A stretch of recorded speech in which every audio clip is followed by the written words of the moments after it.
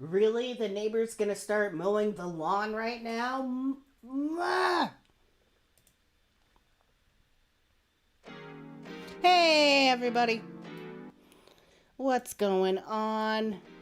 How are you doing? It's Friday. It's time for Friday Night Chat. My name is Jan Erickson, and this is my Hyperion Chanel. It is 3 o'clock. It is March the 31st, 2023. Glorious day.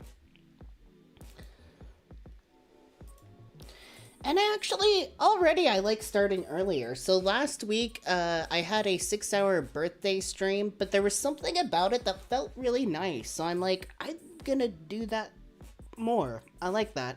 Fridays are gonna be long streams. So we're gonna wait for everybody to get into the room, and then I'm gonna tell you all something really sad.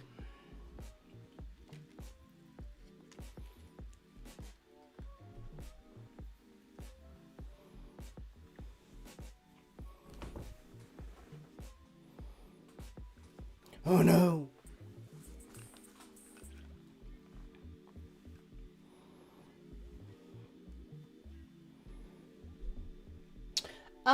Who do we got in the house? I see Grandma Dragon. What's up, Grandma Dragon? Pooks82, good to see you.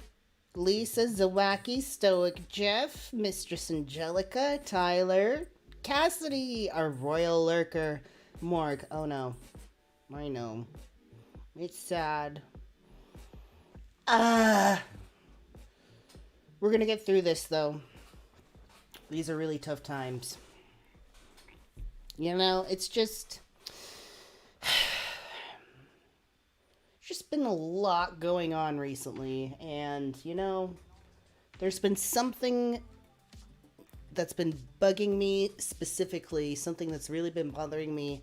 I can't ignore the elephant in the room anymore, and I want to talk about something. We're just going to wait a little bit more before we get into what the news is.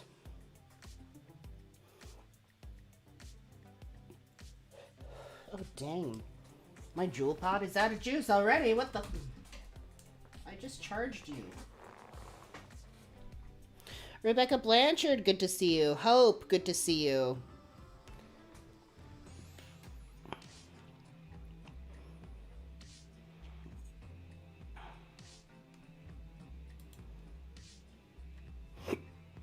Oh, if you have not liked the live stream, please do so.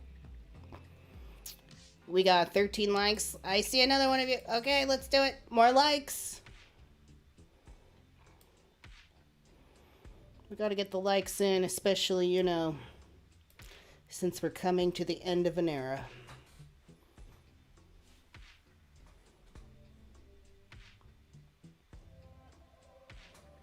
My eye is twitching, like, right? Do you ever have that? Like, a little portion of, like, your eyelid, like, twitches? I think I need potassium. I hate that. Little teeny tiny part of my eye twitching.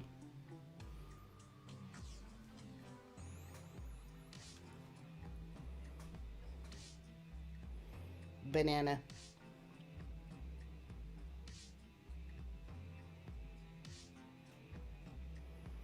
No, no, no, no, no.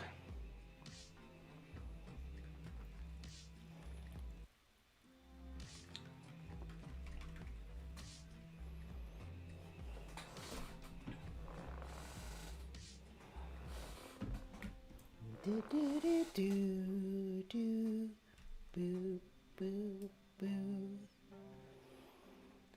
Boom. We'll wait just like 5 more minutes and then we'll get into things. We're just waiting for people to come in.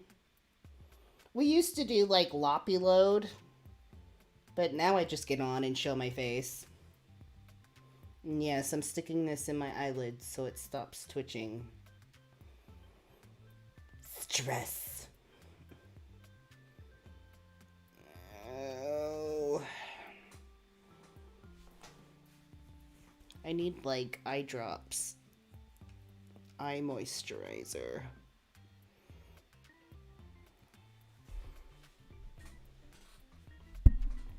Oops. The hair's trying to do some funny stuff today. Oh no. Ugh.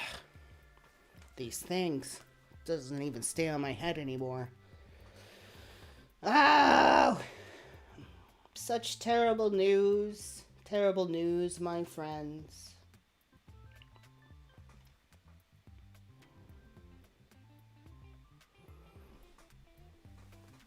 I am in pain. I am in mourning.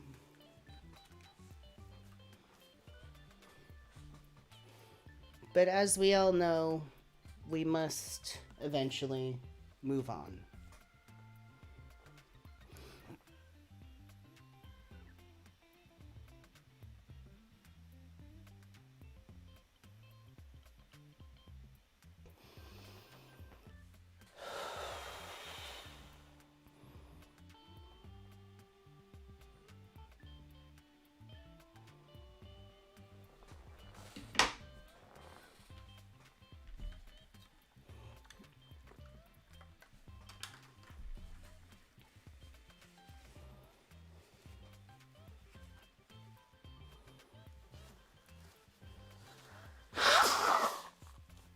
I'll never forget the time where, like, I faked my own, like, demise. Like, what was it, like 2 years ago, where I was talking about change, and then I actually had a pre-recorded thing of me getting on and, like, doing a spiel, and then, like, suddenly I also come into screen and, like, laser myself with, like, a laser gun. That was a pretty ballsy move.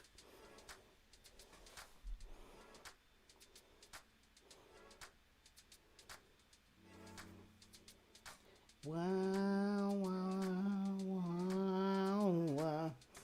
I don't think that live stream exists anymore. It's probably deleted, but like back in my early live streaming days, I like pre-recorded a scene where I'm like sitting here like talking as if I'm getting the live stream started, and then out from like the side, like my arm comes in with like a space green like laser call or or gun, sorry, laser gun, and then like I shoot myself and then like jump like get on the screen like as if I'm killing a previous clone. That was amazing. Hey Cassie, good to see you. I don't recall that shows. I don't have that anymore. You know what?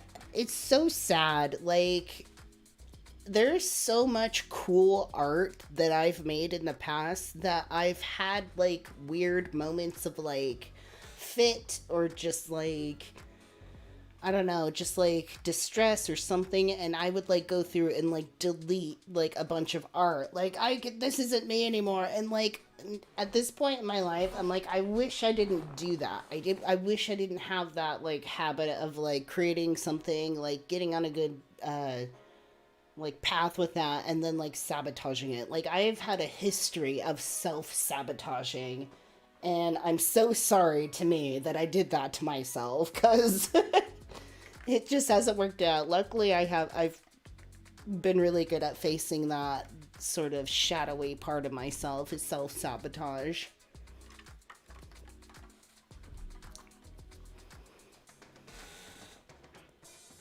God, I love this chair. It's so nice to actually like sit in a seat that doesn't pinch my hips.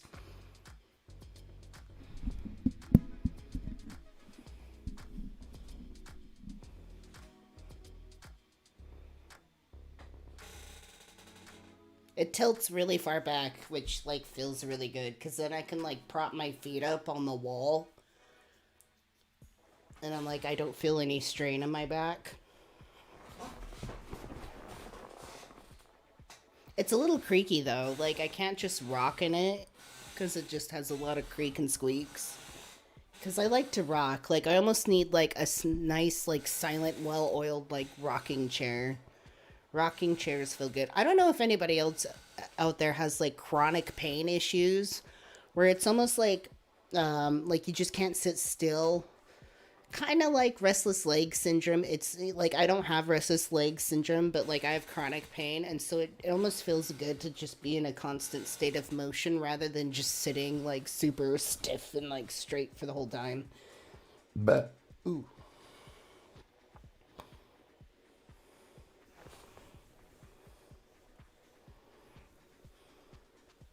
Anyways, so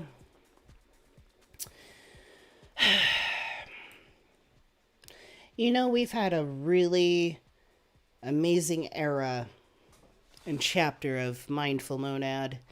Um, we used to be Monday Monad. Actually, we used to be Monday Morning Monad. We've had a pretty tight, sense of aesthetic, and I gotta say, I've loved everything we've done. The roses is one of my favorite. We got the rattlesnakes. Um, let's see, things like that. Just the little details. Loppy, although Loppy has been not Loppy, the revolutionary unicorn hasn't been in the picture for much recently, but he will make a comeback. We will get the Loppy the revolutionary unicorn back. But there's something that's been going on for the last few months that's really been bothering me and that I feel like I need to bring up. That's I've been trying to just like put on the back burner and not talk about and like ignore, but it's just like it's getting to the point where it's like such an elephant in the room and I feel sort of forced to address it. And so, but I'm very sensitive about certain things. I'm dedicated to like certain aesthetics and stuff. So it's really difficult to get to these moments where I have to do something I don't necessarily like but is best in the long run, if that makes sense. So I'm just to the point where I sort of I gotta take off the crown. The crown, like the crown on my head. Just there's gotta be a point in your life where you take the crown off your head.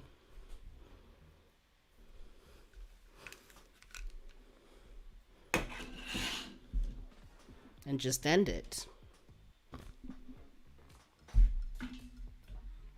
And when you get to the point where you take the crown off your head and end it, it's time to put on a new one. A new one. So that's it. That's the announcement. That's the sad news. These headphones have been with me from the beginning. They've been, well, yeah, just these have been really iconic and they're just like taped all to hell. They're just kind of like broken and they're like the pads underneath are yellowing and it's so sad. Like, this is an end of an era. It's been bothering me for months, and it's just so sad to see these go. But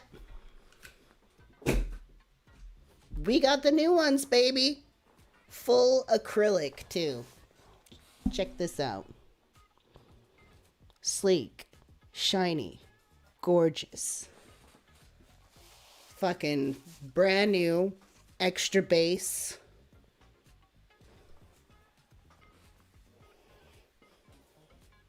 It's time for a new era, my friends. It's time for a new era. Glorious. It is time for a new era, my friends. I've got the new setup. This is like the cherry on top, okay? Like, I got the new microphone. I got the new camera. I got the second computer monitor. I got a better desk. I got a nicer chair. I feel so thankful to all of you because honestly, like, this is what's helped me do this. And it's like, I feel set. Like, I just feel set. Like, I feel set and complete, and I don't need anything. I don't need anything for myself. I'm just gonna, move on to different things. I don't have that sense. Like, I don't have the right equipment to, like, do these. And so, yeah. We got the new crown, baby. We're on a new era. Say goodbye to the old era. The old era was very nice, very iconic. Me in the corner here. Us, us kind of dealing with, or with the minimum. Me dealing with everything just on the tiny little screen here.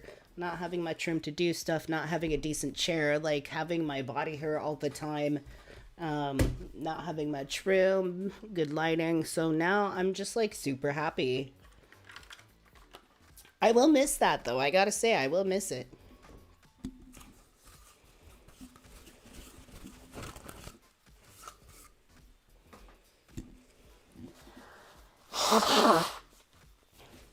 Yeah, haha.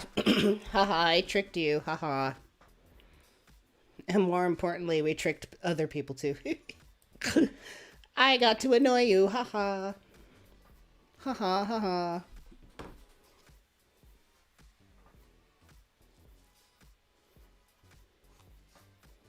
I'm gonna have to go back and change the title, maybe.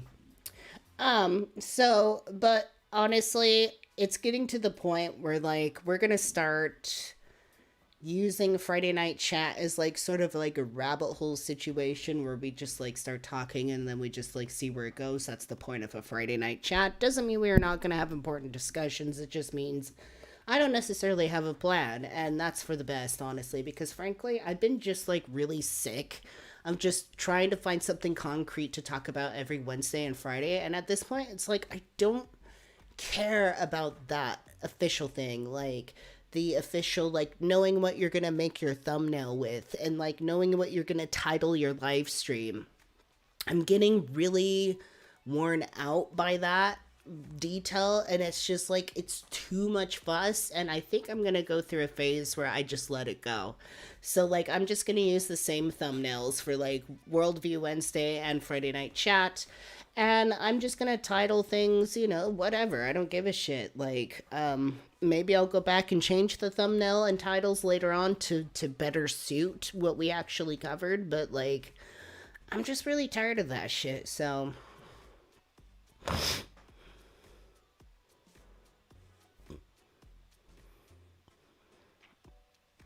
I mean, like, I'm keeping the title like Friday Night Chat and Worldview Wednesday. It's just the extra part that describes what we're doing. So, more often than not, Friday Night Chat extra title bits or subtitles are just going to be shenanigans. God, I'd love to see the amount of people pissed off that there wasn't something actually sad. Anyways, drinking root beer, enjoying ourselves. Um, and we're gonna get into Friday night chat, my friends. There is so much going on. There is so many things we can talk about. First and foremost, there's this situation with Trump. We're gonna get into that. I do have some things I want to talk about that I put on a list. The statue of David in Florida, like people having a problem with the statue of David. Um, oh, and happy Trans Visibility Day. Yes, honeys, you are loved and welcome here. And did anything like else happen with Gwyneth Paltrow's like ski crash case? Because like I'm kind of curious to see if there's any development on that or if it's the same boring ass shit.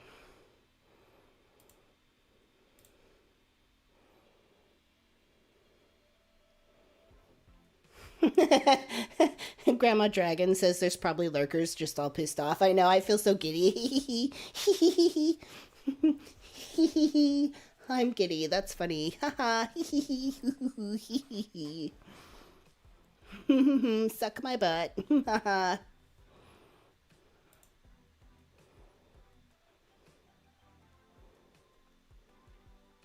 Suck my bum.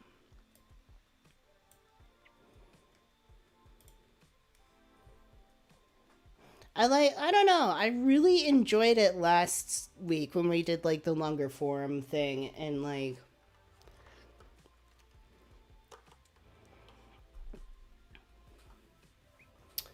We did a whole like 6-hour video. It felt good. It didn't feel like strainful or anything. And I've always dreamed of doing like all day streams. So here we go. We got plenty of stuff going ahead of us. Let's see. We got some subjects we're gonna get dived into here.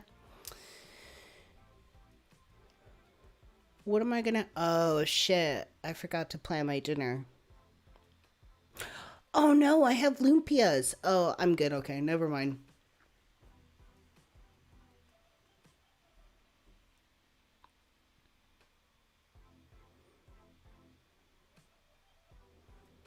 Pepperbots moves on.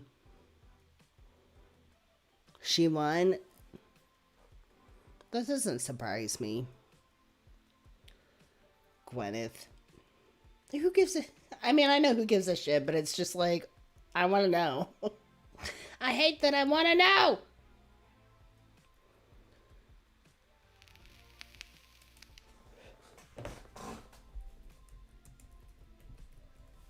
I know Trump isn't arrested. I'm just looking up the terminology.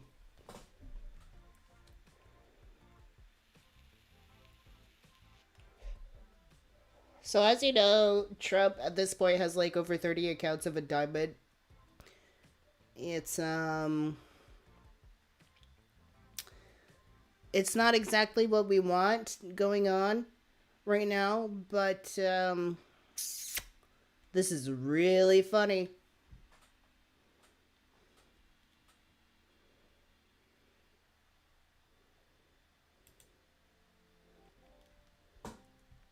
Trump is indicted in New York, and here's what it means and what happens next. It means we laugh. He's not we're not getting that scene where he's actually arrested and put into a police car like we all want to see. But this is really fucking funny. And honestly, honestly, it's either going to go really well for him because he can make himself out to be a martyr, or it's going to go really bad for him because it's going to be really challenging to run a campaign from if he's in prison. Imagine running a campaign from jail while you're being arrested.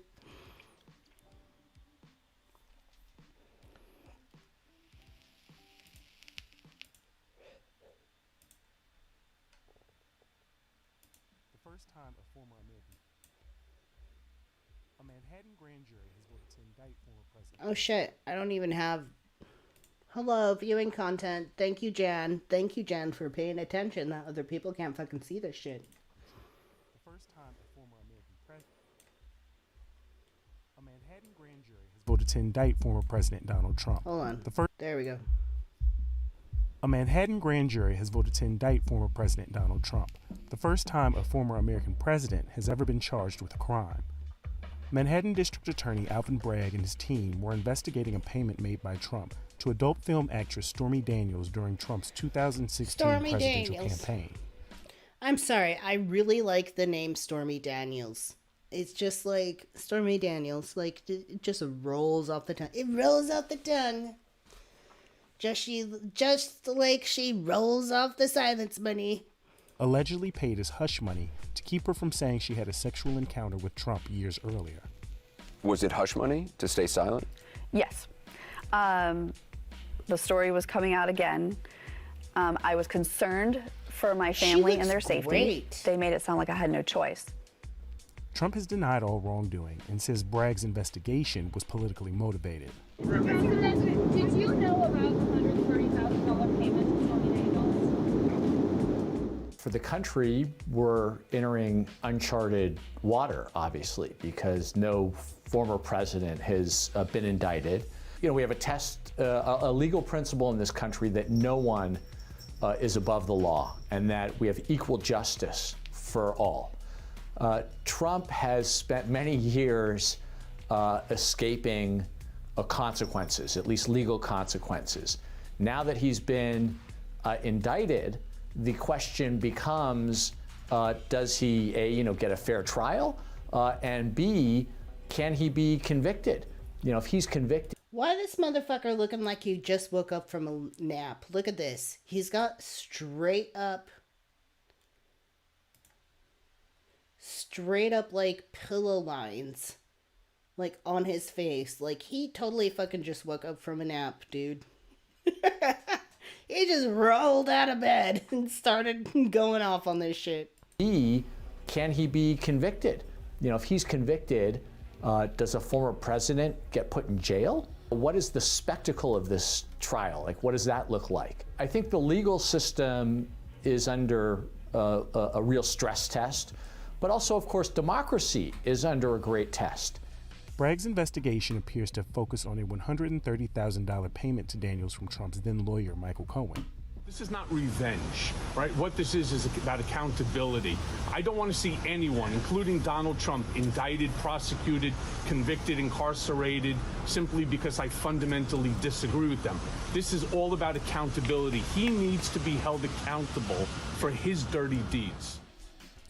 Everybody blew the fuck up about fucking,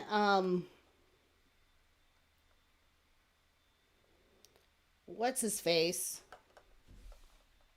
Who got the blowjob at the White House.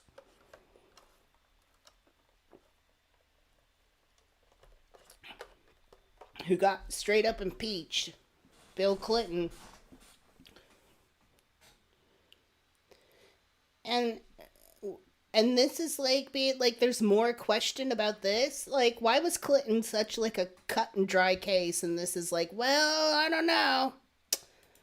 Having been charged with a crime, experts say Trump will likely arrange through his lawyers to surrender rather than being publicly arrested.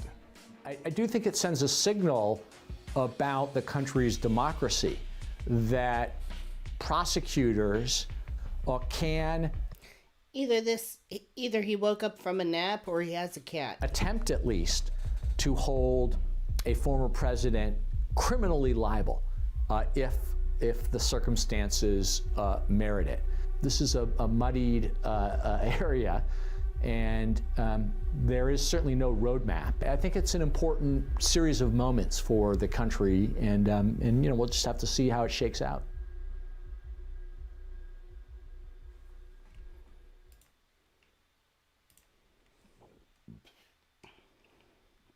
So, former President Donald Trump has been indicted by Manhattan grand jury, becoming the first person in U.S. history to serve as commander-in-chief and then being charged with a crime. This root beer is like making me burpy. The indictment remains under seal, so the specific charge or charges have not been made public. Okay, so we don't know precisely what he's being indicted with right now. Trump is expected to appear in court in Manhattan on Tuesday for his arraignment.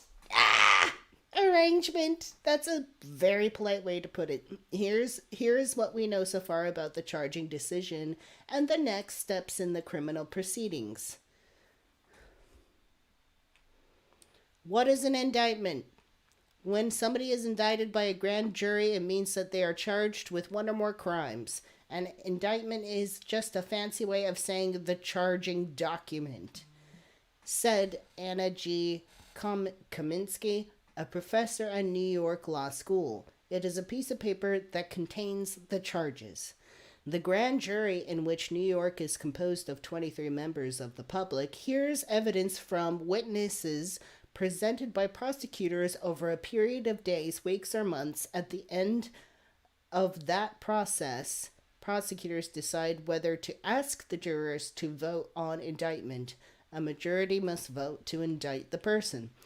The grand jury process is secret, and the indictment is generally not made public until it is filed in court, or in some cases, until the defendant makes their first court appearance. What is the case about? The indictment against Trump is believed to involve a payment made before the 2016 presidential election to Stormy Daniels, an adult film actress, to keep her from publicly discussing an affair she said she had with Trump years earlier. Read more about the case here. Yeah. Now that he is charged, will Trump be publicly arrested? God, I hope so. Can't we just have something nice? I mean, it would be so grand. So many people want that. So many people want that. Stop twitching. My eyeballs are like totally twitching out. Stop it.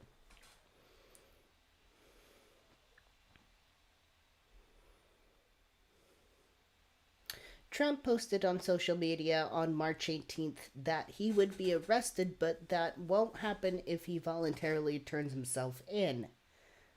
Interesting.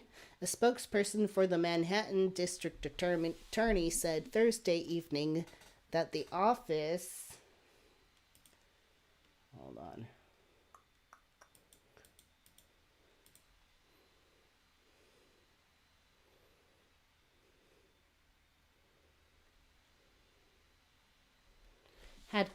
The office had contacted Trump's attorney to coordinate his surrender, a person familiar with the matter speaking on the condition of anonymity to discuss plans that have not been publicly announced, said the former president is expected to be arranged on Tuesday, April 4th. Why does that look weird? Why does that look weird right now to my eyeballs? Anyways. Indictment, voluntary surrender, or arrest. Where? What happens once Trump is in custody? Once a suspect who has been indicted is in police custody, police or law enforcement officials process them behind closed doors, taking mugshots and fingerprints. The process is identical whether the person has been arrested or agreed or negotiated through lawyers to turn themselves in. What happens at Trump's arraignment? The first court proceeding after an arrest or surrender is an arraignment hearing in a Manhattan courtroom. At the arraignment, a judge would determine. I don't know why the word arrangement, it's just looking weird to me. Like, am I high? Like, I know what it is, but it's just like... Arraignment. Oh no, arraignment. Oh, it's not arrangement. Well, no wonder I'm full of shit.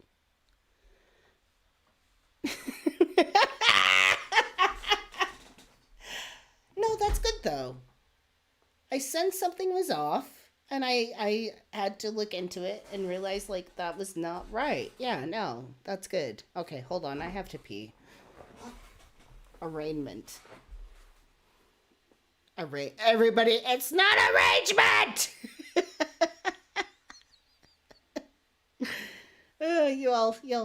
Y'all are good. Okay, hold on.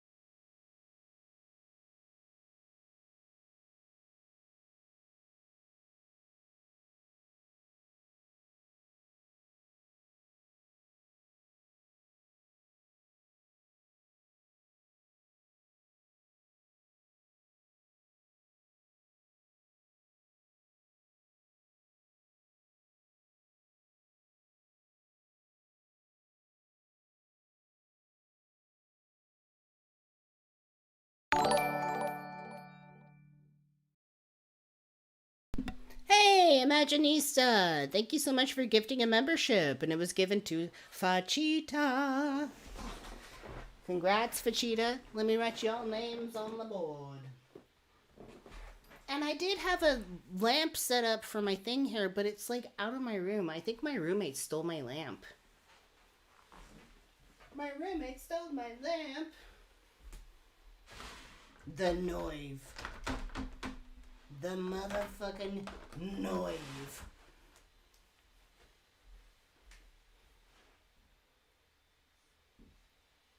That is not working out. These are all drying out.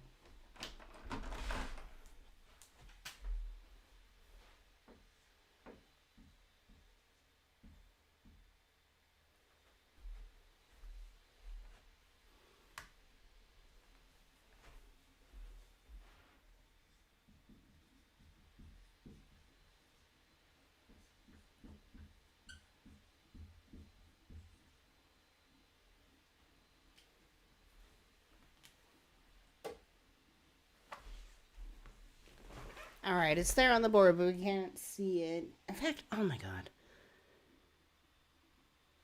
Yeah, my roommate took my lamp. Hold on, let me look in their room.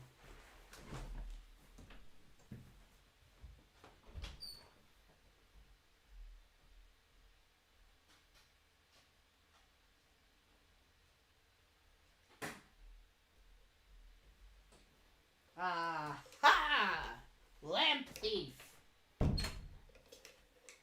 Lamp thief, punishable by death.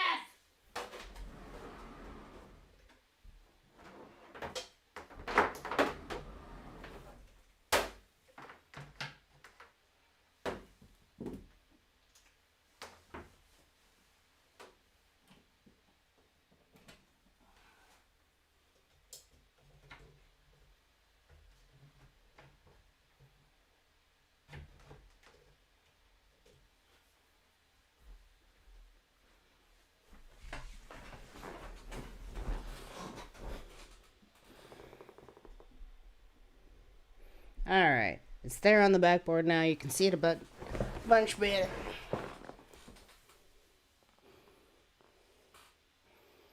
Oh, yay! Hyperion Frequency!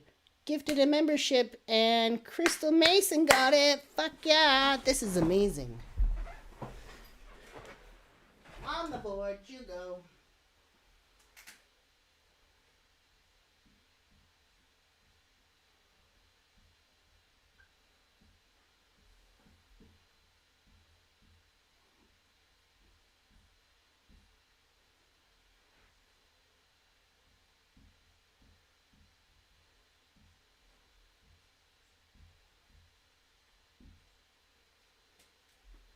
Thank you so much. I love that pay it forward system.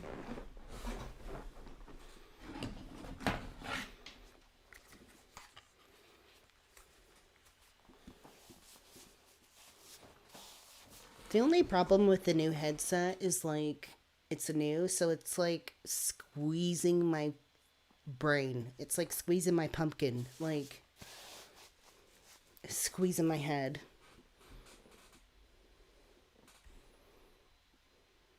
Yay! So we were just learning a new vocabulary word. I was saying like arrangement. It's not arrangement, it's arraignment. I'm learning something new. As we do.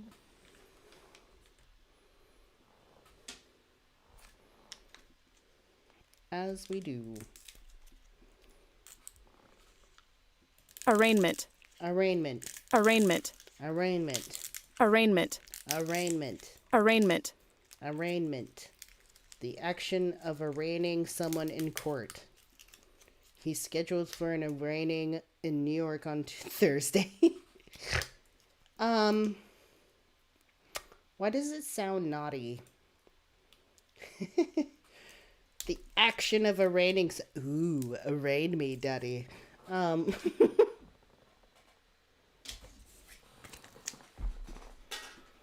Arraignment. Indictment, accusation, denunciation, persecution, trial, charge, arraignment. I mean, I'm like, arrangement, arranging him to fuck off.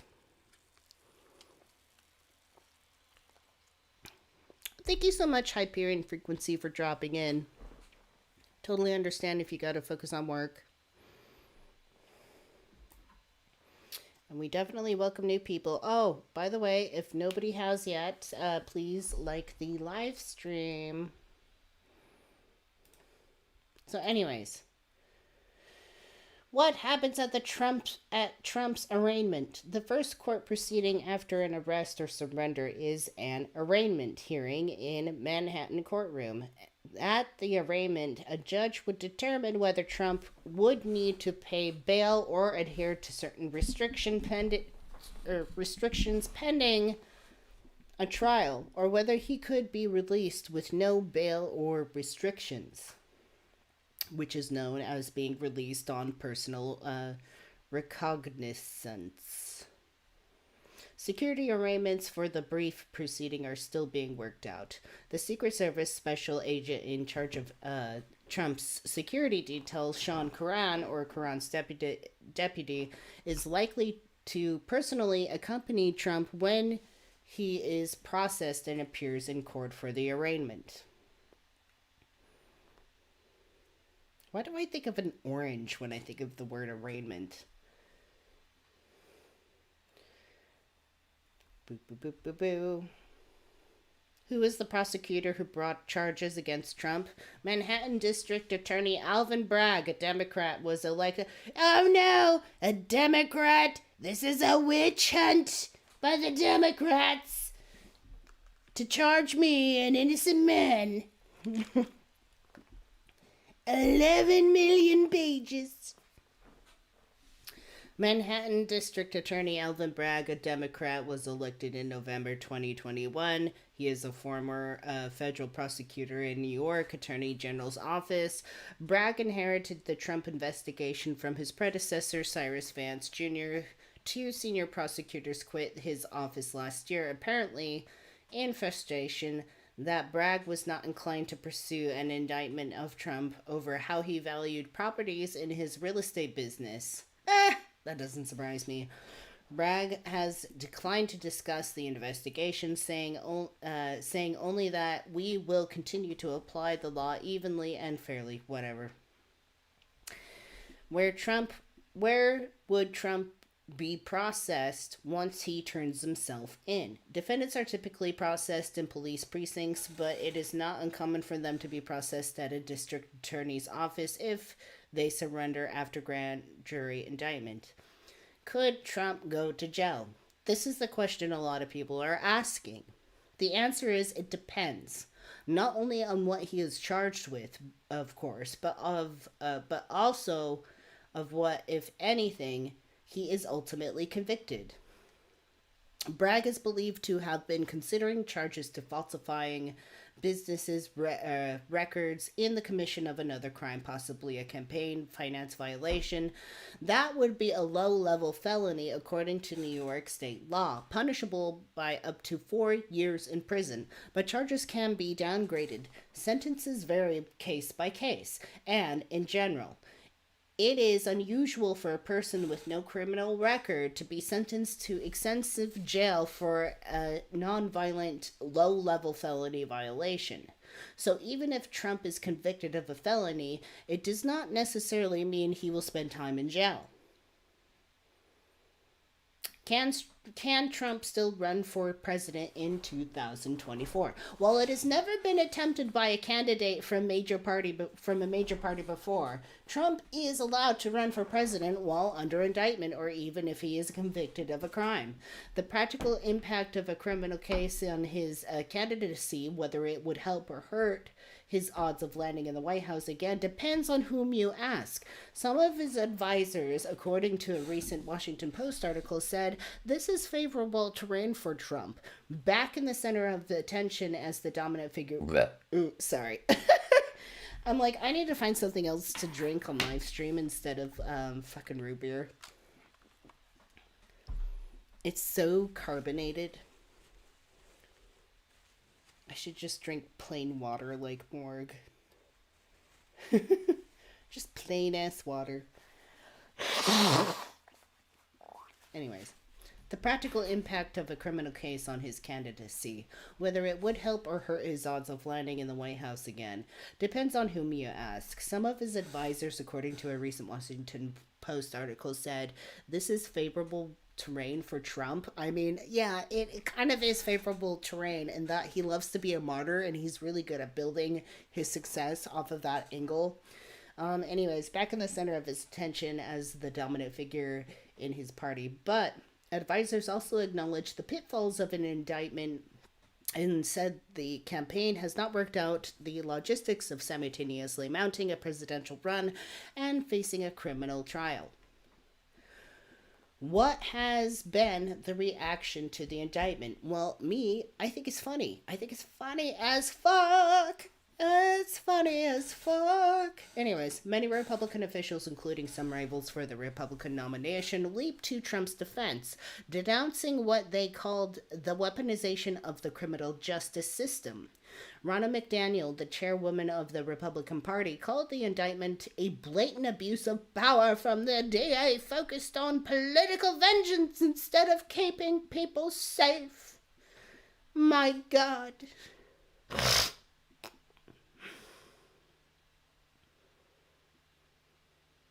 Former Vice President Mike Pence, who broke with Trump over the January 6, 2021 attack on the Capitol, is eyeing a 2024 presidential run, also criticized the charges. I think the unprecedented indictment of a former president of the United States on campaigning finance issue is an outrage, Pence said Thursday night in an interview on CNN. This will only further serve to divide our country. Trust me, honey, there are plenty of things on the table right now to divide our country. I think Trump should be the least of our worries and issues right now, but hey, hey. Khalid Mohammed says Andrew Tate is free finally. What? Is free finally? Oh no. Drew Tate free? We'll see. Yeah, it's true. Andrew Tate released from prison after 3 months and put under house arrest. Now he can shave his head and get a beard trim. Honestly, they were due to be released, within 30 days, but, they extended it, so that doesn't surprise me. Okay, let's finish this article, because we're just coming up to the end of it. Or did we end it? Nah, that's enough. Alright, moving along. Oh, no. They're under house arrest, though, so it's not like they can continue their fucking human trafficking ring in that state.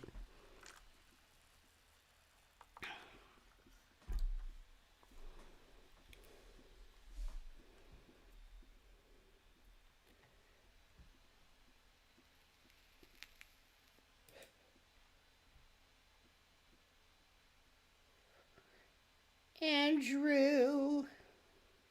Alright guys, some Tate. insane news have came in. Apparently Andrew Tate will be released on house arrest. Want to become financially free? Join the real world led by Andrew Tate himself. There's actually not a lot of time left, and if you put in the hard work, you will not be disappointed by the results. Check the first link in the description. Shut up.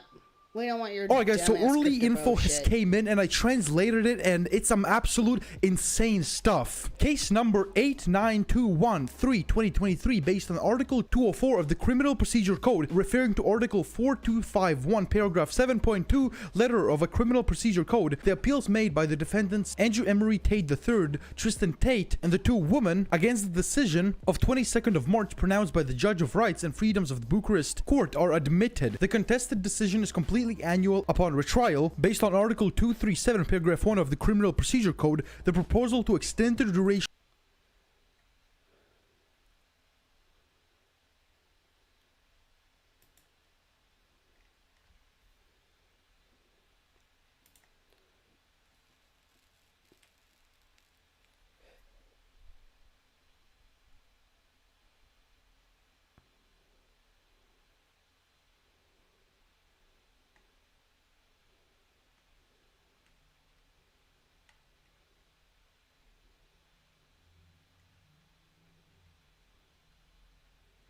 Wow, this is a whole fucking...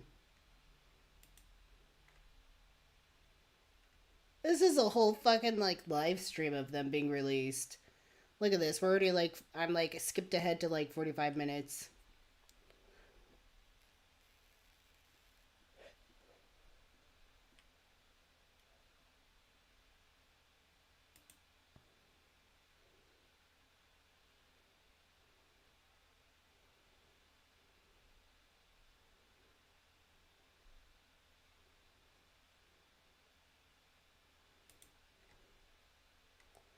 Dude, this is a whole fucking hour and 30 minutes of just looking at a door.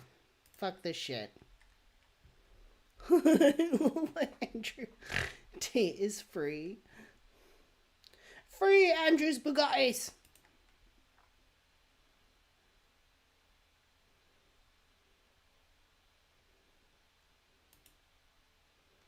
Bah.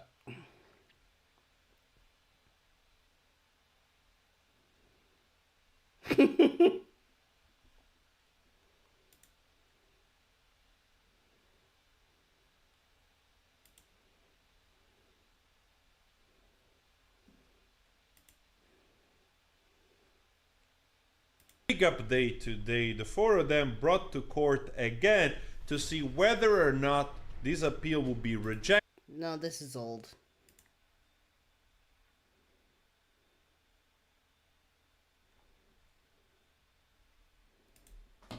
What's on YouTube about this besides the one?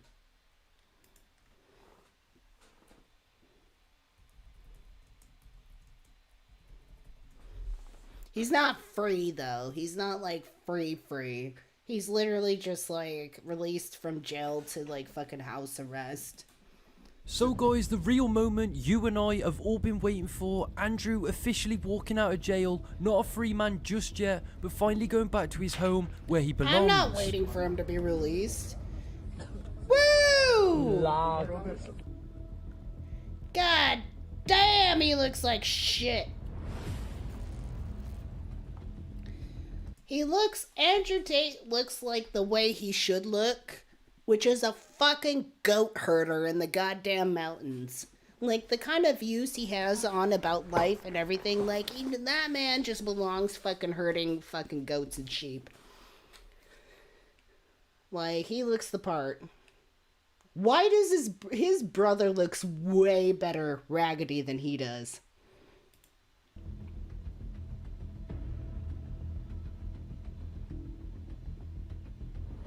Yeah, he looks like he's on the fucking cover of a magazine. Andrew Tate looks like a fucking wreck.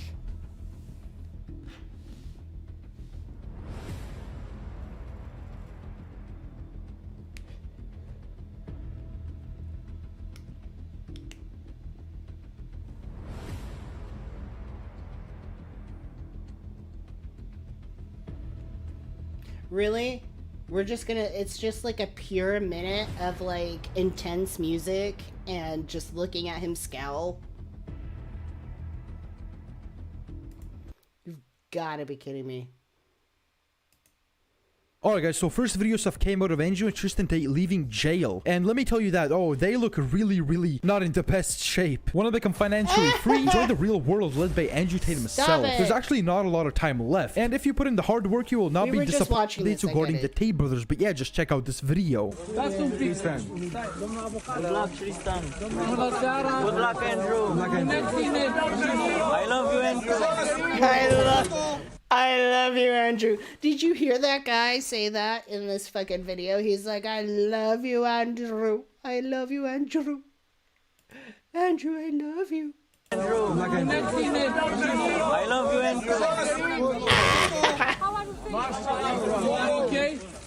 God bless you, Andrew. I just want to say that the judges today made the right decision.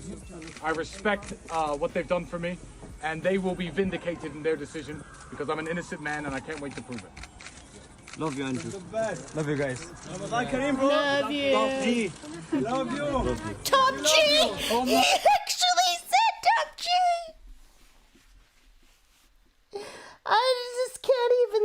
I can't even fathom, like, hearing the phrase, like, top G and being like, yeah, I am a top G. Like, I can't imagine a grown-ass man fucking accepting that kind of fucking bullshit. Andrew looks like shit. Yeah,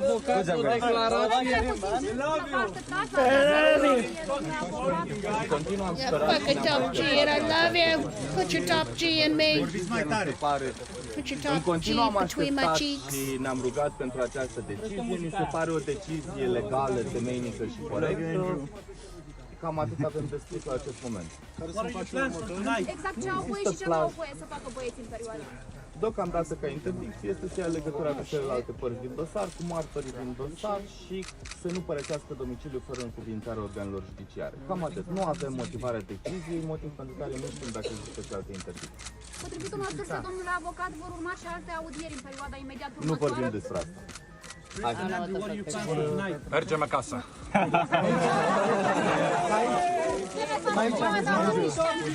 Andrew, here. When I was in jail, I focused on doing push-ups and reading the Quran. And when I am home, I will focus. When he was in jail, Andrew Tate just focused on push-ups and reading the Quran. No! Fucking top G, here we go. MashaAllah! Long live the top G! Long live the top G! Top G! Top G! Top G!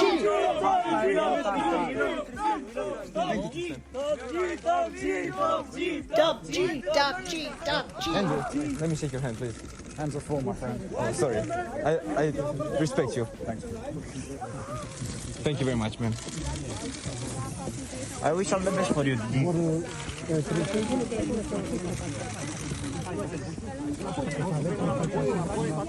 Alin? Da. What was the time spent in the jail, Andrew? How was it like in jail? Shit in jail. He did push-ups and read the Quran, lady. Did you not hear him?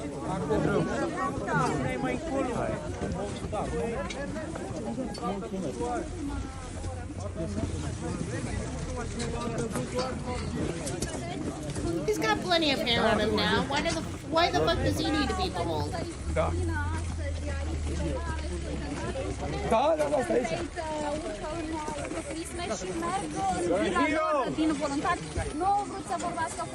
I think Andrew Tate should start.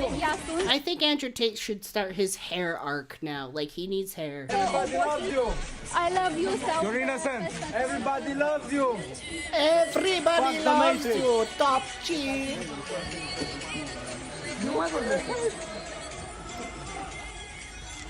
Telefonul mai jos. Andrew Tate, the best. That guy is such a simp. He is the simpiest little simp that ever simped. Love you. Where's your? Oh my god.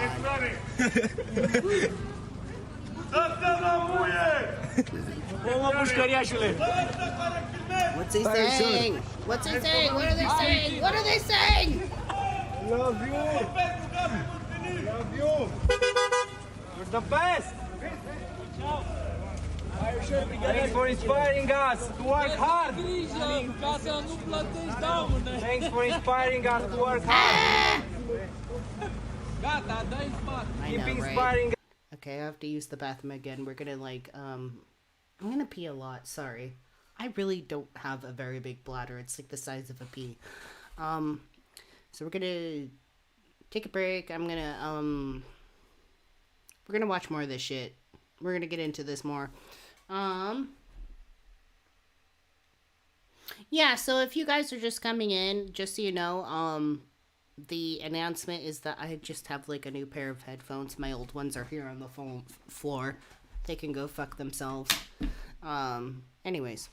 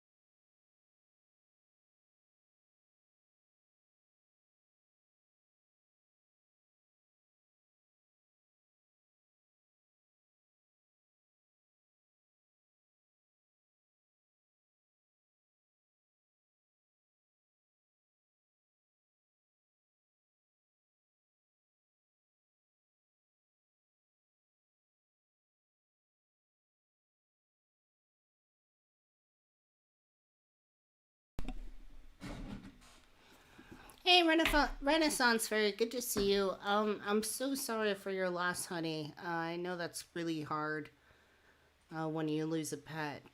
I know what that feels like. So, I hope you feel better soon. But grieving a pet is really difficult.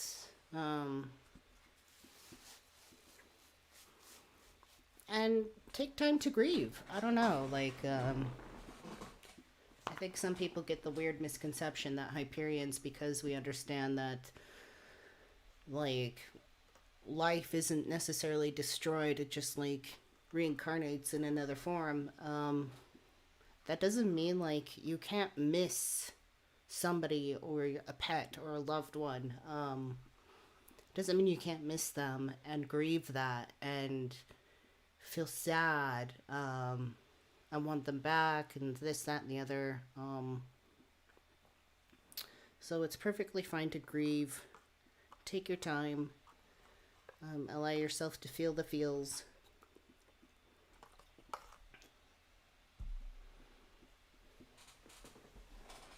I remember I lost a really dear pet of mine. I'm not trying to make this about me, by the way. I'm just trying to share. But I had a pet lizard that I loved so much. That was a bearded dragon. She was so smart and very personable and very reactive, responsive, and her death was a surprise. It wasn't she wasn't sick or anything. I remember feeding her some carrots just before I went to bed, and then in the morning when I went to wake her up, she just didn't, and it was really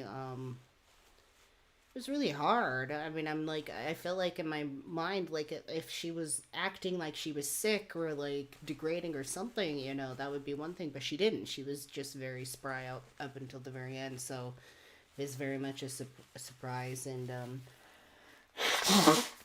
I had the same thoughts at the time because I was just a new Hyperion. I'm is it okay to grieve my pet? And I'm just yes, of course it is. It's okay to grieve the pet. These animals that enter our lives, these beautiful special monads that enter our lives, they're there not for a reason, like a whimsical reason, but I mean the way we can bond with animals and the benefit they give us and the benefit we can give them is a very beautiful relationship when it's done right, and people are in love with their animals and take care of them very well. So I'm always a big proponent of loving animals, loving your pets, and treating them with the utmost respect and that we deserve as well. Animals, they're not the same wavelength as us, they're not, they don't think like we do, they don't have the same status of evolution, but they are equal in value. They're not equal in state of evolution. They're not they don't have the high comprehensive capabilities like we do, but they're equal in value and importance, and equal in worth of protection and care. So anyways, really sorry, Renaissance Fairy. I hope you feel better soon.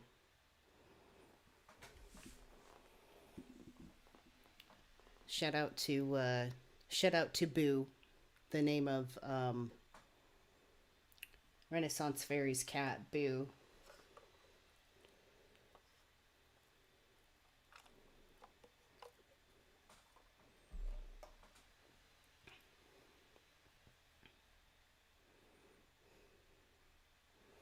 May Boo reincarnate into a form they are happy with.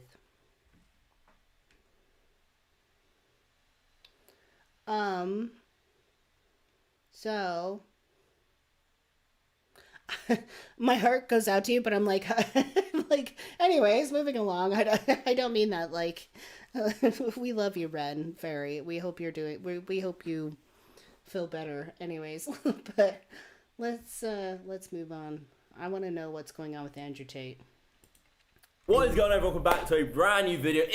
I love it when it's like from the perspective of these like Tate loving boys. If you're new, like the video if you've tots. been enjoying the coverage of Andrew Tate. We've been keeping up to date with the whole Andrew Tate saga on this channel, and today, the 24th anniversary of the film The Matrix, the exact day, this is...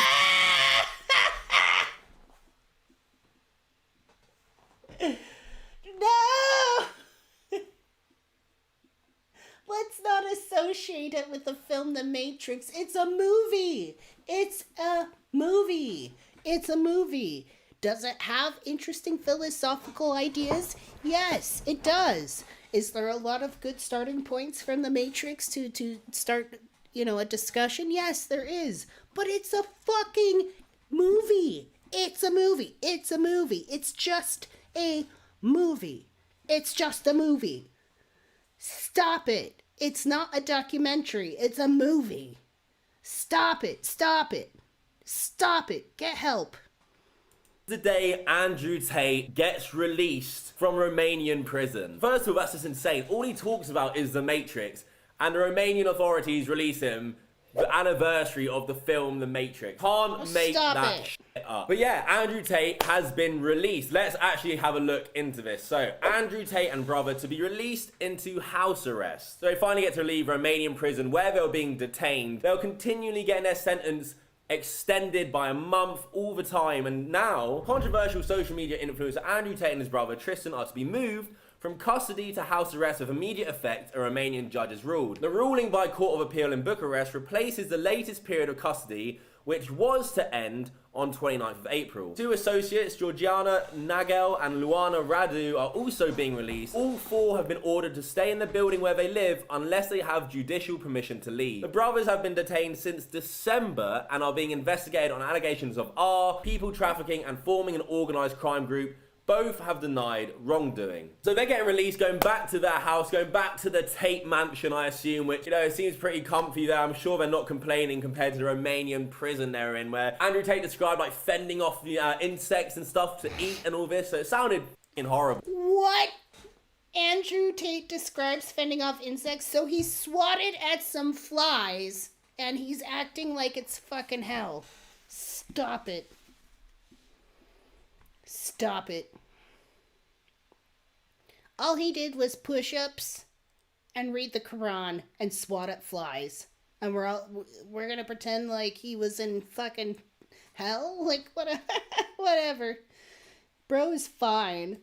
But they're going back to the gaff. Lawyers for Mr. Tate have argued that keeping him in preventative custody is unnecessarily harsh when other judicial options such as house arrest are available. Leaked court documents seen by the BBC outline testimony from alleged victims claiming to be forced to earn £8,800 a month on social media platforms under the alleged threat of physical violence. Court papers also describe debts being used as a form of psychological coercion. Since investigations began last April, 6 women have been identified by prosecutors as victims. However, no charges have yet been brought against the brothers or the two Romanian associates who were arrested alongside them. Which was the whole thing, right? In Romania, they put him under preventative detention. However, they hadn't charged him, hadn't really shown any evidence as to why he was actually there, which is, pretty backwards if you really think about it. Not that I was saying Andrew Tate is completely innocent. We don't know. However, keeping someone there when there's no charges, no evidence, living conditions are absolutely terrible, that just doesn't seem right at all. So now, he is released on house arrest. Here is the footage of Andrew Tate and Tristan Tate being released from Romanian prison. He looks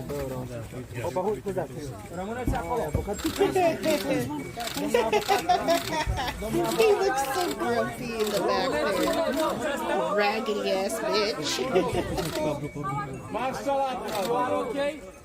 God bless you, Andrew. I just want to say that the judges Bless you, Andrew. I respect what they've done for me, and they will be vindicated in their decision. because I'm an innocent man and I can't wait to prove it. Tristan Tate is way better looking than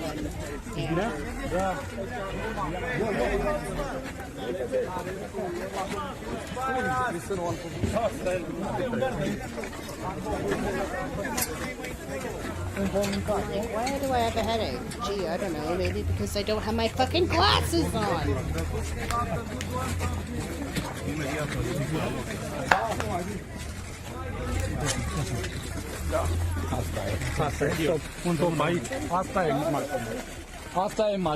I mean, they've been there since December. That's crazy. It's gone also very quick. Seeing him get released, and because I've kept up with his case for so long, it got me wondering, why now? You know, they've been extending Andrew Tate's sentence. They've been extending Andrew Tate's stay month by month without any problem, without Andrew Tate ever getting free. Well, articles came out recently saying that the US Embassy actually were getting involved in this. Andrew Tate receives boost as US Embassy become involved in case. Andrew Tate's lawyers have claimed that Influence and his brother are receiving assistance from the US Embassy in Romania, where they remain in jail.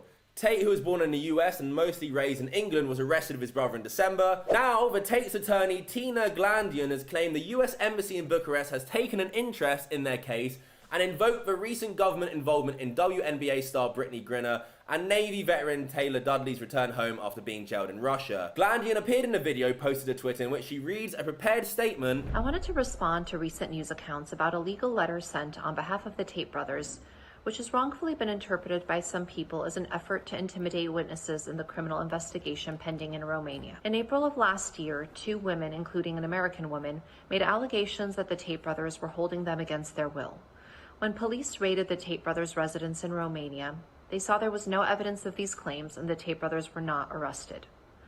Through their attorneys, they immediately filed criminal complaints against the 2 women in Romania for deceiving the police. At the end of January, after having been detained for an entire month and seeing that in the 9 months that had passed, there had been no developments in the criminal case against the 2 women, as U.S. citizens, they decided to pursue their legal rights here in the U.S. against the American woman. My firm had no involvement in sending the cease and desist letter, nor did the Romanian legal team representing the Tate brothers in the criminal investigation. The cease and desist letter was sent by civil attorneys in the U.S. because it pertains to a civil defamation case which will be filed here in the U.S. Every day that the Tate brothers are unlawfully detained, they are not only harmed on a personal level, but they also incur substantial monetary damages to the various businesses which they were running before their sudden arrest. Oh, so sorry. So they have a duty under the law here trafficking to mitigate their is damages. going harmed. And their civil attorney believed a cease and desist letter was a necessary first step before ultimately filing the civil lawsuit. To be clear, the Tate brothers are not trying to intimidate anyone. They just want the truth to come out, and they are having their attorneys pursue all appropriate legal action to clear their names. In the face of their prolonged detention, we must remember that the Tate brothers are presumed innocent, and false allegations can cause irreparable harm. The Tate brothers strongly deny any wrongdoing and are resolute in maintaining their innocence. The bedrock of justice is the presumption of innocence and due process. We are simply asking for both. Thank you. The US State Department and its embassies and consulates make it their highest priority to provide assistance to US citizens incarcerated abroad, according to its website. The Department of State is committed to ensuring fair and humane treatment for US citizens imprisoned overseas. We stand ready to assist incarcerated citizens and their families within the limits of our authority in accordance with international, domestic and foreign law, the page reads. However, the US government, through its embassies and consulates, cannot get US citizens out of jail or declare a person's innocence or guilt to a court. The embassies cannot provide legal advice or represent citizens in court. So I found it interesting that, a lot of these articles were getting released just before this verdict, and suddenly, Andrew Tate has been continually, and his brother, getting these extensions. Now they actually get released for house arrest. Is that a coincidence? I mean, I don't know. I don't really think it could be. Maybe they got involved and, the authorities in Romania were like, well, let's just get them under house arrest or something. But they are free. I don't know how crazy it's going to get, but they're not, though. They're not. They're not free. They're not free. They're just under house arrest. Like, that may seem like they're free, but they're still under house arrest. So it's funny to me when they're like, they're free. It's like, no. They just went under house arrest. Yes, they're not in prison anymore. They're not being detained there, but they're still under house arrest. So Yeah, about that.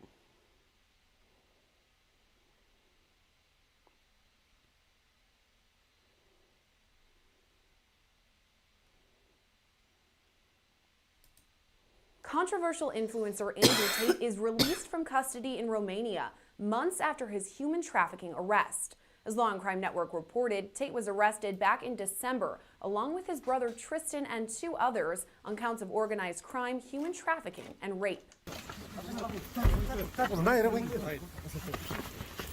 Romanian officials say they coerced 6 women into believing that they intended to enter into a marriage/cohabitation relationship. Authorities say the 6 victims were physically assaulted and mentally coerced. Months before his arrest, Tate took to social media saying allegations of sex trafficking were false. It's not true.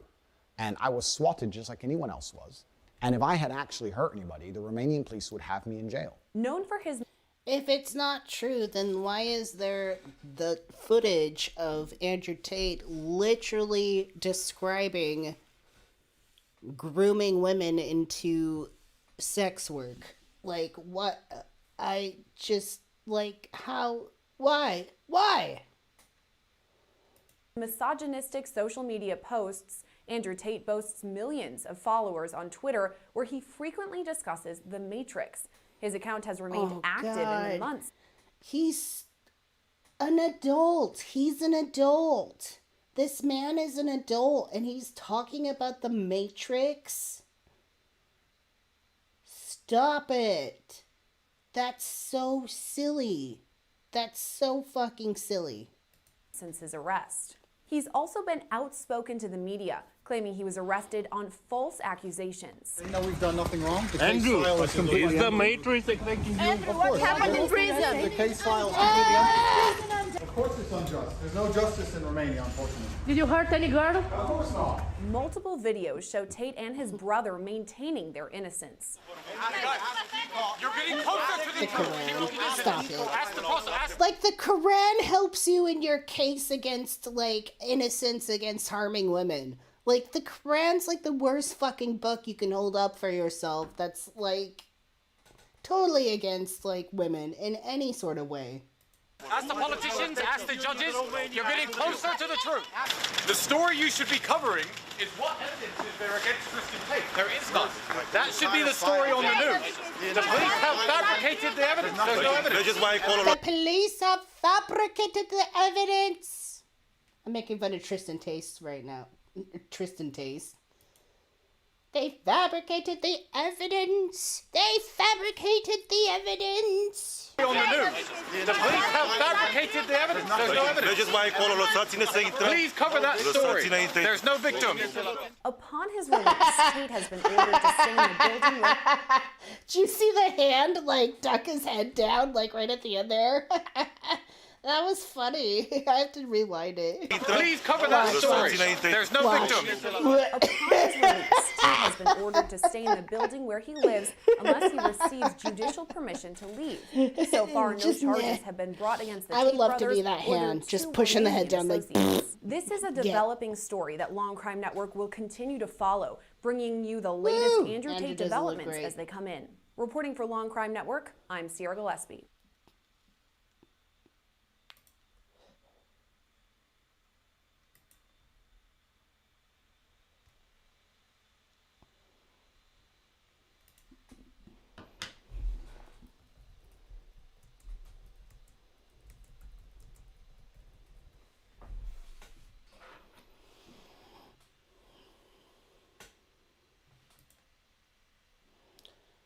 Okay, so Andrew Tate, the divisive social media influencer who has spent 3 months in a Romanian jail on a suspicion of organized crime and human trafficking, has been moved from detention to house arrest.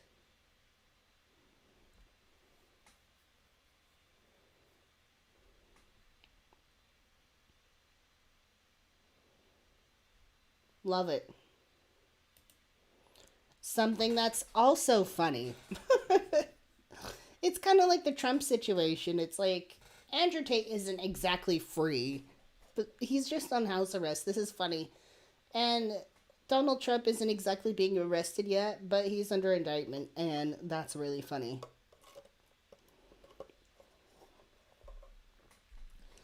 That's funny.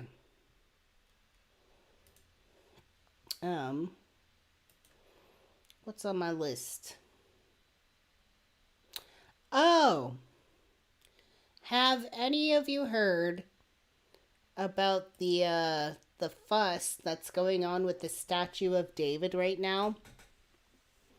Because I've been hearing rumors and I'm seeing things here and there about the statue of David, but I actually haven't looked up into it yet. So this will be my first time searching into it. Statue of David controversy.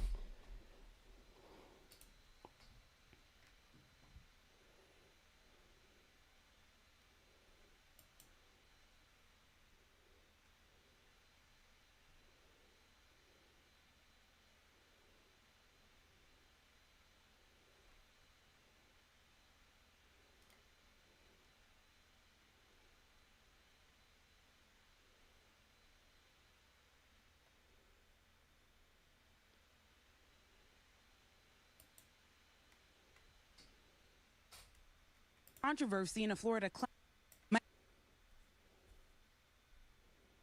Michelangelo's classic David statue is the center of controversy in a Florida classroom. A private school principal in Florida resigned over it. According to the Tallahassee Democrat, she was ousted by angry parents after the Renaissance masterpiece was shown to sixth graders at Tallahassee Classical School, a charter school. The paper reporting Hope Karaskia resigned last week charter school? after the school gave her an ultimatum to quit or be fired after 3 parents complained, according to our affiliate.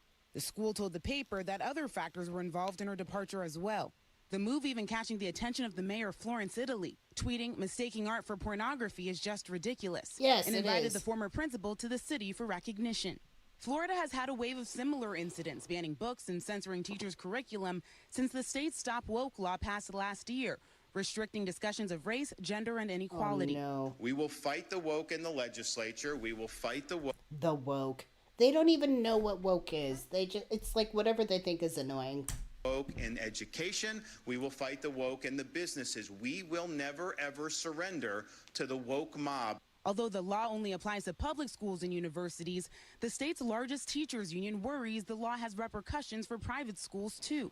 They feel the pressure to not be a target of the governor. We've seen books being pulled off of shelves because one person complains. And then we're seeing now even regarding art that we shouldn't allow certain pieces of art to be used in our schools as well. Last week, the Florida Education Association... Dude, I took a fucking AP art history class in high school. It was like the only AP class I was ever qualified for, but it was like AP art history. And this class was nothing but naked baby Jesus. Just naked baby Jesus. Just paintings of that. Like, that's all art history class was about. Paintings of naked baby Jesus.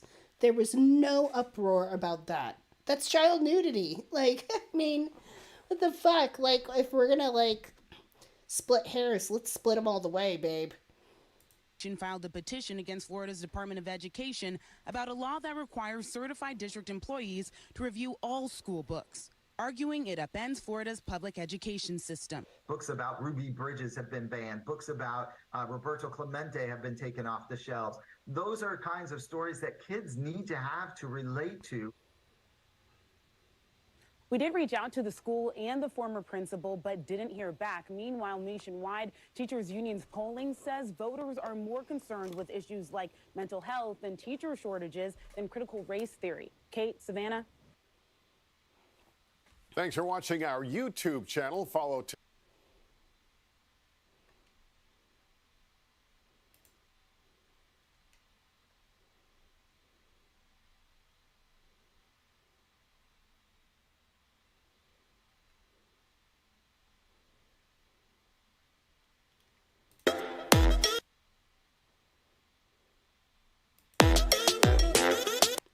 Dude, The Simpsons totally predicted this. Again.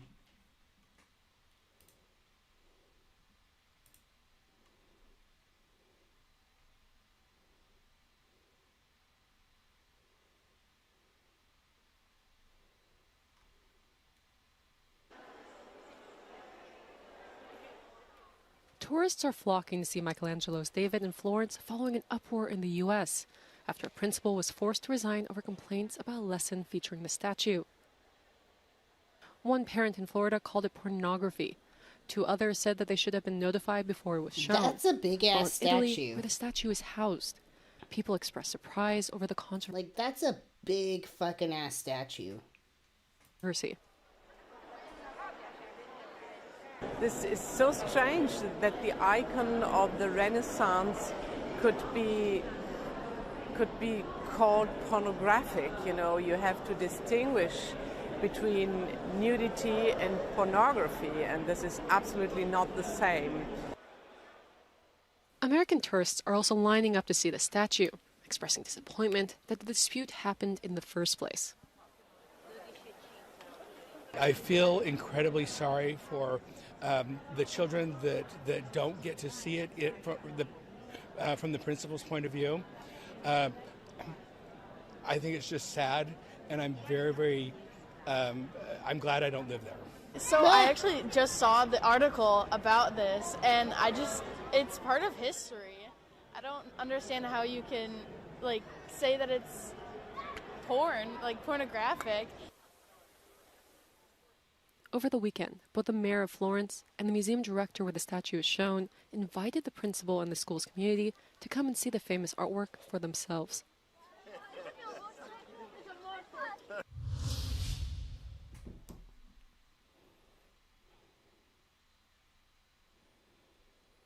So I'm assuming the principal of this school, like, decided that this was considered pornographic, and therefore these kids were not able to, like, go and see the statue, which is just totally fucking dumb.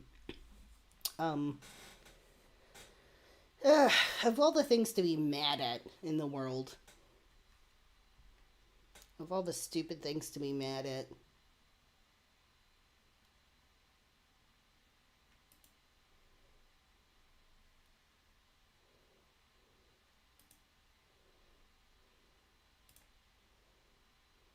From oh no to oh yeah, NBC5's. No.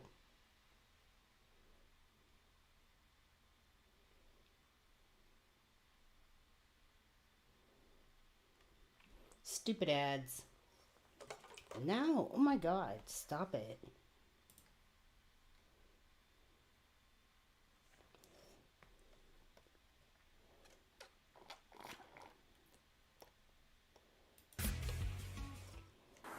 We're on spring break. It was a teacher planning day.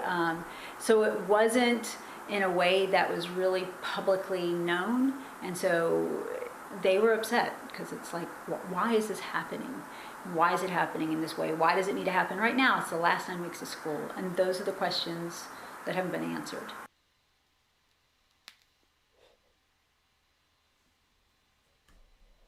That's it?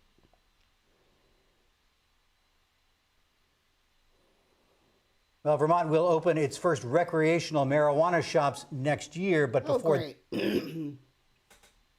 So the mayor of Florence has invited Hope Sequilla, the former principal of a Florida school embroiled in controversy over 6th grade lesson on Michelangelo's David, to visit Italy after she was forced out of her job last week. Was she forced?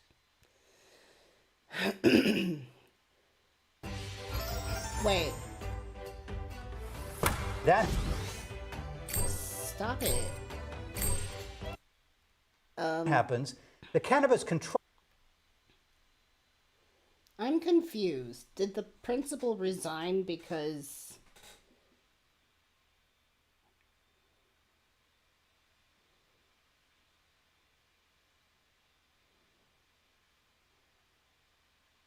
So the move...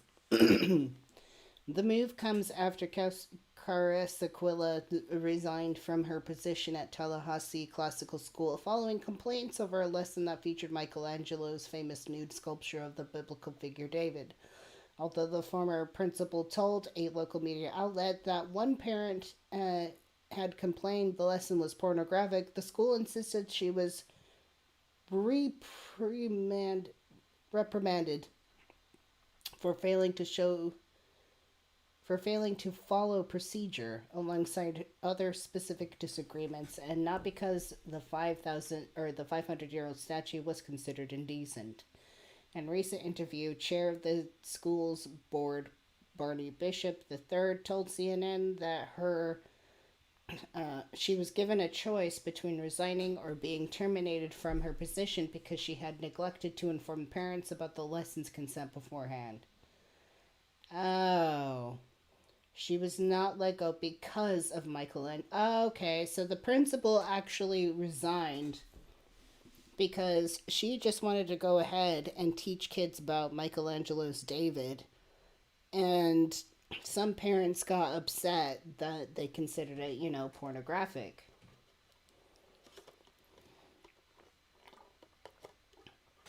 That's fucking dumb.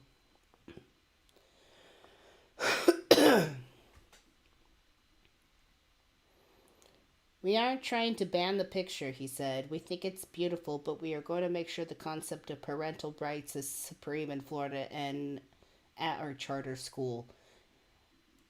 Yeah, but you're trying to say that it's pornographic to begin with and say that there needs to be, consent to view it. It's a statue. What? So kids are going to look at the balls and laugh for a minute? It's really not that big of a deal. So that the kids are going to see his nutsack and go, tee-hee, and, that's it. That's no excuse to make it such a huge issue to where, the principal had to fucking resign over the shit. Anyways, despite the school's, protestations, its decision has prompted outcry from the observers who believe that, its removal was an act of censorship. Wait a minute.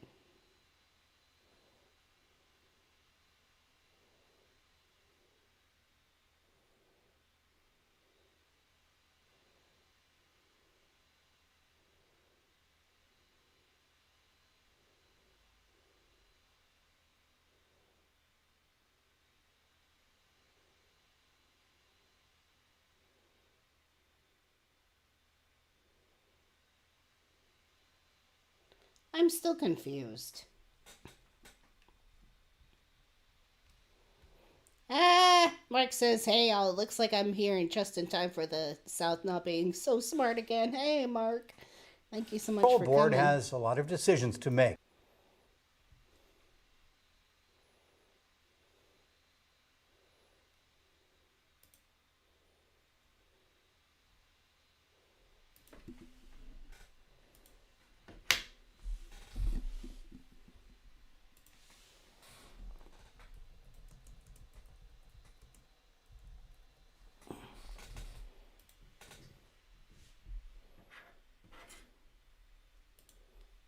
So this story blew up this week. I found this interesting. Tallahassee principal is forced to resign after parents complained that Michelangelo's statue of David is pornographic and shouldn't be shown to 6th grade art history class. Okay, so the statue of David, I'm sure you've all seen it. Very famous statue. You'll see it in a second. It's in this article, but let's read through some of this. A Tallahassee charter school principal has been forced to resign after parents complained about a 6th grade art history lesson claiming Michelangelo's statue of David, arguably the most famous sculpture in the world, was pornographic. Hope Karaskila was pushed out of Tallahassee Classical School this week after 3 parents complained about the curriculum. 2 said they wished they'd been made aware that kids were being shown images of the sculpture, and 1 claimed it was pornographic. They claimed the images upset their children. So this is the principal who was fired.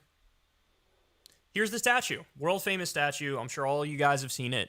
It's a little peepee dude with the white boy fro going on there. But very famous statue. It's supposed to be the ideal male body type back in the day. At least that was the idea. Anyway, Karaskila told the Tallahassee Democrat she was saddened that her brief tenure at the school came to an end. She was only in the job for a year. The incident signals yet another point of contention in the ongoing debate surrounding America's schools. On the one hand, public schools in democratic cities are being pummeled for pushing liberal curriculums without parental consent and advocating for progressive stop policy it. changes for It's transgender not kids. liberal. Is the Daily Mail, by the way. That's why it's a little... Oh, for fuck. In It's the just a fucking statue. It's not a liberal statement. case of Tallahassee Classical, a handful of easily offended parents have forced the firing of an experienced principal. The sculpture was among artworks being studied in a Renaissance art class for students age 11 to 12. Okay. The class is a literal Renaissance art class. That is like Exhibit A1 for Renaissance art. And like I said, I've taken a class similar to that. Like, how many fucking naked pictures of baby Jesus are they fucking looking at? Where's the outcry about that? And she's going to get fired over it. By the way, what happened to the teacher? Did they say anything here about the teacher? Created between 1501 and 1504, it is widely considered to be the world's greatest sculpture, but the Tallahassee parents considered it inappropriate because of David's nudity. They are now demanding to be given an advanced vote on any topic or lesson that could be considered controversial. Parental rights are supreme, and that means protecting the interests of all parents, whether it's 1, 10, 20, or 50, said school board president Barney Bishop. He admitted giving Karaskila an ultimatum, telling her she had to either hand in her resignation or would be fired. Jesus Christ. Jesus Christ. Look, this principal did not respond to the Daily Mail's inquiry. All right, I'm going to say the thing that needs to be said, that nobody's saying right now, but is there such a thing as giving the parents too much control over an educational curriculum of a school? Yes. The answer is obviously yes. You go to certain places in the United States of America, and you ask the teachers, hey, should we teach evolution or creationism? You might get over 50% saying creationism. Over 50% might say, listen, my kid learned about Adam and Eve and how that's the beginning of the world and the beginning of people. And so I don't want you to contradict that. So you're going to have to go ahead and shelve that evolution talk. Does that mean that that's how we should proceed? Even if you soften it a little bit and say not evolution versus creationism, but evolution versus intelligent design, my guess is there's many places across the country where over 50% would say teach intelligent design and not evolution. Or you might even get the more moderate, reasonable people say teach both. Teach intelligent design and teach evolution. Now, here's the problem with that. One of those things is factual, the other is made up. One of those things is actual knowledge, the other is a hypothesis from religious fundamentalists. So which should you teach? Well, when you're talking about a secular education system, which is supposed to be all about the knowledge, supposed to be all about the information, the answer is obvious. Now, that might be unpopular, but it also is true. Now, that's just one example where it's very clear cut that you could have parents get in the way of a good education. And so the school curriculum should do the right thing. You shouldn't be over-reliant. I mean, look, we're talking about one of the world's most famous statues. One of the world's most famous statues in a Renaissance art class. And you can't handle seeing a tiny stone pecker. Really? The kids are going to lose it over a tiny stone pecker. Is that what's going to happen? No, they're going to laugh at his balls for a second and then And these are the move same on. people who would claim that, like, today's kids are being babied, bro. They're being babied. They don't become adults until they're much older. The conservative parents would say that, and then here they are doing exactly the thing they criticize. Saying, no, don't show the peepee to the 12-year-old, the stone peepee on the world-famous statue. Look, knowledge and information is supposed to come first. Knowledge and information. And if these people get their way, look, one of the things that would happen is you just wouldn't have sex ed taught. Maybe ever, right? They'd just be like, no, just keep that out of there. We'll handle it. And it's like, okay, but... No, Mark is right. Superintendents and principals should not be overly beholden to backward population of parents. Yeah. No, the whole point to send your kids to school is for them to open their minds and be exposed to information that you wouldn't normally have them exposed to at home.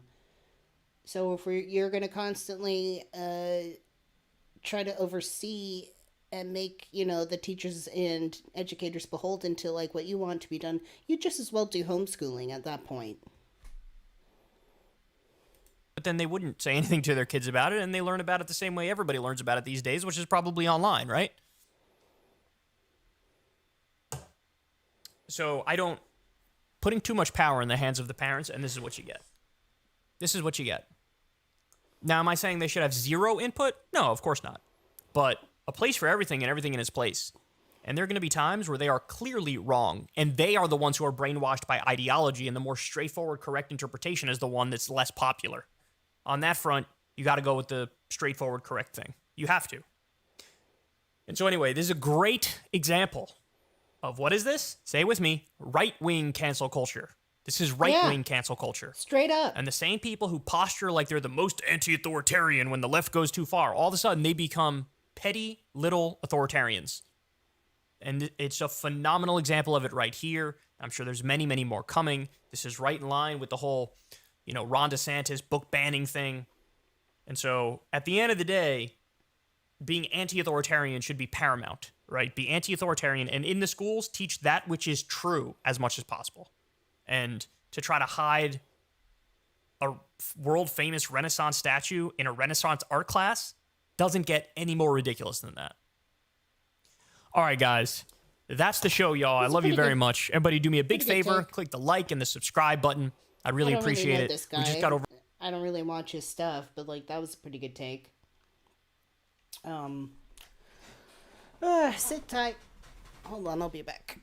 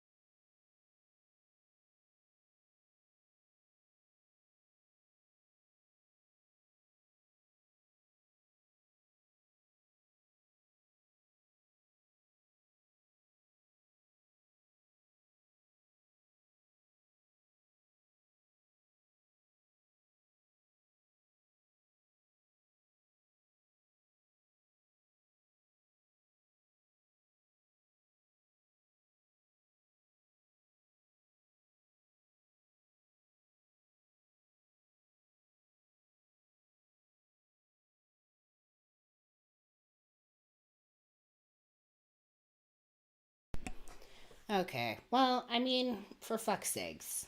It's just a statue of David. It's not pornographic. I don't think teachers should have to fucking discuss it with parents to show something like this. And in what fucking reality is school like, hey, there's something that's pornographic. Would you like to give your child permission to see it, in the middle of school? What in the fuck? What in the fuck? Where did I put my fucking jewel stick? My eyes.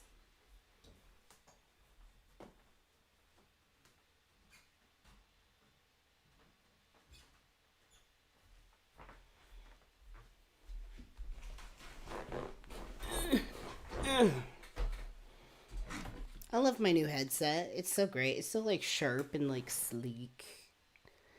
And the horns are acrylic. Way more fancy looking.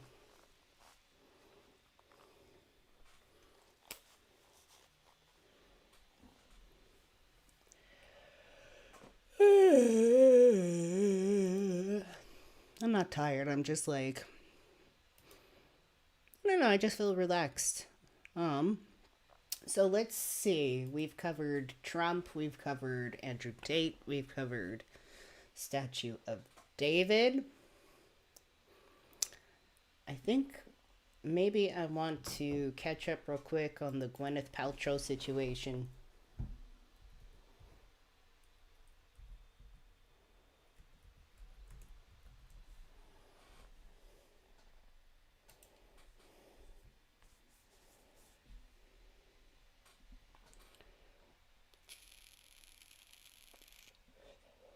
Oh, we have an animation. Ah,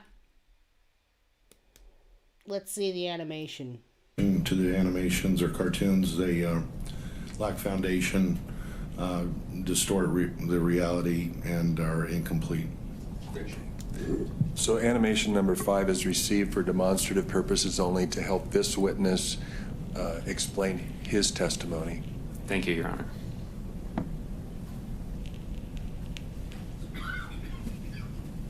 So, Dr. Scher, I'm gonna let you take the reins here and use it as you need to explain. Okay? Thank you. All right. Take the reins, Daddy. Your Honor, we also object to the extent that this witness hasn't testified to any of the placement of any of the other skiers or bodies in this animation.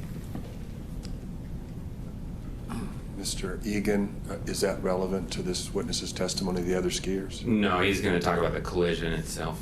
So you should ignore any of the other skiers that are shown in the animation.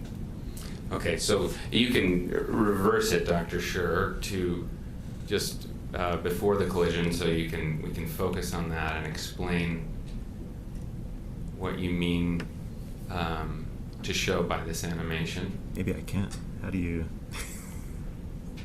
You can press play again and it will get to it. That looks ridiculous. Oh, here we go. Okay, there you go. Yeah. Okay, great. So take us through, if you would, Dr. Scher, what this animation shows from your point of view as a biomechanics expert. Sure. The first thing that you should be aware of is that this is Miss Paltrow's version of the events. So, Dr. Scher, sorry to interrupt you. Oh. Just maybe pull your mic. Sorry about that. The first thing to be aware of is this is Miss Paltrow's version of the events. So that's what we're showing here. And as we move forward, I'll talk about the physics, kind of like what I drew earlier with the center of mass and the rotation, and that's the idea. That's what went into this. But again, this is not exactly what happened. This is just one of the possible ways it could have happened. So we have Miss Paltrow in black, Mr. Sanderson in the blue as they move forward in time. It's her testimony that his skis slid between hers. His skis slid between she hers. felt a contact directly in the back, along her back. It sounded like her buttocks as well. Her pussy and her crack. The person was grunting, pressing against her, but they were on their skis for a period of time. If in this situation he's also moving to skier's right, which is in the left in this image, that will create, remember I had the force that was offset from the center of mass. That's going to create a rightward motion for her, but also create some initial rotation. Now, in this portion, there's a number of possibilities. She could be adding weight to her right ski because of the contact from Mr. Sanderson. When you ski, if you're in, let's just take a snowplow or what my kids call pizza position. If you weight the right ski, you turn left. So if she weights the right ski here more because of the contact, she's going to turn counterclockwise. the contact from Mr. Sanderson, if it's more to the right, will turn her counterclockwise. So as they're moving to the right here, there would be some counterclockwise rotation, and here her ski can catch, or she could pitch to the side, or they could both pitch to the side. They could both lose balance. We're not sure what happens, but as they're rotating, they're continuing to fall, and Miss Paltrow's version has them spooning essentially as they're coming down together, which would make sense if their legs got caught up. If he was contacting her below her center of mass, where his right leg was contacting her right leg, her thigh in that area. Also consistent with Miss Paltrow saying that her right knee was splayed open at the end, and she felt right knee discomfort. That all could happen there. So as she's rotating and he's rotating counterclockwise, they fall to the side. Now, at this point here in the animation, I guess maybe the next frame, if I can do it.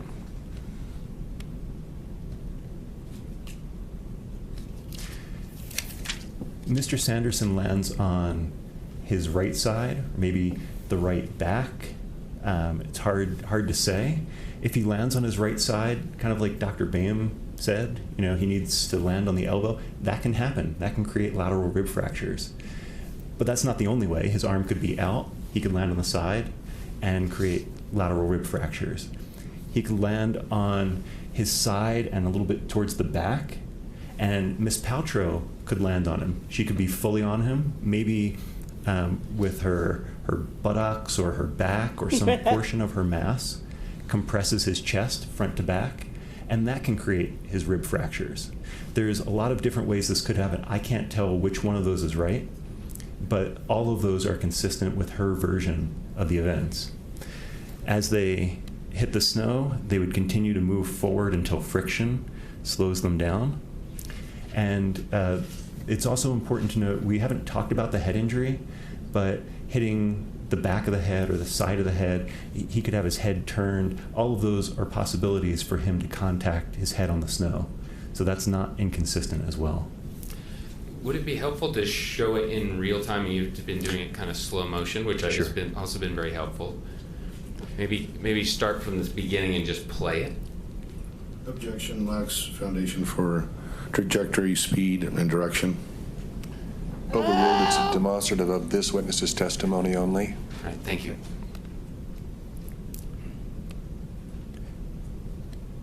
Okay, Sorry, yeah, go ahead, Dr. This is from the beginning. And if there's anything you want to comment on as it happens, feel free.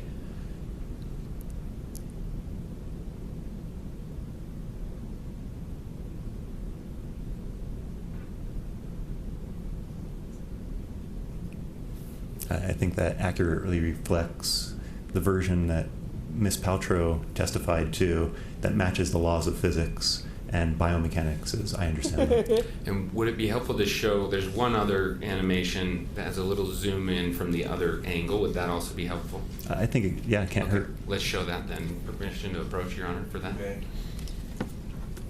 What's the number of this animation? This will be number 4. It's called Zoomed Inside. What was the last one, James? Number 5. Oh, sorry. Yeah, thanks. Okay. Wait just a sec.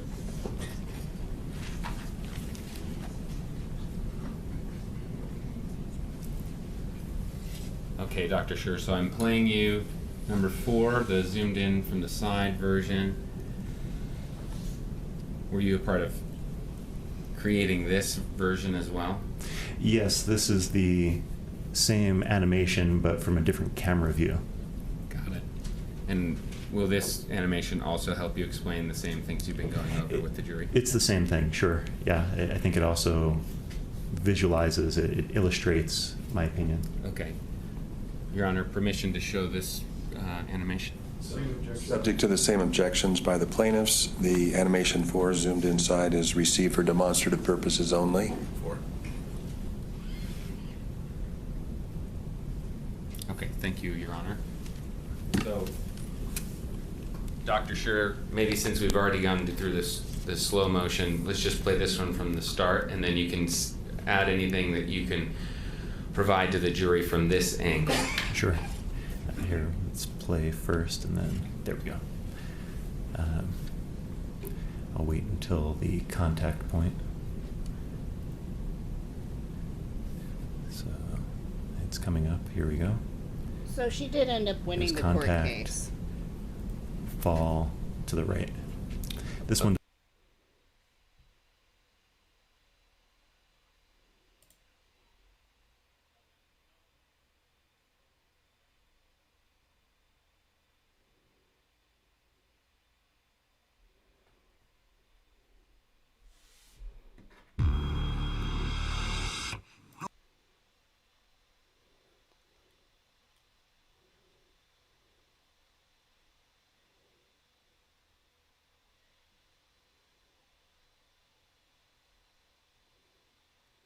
Has won her civil trial regarding a 2016 ski collision. A jury in the U.S. state of Utah found she wasn't liable for the accident. Terry Sanderson sued the Oscar-winning actress over injuries he said he suffered when the two collided at a ski resort. Paltrow countersued and was awarded $1 in damages plus attorney's fees. CNN's Veronica Miracle has the latest. $1 in damages. Gwyneth Paltrow was stoic when she found out that she won her case and that the jury was awarding her that symbolic $1 in damages that she was seeking. The jury deliberated for less than 3 hours, and they found that the man who accused Paltrow of crashing into him and causing him a lasting brain injury was actually at fault. This case was really a he said, she said situations. Both sides completely argued two different stories. The plaintiff, Terry Sanderson, said Paltrow skied into him, causing lasting injuries, including brain damage and broken ribs, and then skied off. He was suing her for $3.2 million in damages. Paltrow claimed Sanderson skied into her. She countersued for a symbolic $1 in damages. A symbolic $1. After the verdict was read, the two had a brief interaction. Here's what Sanderson says unfolded. Her exact words, "I wish you well." Very kind to her. That's all she said? That's all she said. Okay, and did you respond? I said, "Thank you, dear." Paltrow said in a statement that I felt that acquiescing to a false claim compromised my integrity, end quote. Her attorney said she is very happy with the outcome. We're pleased with this outcome and appreciate the judge and jury's thoughtful handling of this case. Gwyneth has a history of advocating for what she believes in. This situation What, was her no vagina different. candles? She will continue to stand for what she believes is right. Local Bitch has like a store called Goop.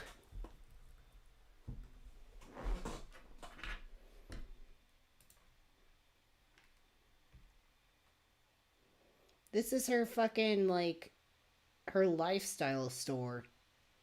Let's see. This necklace for $1,500. A jumpsuit for over $1,800.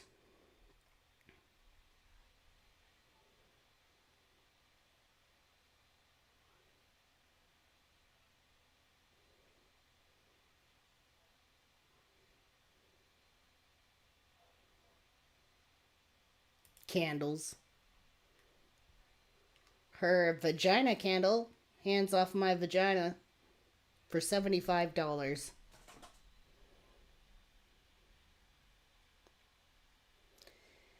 $75 for a candle? I don't think so.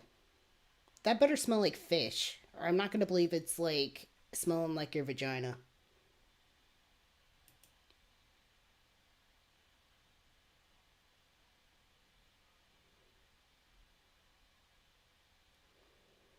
Goop sex toys. Ooh, maybe I can look at that here.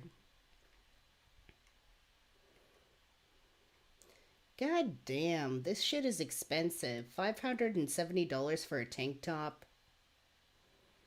$120 for bikini bottoms.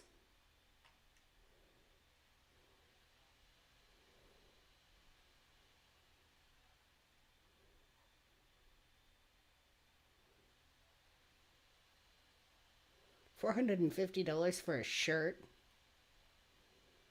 $158 for some jean shorts. This is fucking ridiculous.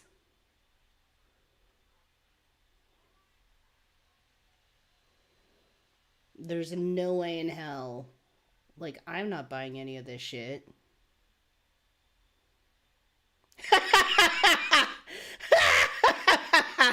Mark! Mark's like, I'll keep my hands off her VJ for free. No need to tell us, honey. We aren't interested.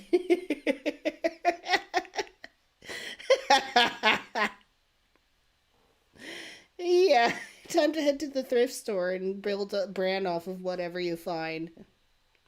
That's so funny.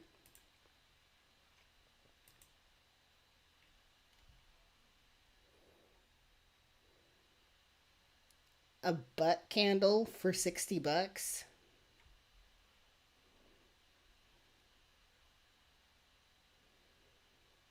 Napkins for fucking $50? Napkins? Really? A fucking mason jar of basil for $25. Dude, no, come on. You can spend like $2.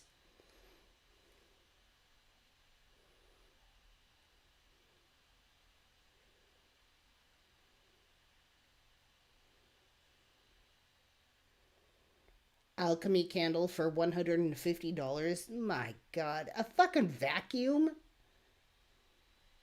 Oyster glove. I need an oyster glove.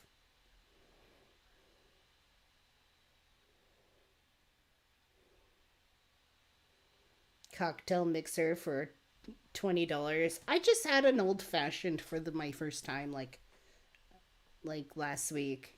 It's pretty good. A 6-pack beer ornament? Why? An ashtray? Not an ashtray. An ashtray. So it's a butthole? Gonna put your cigarettes out in a butthole tray?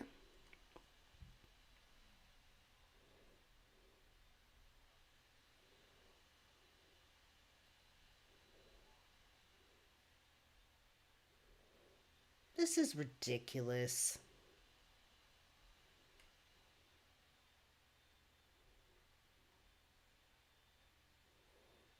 Who's buying this shit?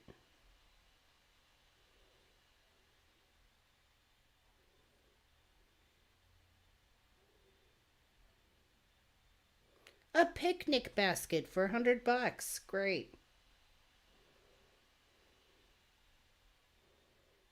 $180 for these tall ass fucking candles. Great.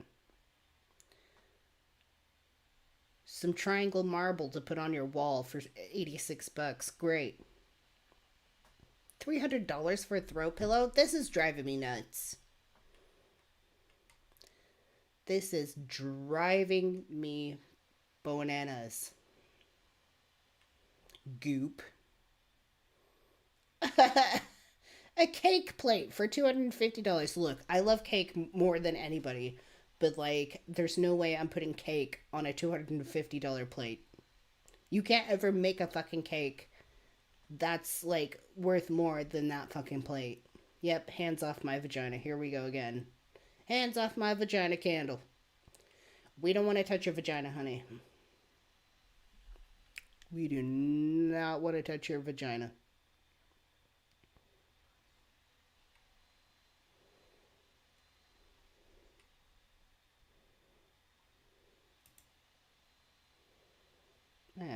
Hold on.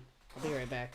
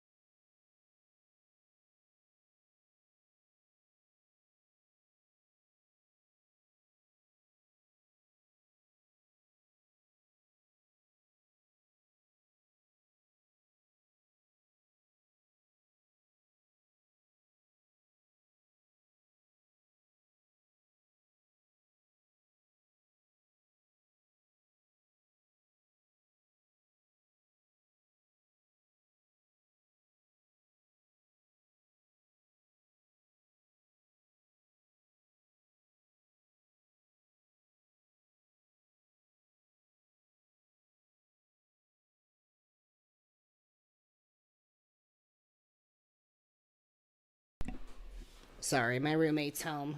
I had to greet them. And it's Friday, so what the fuck? Let's have some beer. I'm having some cheap beer. It's Bush. Bush is baked beans and beer. It's Friday. Did they bring us beer? Yes, we got plenty of beer for everyone. Everyone grab a cool one before you sit down now. Grab a punch out of the cooler or a beer. Hot dogs will be ready soon. This shit is insane. Who is buying this poo?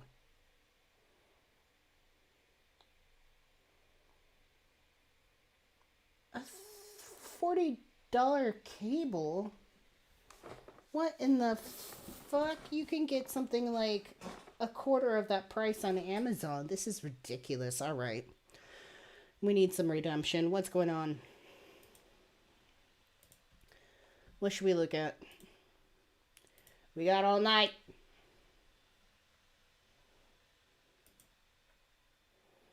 Let's see. The Vilification of Transgender Identities by Jesse Gender. That is like 2 hours long. Jesus Lord.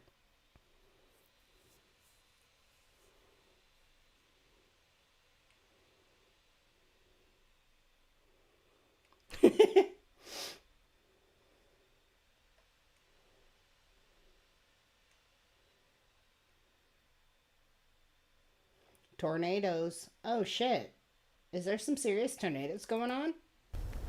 All right, Tom, this tornado, what we're covering now, we're in the assessment stage. We're trying to see what has happened, and we're starting to get the stories. What so happened? when you see Faith and me on the air, we are still following these tornadoes and giving you warnings, telling you to prepare in other parts.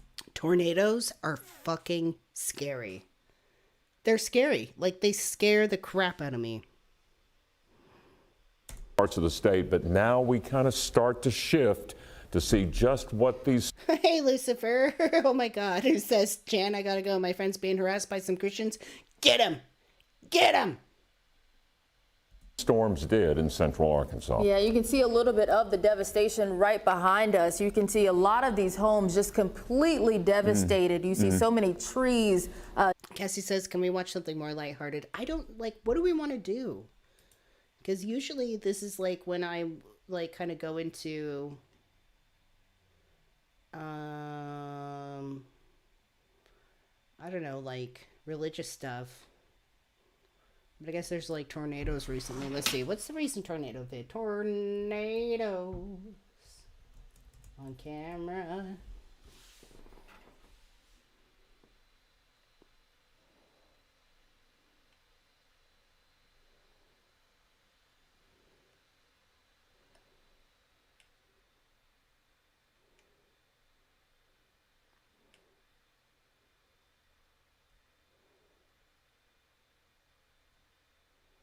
Ten months ago. Tornadoes. Tornadoes! Alright, see, you see that now. You see that? That's when you just want to get the fuck out. Why is this guy out on his lawn?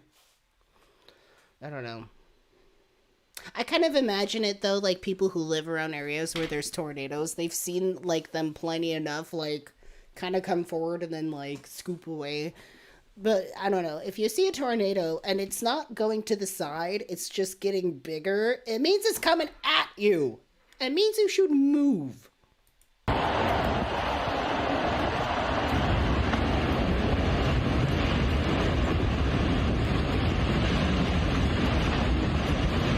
Woo! Oh my god. Yeah, oh shit. You're going. Go! Go! Inside! Inside! Now! Inside! Run! Thank you. You should have done that like 2 minutes ago.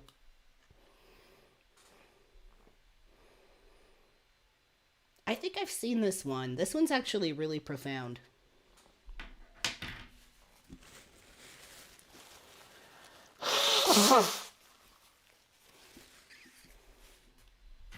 All the fucking like power lines like snapping.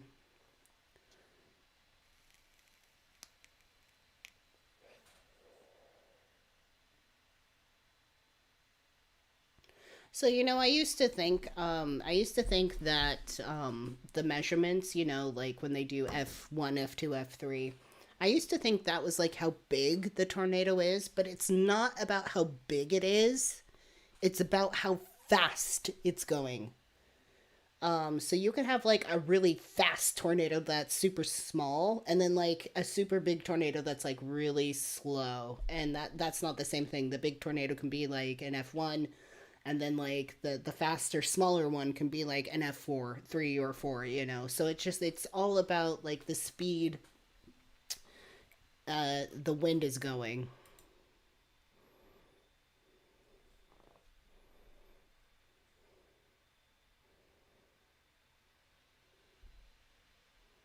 Can you imagine like sitting in your car like on a break and you're just like looking behind you like, oh my God.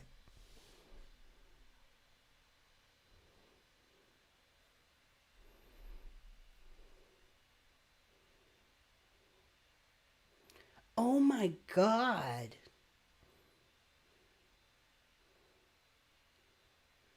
Oh my God, watch the cars. Does it pick them up? Is it going to pick that car up? It's coming right out of the trees. Stripped. No, missed.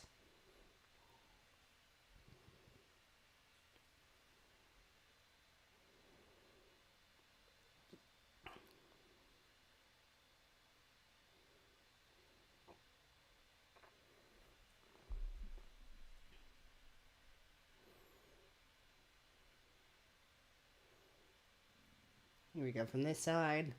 Where's it coming from? Oh my God! That fucking piece of wood could have just impaled somebody.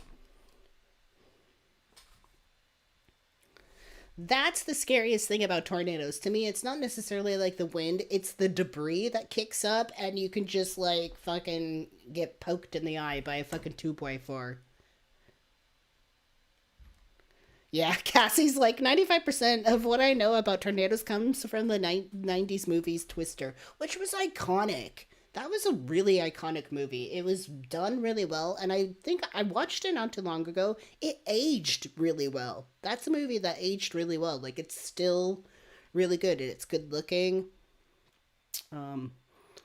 Mark, or get cut in half by a stop sign, yeah. Is this lighthearted enough? Just wondering.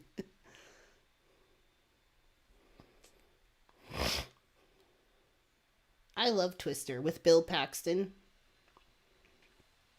And what's her face from the original Jurassic Park?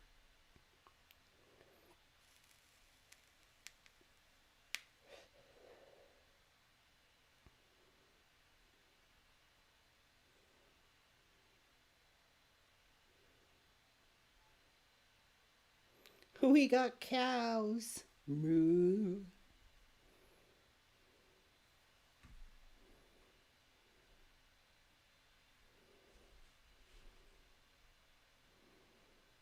Oh, here we go. Dude, if you were stuck here, I guess just like crawl under one of these benches and hold on for dear fucking life. Woo! It got so dark the fucking night like view turned on. Man, you would be shredded. Even if you didn't get hit by something massive, like 2x4 or wood or anything, like there's still like little bit microbial bits. It's like getting sand. I don't know if any of you have ever been on the beach or like somewhere where there's sand and it's really windy and it picks up the sand and it hits your skin. It's like being sandblasted. Like, it hurts.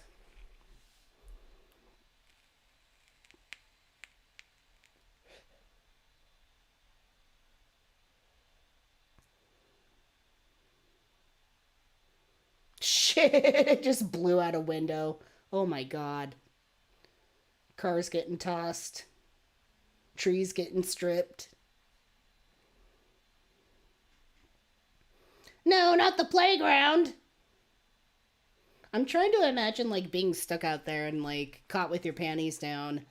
And all of a sudden there's a tornado. It's like, what do? Like, hide under the playground? Like, look at all the fucking wood. Where did that come from?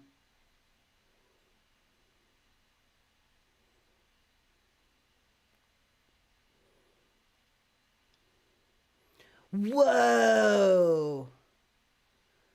Oh my god. Thank God this didn't happen when there was kids in school.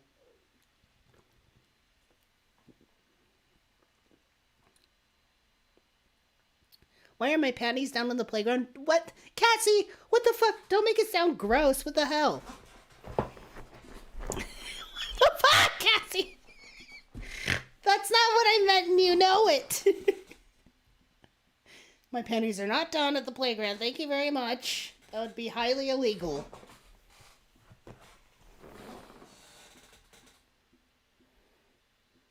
To us. This is not how I go out. Then get downstairs. Oh, shit. Fuck you. No, I'm not going out like this. Dad, stop it. Dad, stop it. I've already fucking lost half my life. I'm not. Wait, I want to see the rest of that.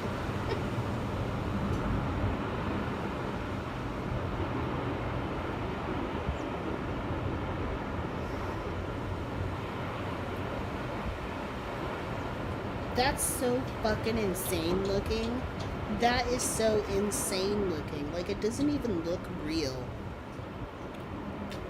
Like, I honestly can't imagine living in a place where this is a possibility. I'm so glad I live in California. Although, there was, because I grew up in Salt Lake City, Utah, there was one time where we did have a tornado. And it was like a really rare occurrence, like super fucking rare. Like it can happen, but it's like super fucking unlikely. But the conditions were just right to where we actually got a tornado in the middle of downtown Salt Lake City. And normally we don't get tornadoes there because Salt Lake City is in, it's in a valley. There's like mountains on each side. And there's not enough space in between for the air to really get going through there, but conditions were right, and a tornado formed. It kind of blew through a park and then, like, hit a major portion of downtown, and everybody was very thrown off. Salt Lake City people are just like, I don't know how to do tornadoes. We don't have this. So, yeah, there was totally a tornado. And I do remember that day. I remember outside being particularly green. I don't know why. It just looked green. Like, the sky, like, it was, like, overcast, but it was, like, greenish. It was so fucking weird. There was a lot of lightning, a lot of wind, a lot of rain.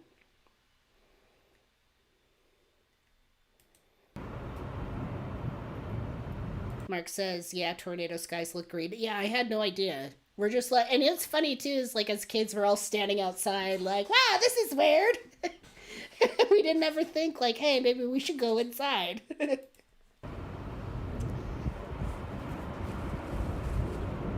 There's no tornadoes in Utah. That motherfucker's out on his walk on the phone. He's like, I don't give a shit.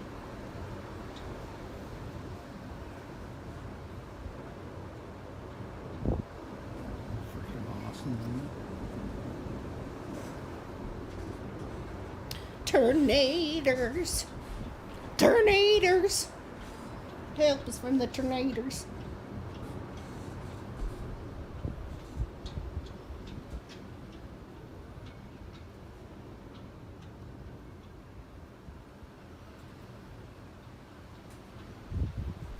You know, dust devils can get pretty big too, where they're pretty damaging. But dust devils, I mean, they're literally like, they're not tornadoes. Tornadoes are technically stuff that connects from like the clouds down to the ground, whereas like dust devils is stuff that kicks up from the ground. Ooh, I don't like that. I don't like the whole like tornado siren. That's creepy, and it makes me think of Silent Hill.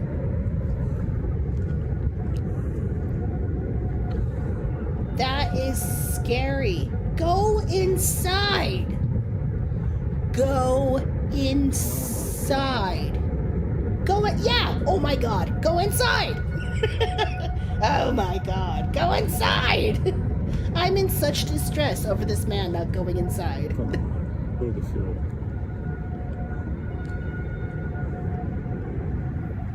inside, dude.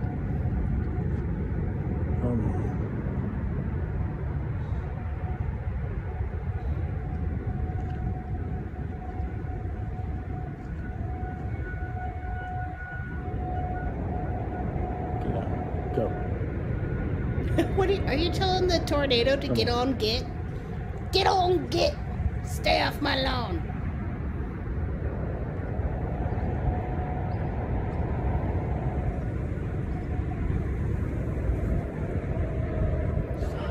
Okay, so remember that thing I told you about if the tornado's not going one way or another, like side to side, and it just appears to get bigger, it's coming at you. Like I'm not even in an area with tornadoes, and I wouldn't be able to, I'd be like, nope. I would be going in my basement. I would be ducking like my head between my knees and fucking pissing, crying, shitting, vomiting all at once. Here it comes. God damn it.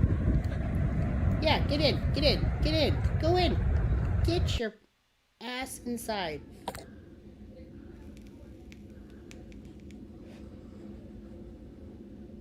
My eyes will twitching again. I'm like stressed with the guy like, like go inside. No, don't go inside. Don't go outside. Why are you going out there?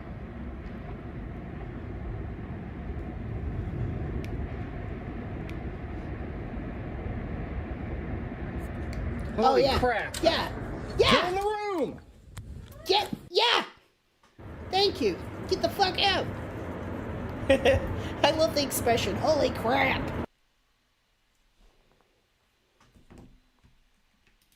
Weather is so crazy. Imagine living back in the day when, like, there wasn't any sort of, like, weather warning system. I mean, there was, but it wasn't like what we know it to be today.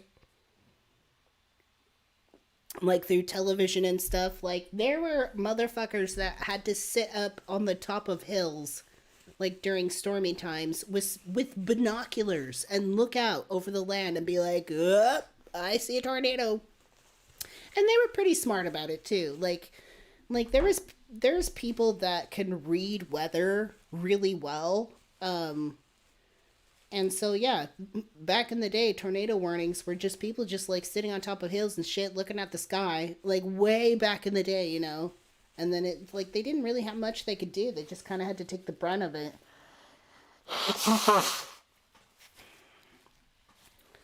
Really interesting shit. So, my friends, let's see, what is it? It's 5:35. We still got, like, a while to go.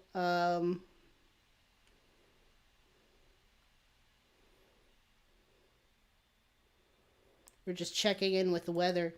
As we know today, that's very useful because every storm somehow ends up producing a tornado.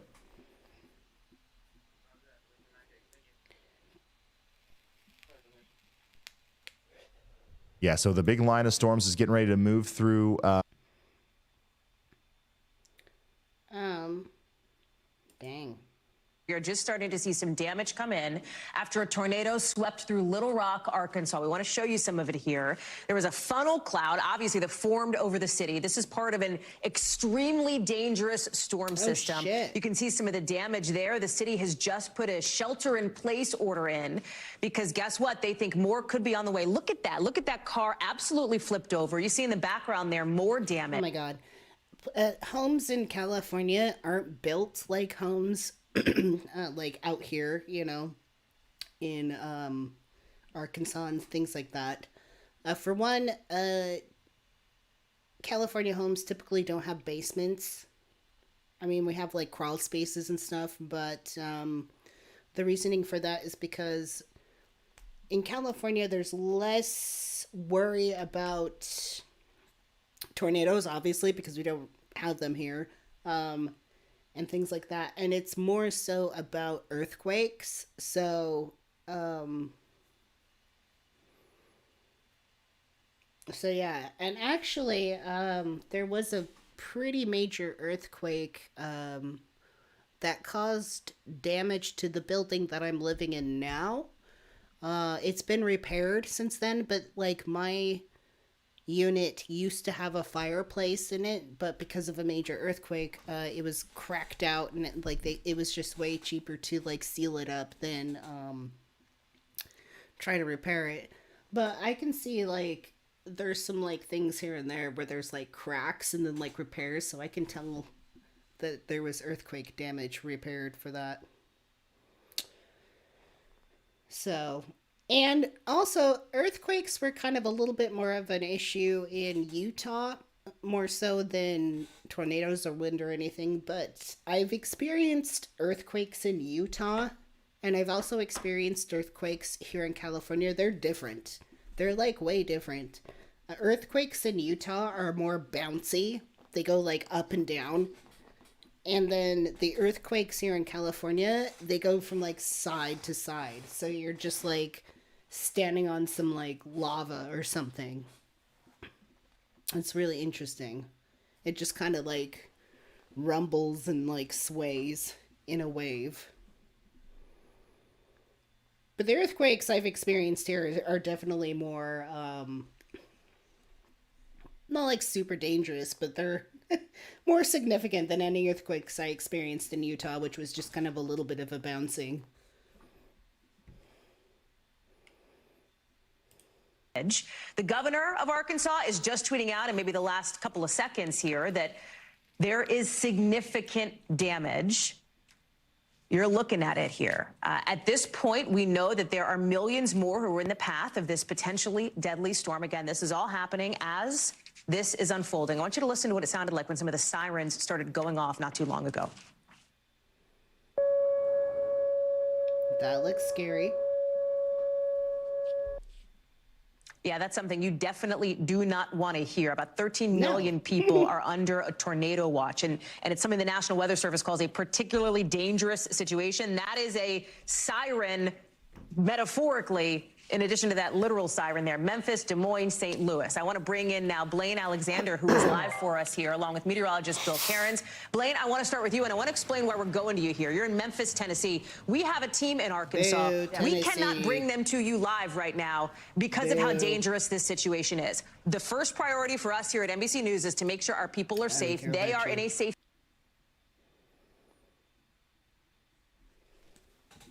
What? This bird ate his cage mate. What the fuck? What the fuck am I looking at? What? I rescued him. Why does she I look bought scared? him, but I rescued him from the trashiest pet store I think I've ever seen. He climbs to either the rooftop of the cage or on the cage bars, and then clink, clink, clink, with his beak he pings it. And in our other house, he was like way in the back of the house, and he had a friend. Well, we thought it was a friend, but he murdered him. And it was a tin. And they... What am I watching? I'm trying to find something more uplifting. I'm sorry. They lived together for 7 years in the same cage.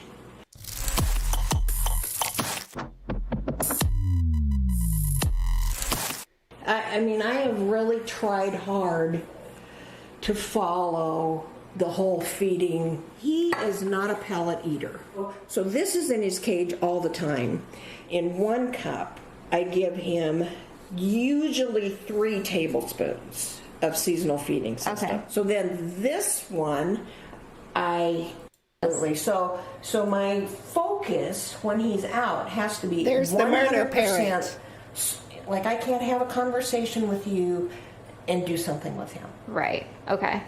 My first thought is this being a little problematic and impossible to work from. So do you want to grab a tea stand? I've got 4 tea stands. I have 4 You do? tea, yes. Let's see what you got. Okay. As long as I have something between my skin and him, I'm not like... That's an African gray. I'm not terrified of him. I really hate getting bit when he bites hard. Yeah. It's really not fun. I'm sorry. This is exactly why I'm afraid to get a parrot. First of all, they live forever. Second of all, they could just not like you. You could do everything right in their care and comfort, and they could just not fucking like you. And the idea of getting bit by a parrot terrifies me to no end. And I'll tell you what, I've had plenty of reptiles. I would rather get bit by snakes than this. Hands down. 100%. I would rather get bit by snakes and large lizards than this fucking animal here. But I do like parrots. I think they're really cute. I like budgies. Budgies are adorable.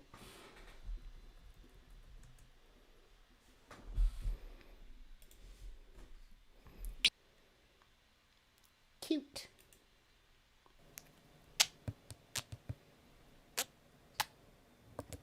See, these are cute. If I do any type of talking bird, it would probably be one of these.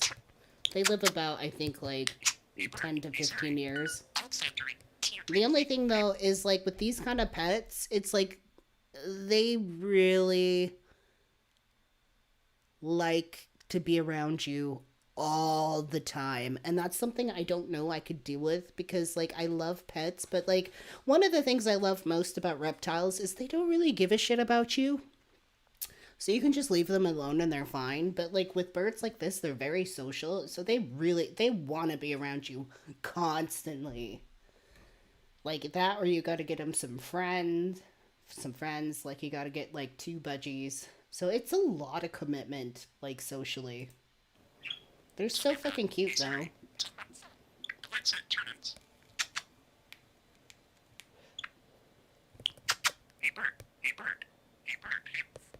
Mark says, we keep budgies even when they're mean. It's mostly funny. He's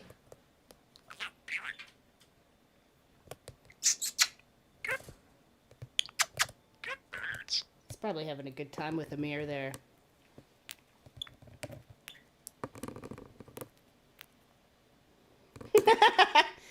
Mark says ours complains if we forget his bedtime and he stays covered for sleep for 12 hours. That's pretty cool. I share that. I like to stay covered for 12 hours for sleep. just throw a fucking sheet of me. You know what are super cool is European sterlings.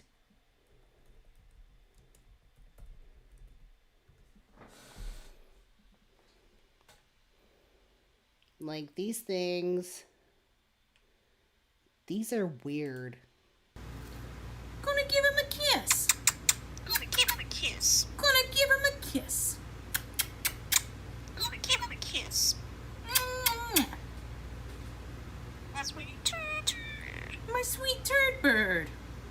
Who's my precious jabby bird? Who's my precious jabby bird? Who's my precious jabby bird? It sounds like a fucking person. Who's my sweet jabby angel? Who's my precious? Who's my sweet jabby angel? What, the R2-D2? It literally sounds like R2-D2.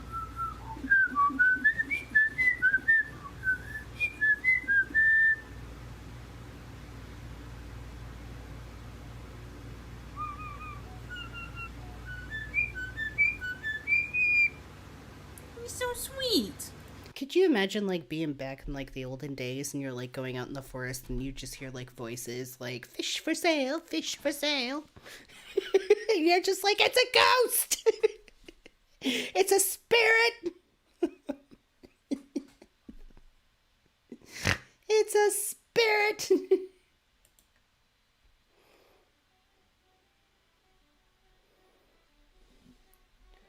Invasive to North America? I believe that.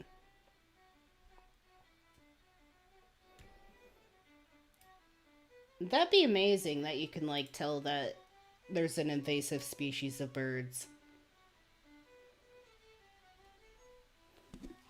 Yeah.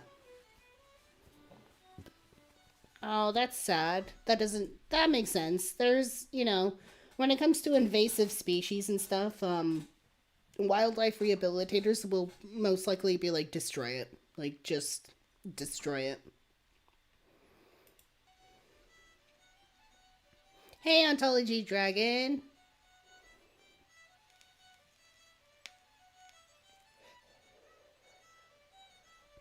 Who's my sweet jabby turd bird?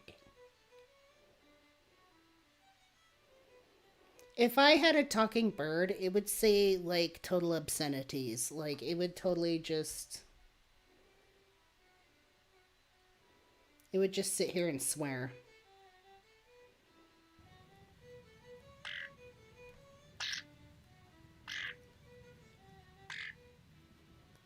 Yay. Cute. Cute little butt. Little bird butt.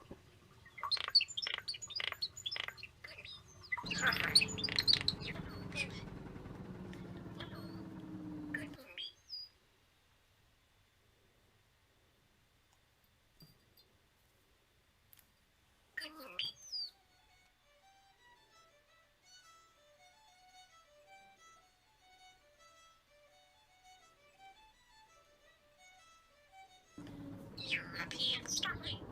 That's cute. European starling. Central Park, New York City. Dude, it sounds like a... Central Park, New York City. It sounds like a fucking person. Central Park, New York City. William Shakespeare. Central Park. Central Park, New York City. European starling. What a brilliant little monad. William Shakespeare. What a cute little monad.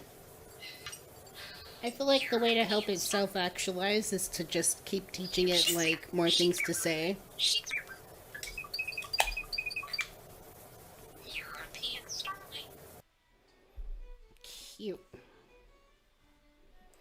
That's kind of the problem, why it's invasive. First of all, it's not from North America. Second of all, like, it can mimic calls of different birds and cause a lot of, like, confusion, like, when it comes to, like, mating and things like that. Speaking of mating, the fucking, the birds that I have outside, I like to feed the birds.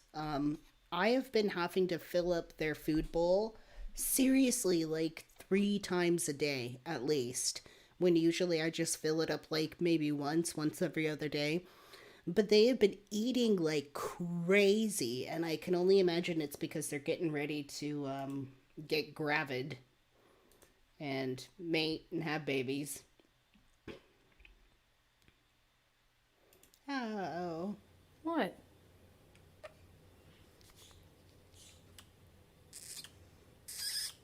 Oh no. What kind of noise is that? I don't want my medicine. Oh, it's grumpy. You're not dying. It's grumpy. I'm just trying to fix your leg. Giving you some medicine.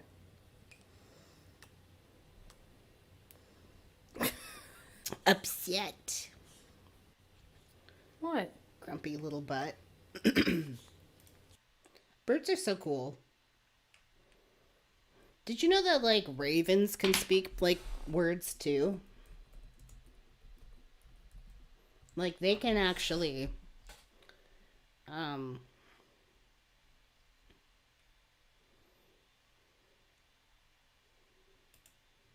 groups, and young ravens have to learn quite a range of words to begin with. Now, their sounds mean things like danger, hello, food, excuse me, and so obviously Fable has that capacity to learn, except that I hand reared her, so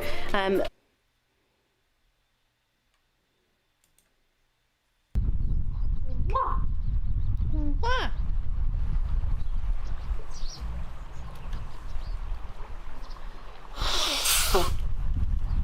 I love that there's like little kids and little kid toys there. Boop, boop, boop, boop. Hi. Hi.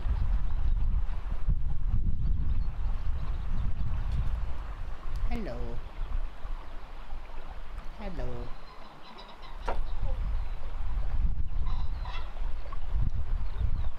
Hi, Fable. Hi, Fable. Hi, Fable. Hi, Fable. Hi, Fable. They're so cool.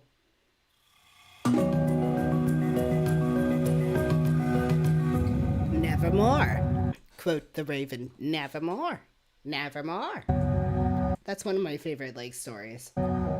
So ravens are excellent at mimicking sounds they hear. Mischief, can you say hello? Hello. Good bird. Hello. He does all sorts of voices. Can you say hi? Hi. Good job. And sometimes he hears people who have a cold. Good job, Mr. That's so ridiculous. Can you say hello? No.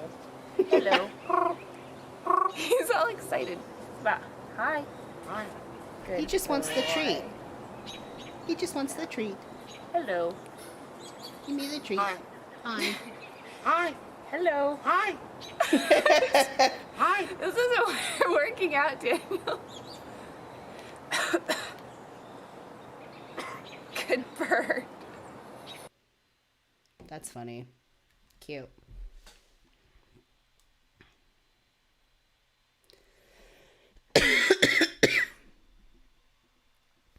Cassie's like, my cat's freaking out about the bird on the screen. Dude, crows are In so the animal smart. kingdom. We're gonna watch more about like smart crows. Hold on. I'll be back.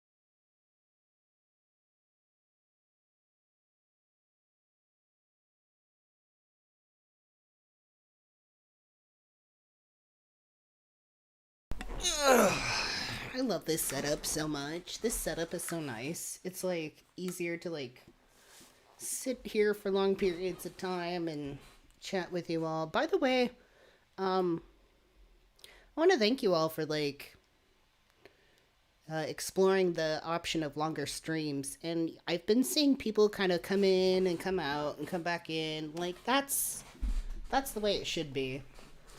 You can always watch stuff later.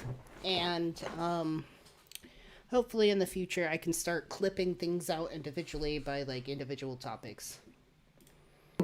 Intelligence has evolved in many different ways in many different creatures. We often think of our fellow primates at the top of the intelligence list, with their ability to use tools like sticks and rocks to access food. No, and with so can crows and ravens. Like crows, they can use tools. They're very fucking smart. They can solve puzzles. It's insane. their how ability smart to they recognize are. themselves in the mirror. What was the sad news? Oh, let me show you.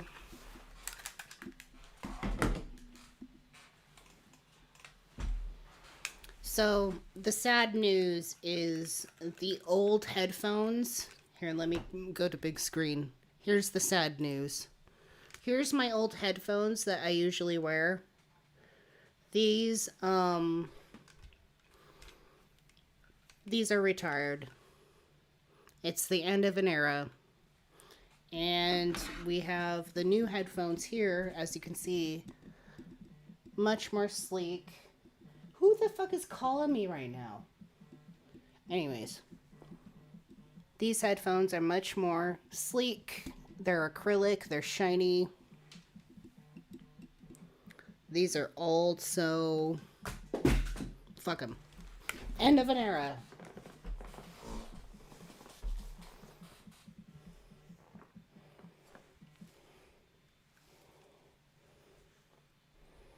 End of an era.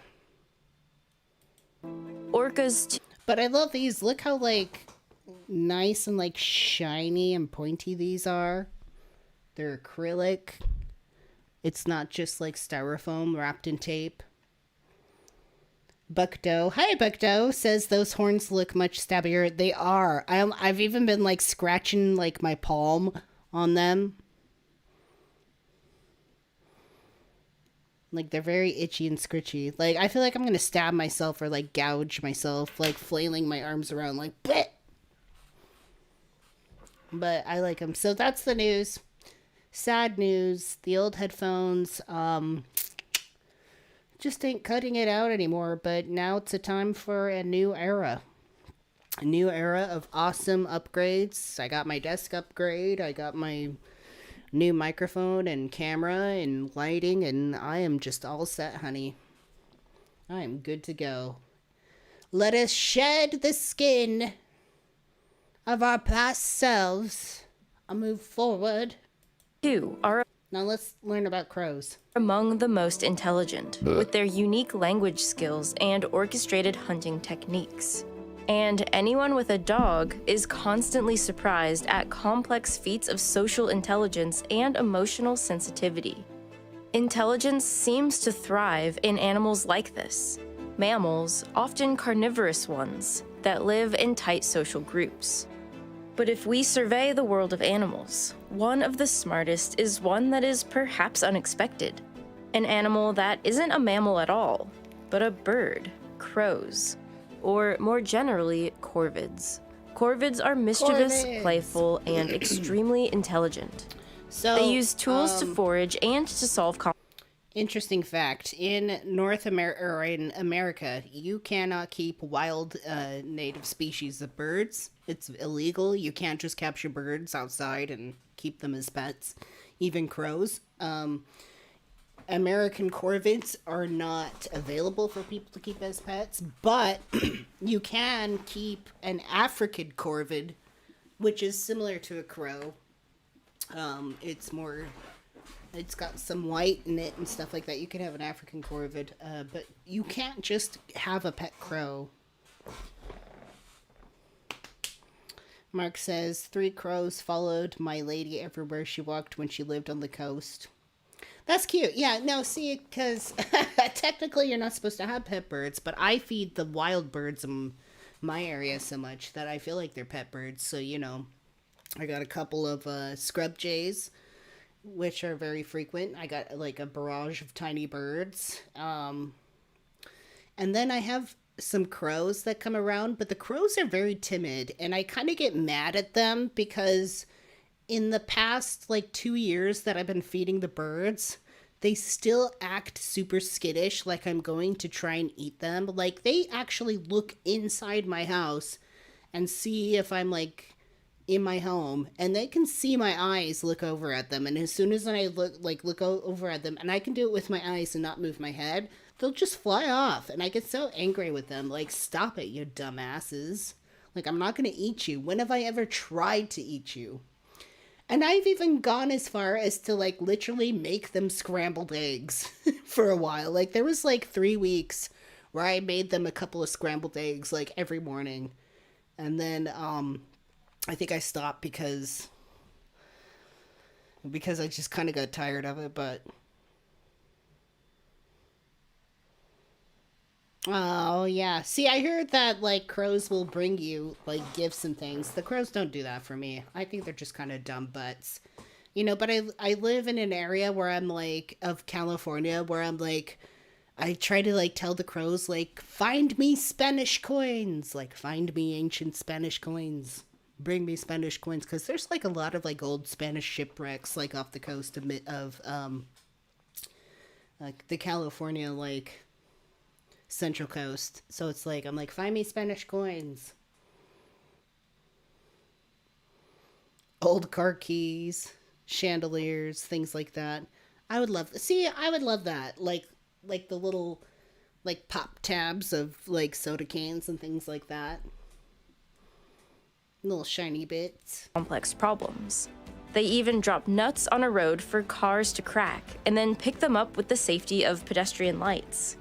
They can also recognize faces and can hold a grudge against someone who was rude to them for several years.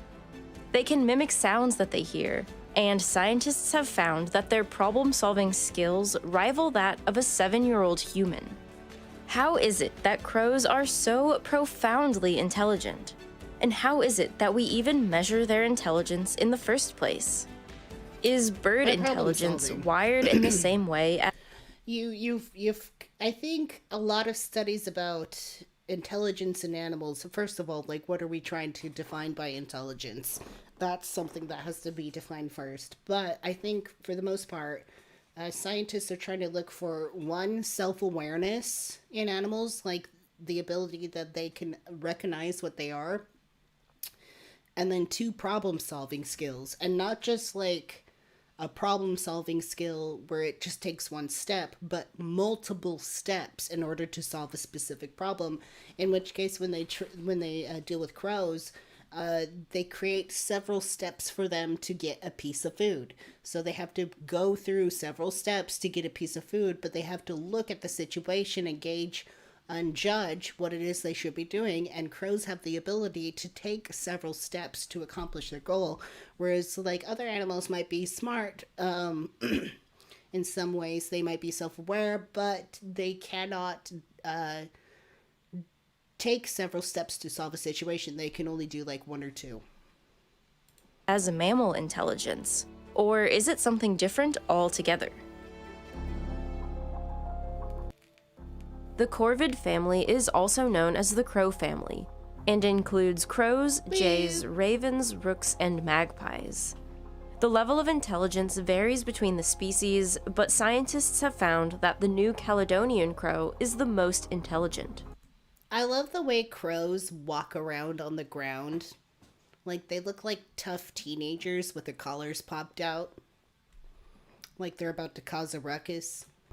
They're to corvids what we are to the rest of the primates. In 2014, the crows were presented with various tubes filled with water, with a treat floating on top, which they couldn't quite reach. In one trial, when presented with a treat inside a tube of water and a treat sitting on top of sand, the crows knew to drop rocks into the water-filled tube to raise the water level to reach the treat, and ignored the tube with sand. In the next trial, when presented with a single tube of water and objects with various densities, the crows knew to select the sinking objects rather than the floating ones to reach the treat. When presented with 2 tubes of differing water levels, the crows knew to drop objects in the tube with the higher water level to reach the treat faster. These trials demonstrated the crows' abilities in both problem-solving and tool use, and the authors believe that their skill level at deciphering and completing these tasks is similar to 5 to 7-year-old children. However, in 2 more challenging tasks, the crows didn't perform as well.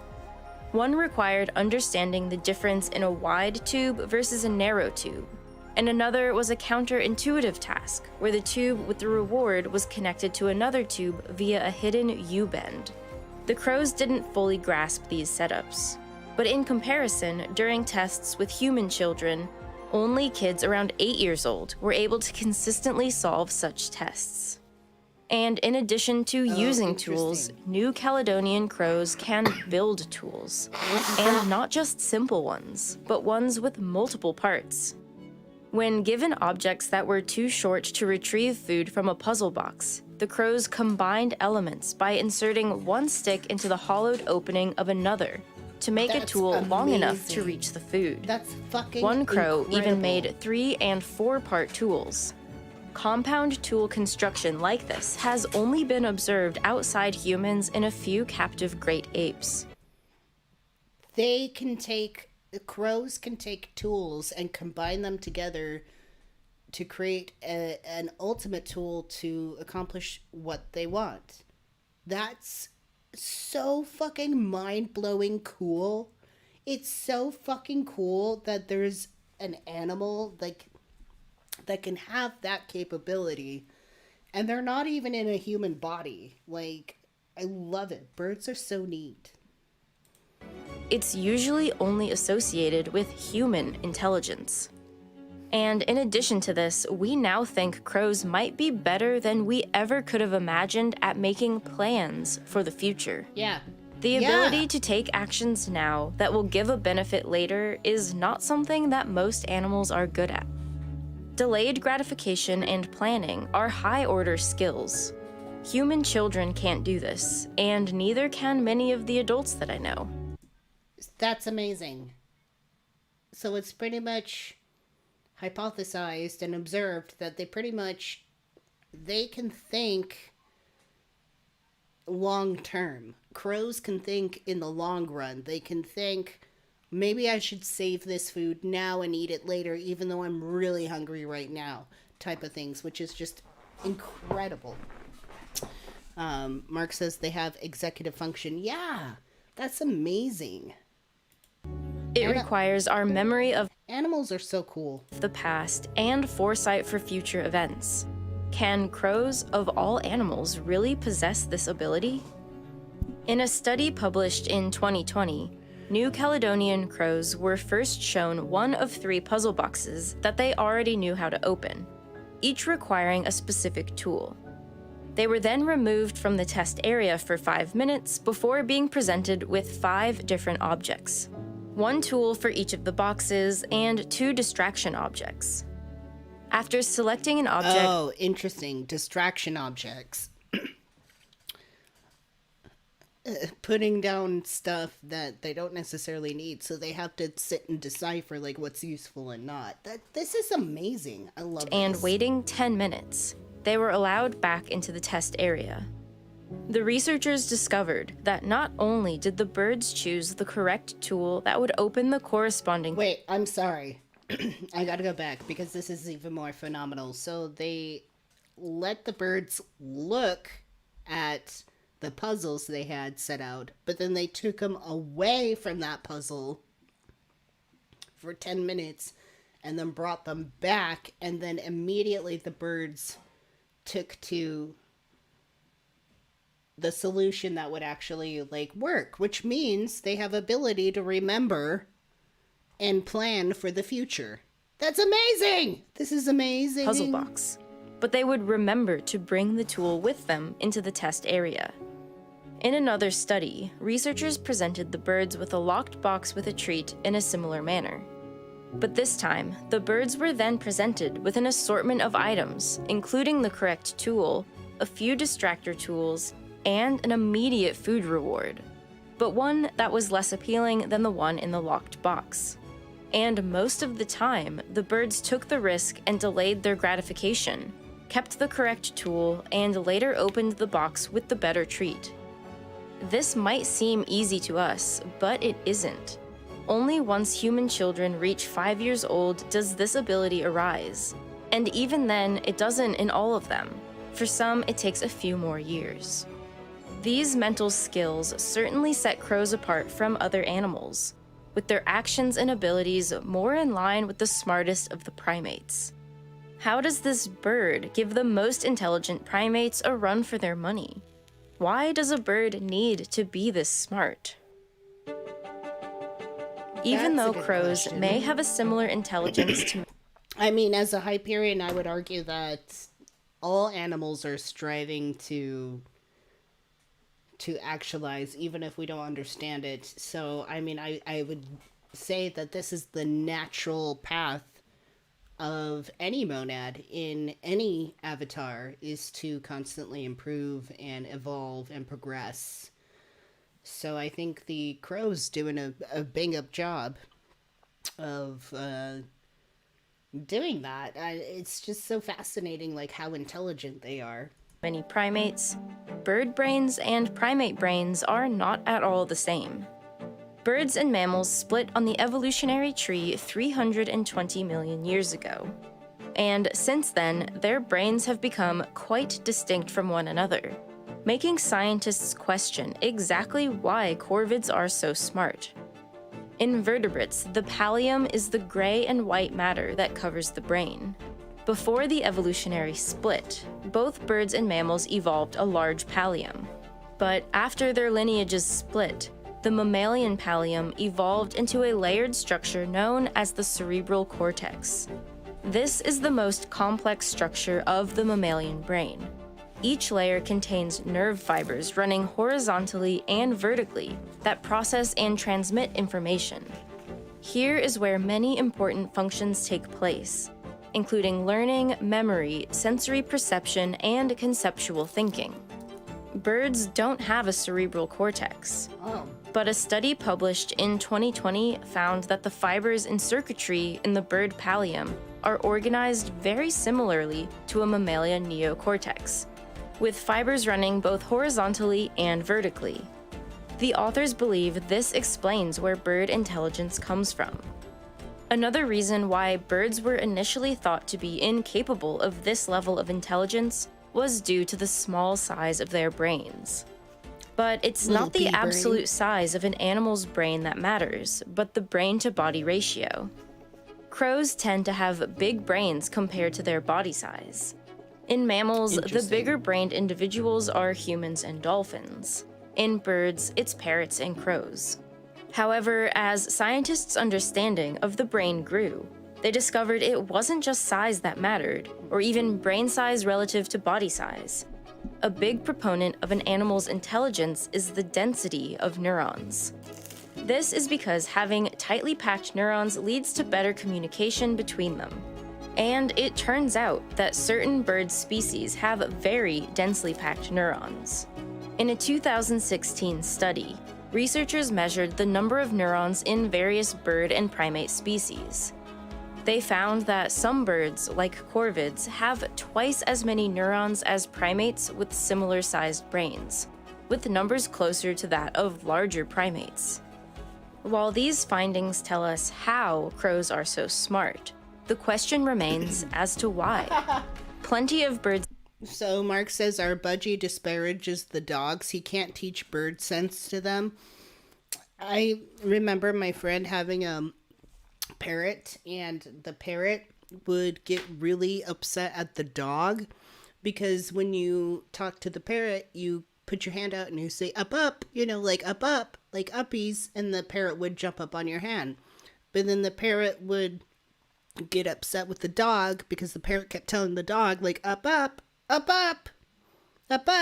the dog's like, what do you mean? Like, what are you talking about? I can just get really mad, like, up. Species thrive with fewer neurons and weaker mental abilities. So why did crows evolve this way? One theory is that it has to do with the way they are raised. Unlike other species, corvids spend more time with their parents. New Caledonian crows are fed by their parents for up to 2 years. During this time, they have ample access to role models who are making and using tools and have the opportunity to use these tools themselves. This extended parenting time allows skills to be transmitted vertically, meaning from parent to offspring. The family groups of many species of crow can be very tight, with young crows even helping to defend their parents' new nest of babies. However, beyond tight family groups, adults of many species of corvids don't lead particularly social lives. New Caledonian crows mate for life, but otherwise don't really interact with other adults. Other species of corvid will often forage and roost in large groups, or work together to mob a predator. But there isn't a social hierarchy or complex social bonds in these settings. This seems to go against one leading theory of intelligence, called the social intelligence hypothesis. Chimpanzees, for example, live in large and complex social groups, where they have to interact with others outside their immediate family and keep tabs on many relationships. It's a constant game of politics. Dogs, wolves, and even orcas have to deal with a great amount of social complexity. And this social intelligence needs a lot of brain power. If adults of many of the smartest corvids don't live in complex social groups, why would a similar intelligence have evolved?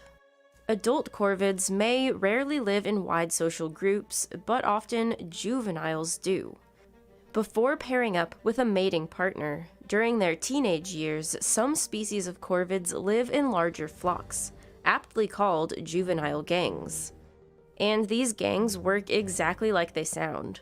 A bunch of teenagers hang out and bully each other and fight.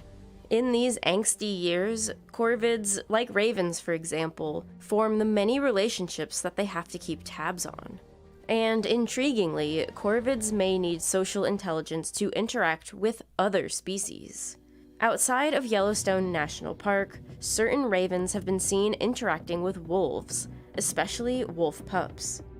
The animals have been seen playing tug of war, and the ravens tease and entice the puppies to jump and grab sticks.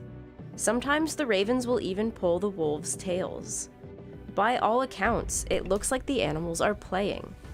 Some scientists think that individual ravens may even develop special bonds with individual wolves within a pack. This relationship building may help the raven. Fucking mystical. That is so mystical and magical. That's amazing. Crows blow my mind the more and more we get into this. Like, that. The fact that just make, like, wolf buddies, like a crow buddy and a wolf buddy, that is some mystical, magical bullshit. And it's wonderful, and I want more of this.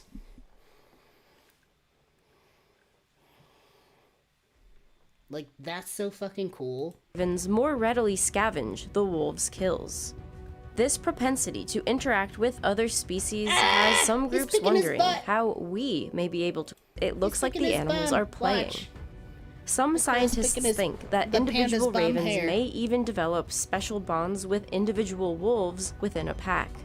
This relationship building may help the ravens more readily scavenge the wolves' kills.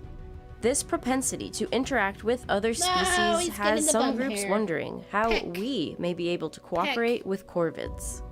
One idea is to train crows and other corvids to pick up cigarette butts or garbage. A few different companies are developing devices that— Yo! Dude. Training crows to pick up cigarette butts in exchange for food, that is not, like, a new thing. I think, where does there's a place that trains, dogs, like street dogs, like, to pick up, like, bottles and then put them in a dispenser, and then it dispenses dog treats. So what is it, like?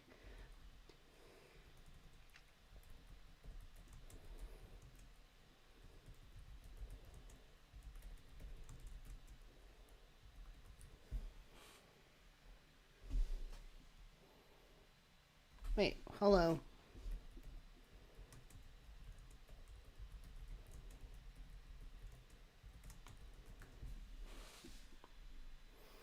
Yeah. Oh my god. This is so cool. Like, we need more of this shit. So, like, this vending machine takes bottles, and, like, gives, food to stray dogs. Like, we need more of this shit, because it's totally possible.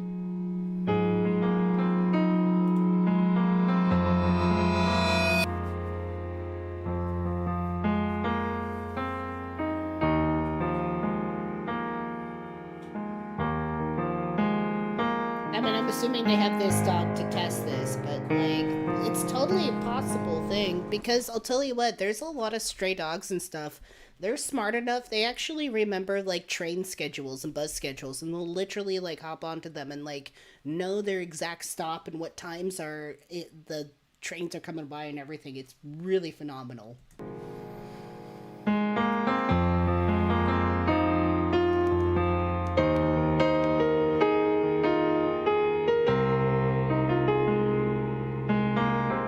Yeah, so obviously people can do it too, but, like, I think it can teach dogs to do it themselves.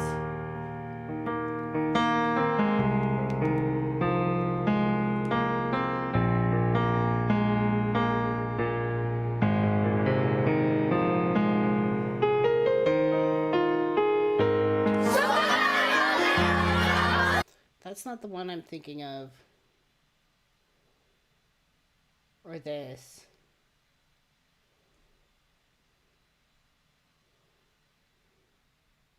No, okay, I swear there was one where, like, the dogs actually knew to put the bottles in there. I swear. That was, like, the first time I saw it. Anyways, But teaching crows to pick up cigarette butts and dispense them somewhere, like put the cigarette butts in some like machine to the point where like it dispenses some food for them, that would be amazing.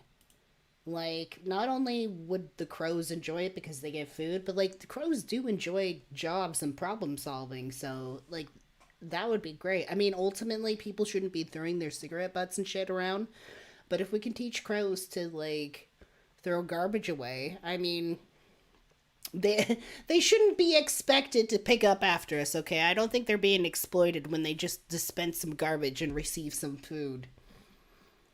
Been seen interacting with wolves, especially wolf pups. The animals have been seen playing tug of war, and the ravens tease and entice the puppies to jump and grab sticks.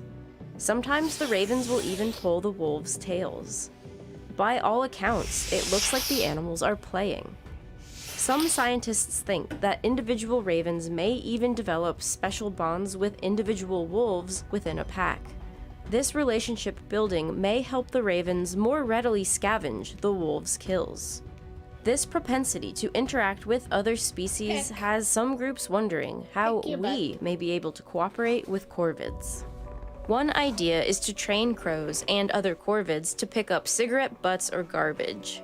A few different companies are developing devices that will autonomously train the birds, giving them a treat once they place the trash into the device. A theme park in France has already been undertaking a similar operation. They trained 6 rooks to pick up trash 4 days a week under the supervision of the park's falconer.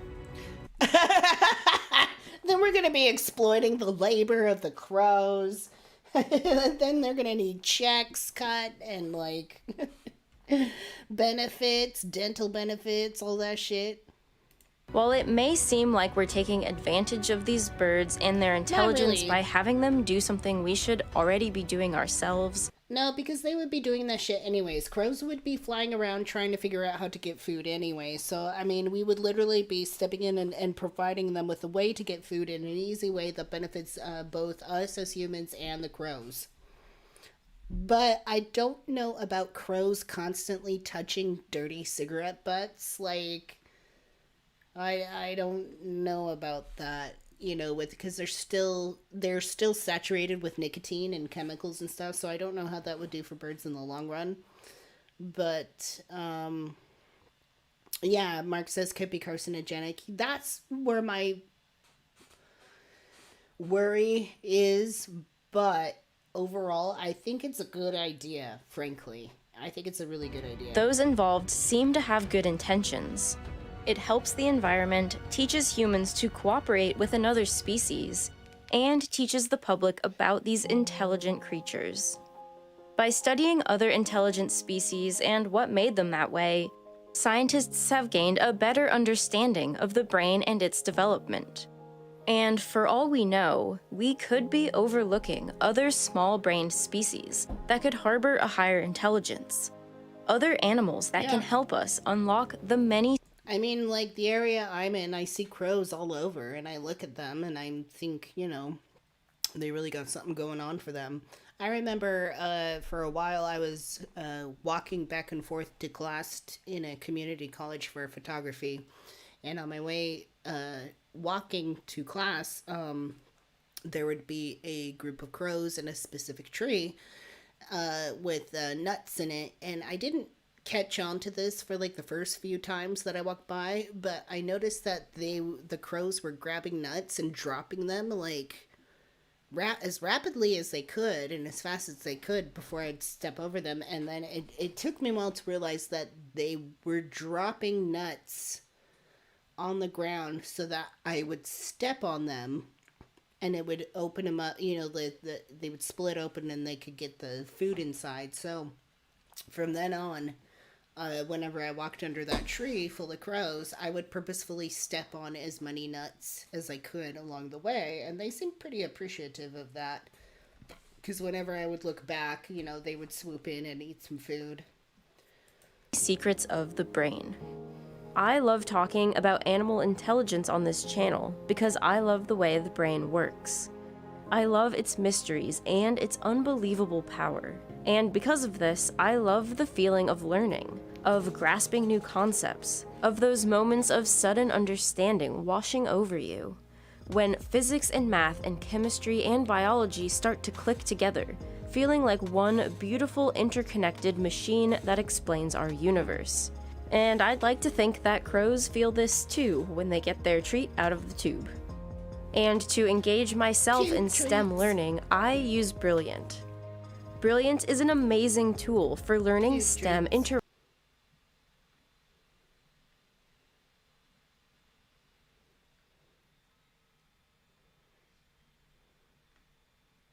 Oh no. What happened? What is this? Alright guys, so Andrew Tate has released a new video from inside his house. Want to become financially free? Join the real world led by Andrew Tate himself. There's actually not a lot of time left, and if you put in the hard work, you will not be disappointed by the results. Check the first link in the description. Alright, so as we all know, Andrew and Tristan Tate recently got released from jail, and it seems like Andrew has released the first video where he's in his home after the release. But yeah guys, for the latest updates on the Tate brothers, please be sure to leave a like on the video, subscribe with notifications, and yeah, just check out this video, I guess.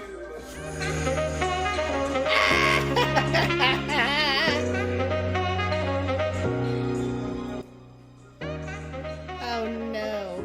He's got his first cigar out of jail. What is he gonna do? Punch a wall? Punch a wall, Kyle! Punch a fucking wall!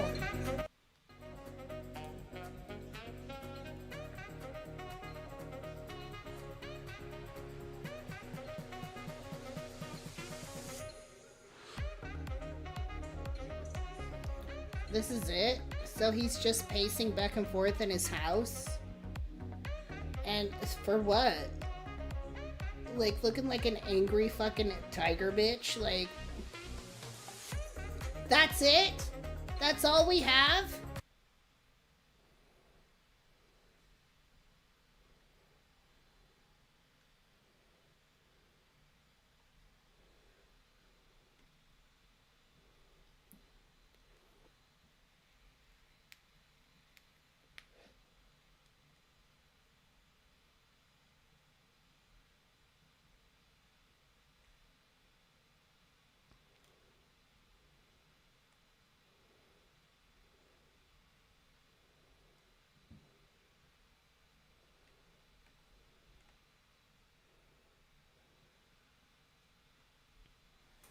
Anyways,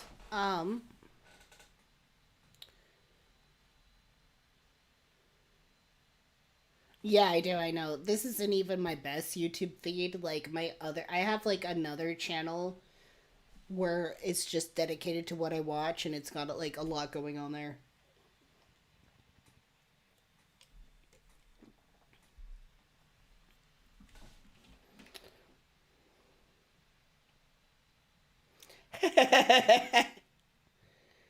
Fascist turfs. Oh my god. So much. What do you guys want to get into next? We got a little bit more time going on. Do we want to get into religious stuff? Do we want to just watch random shit? Like, what's going on now? What you want, y'all?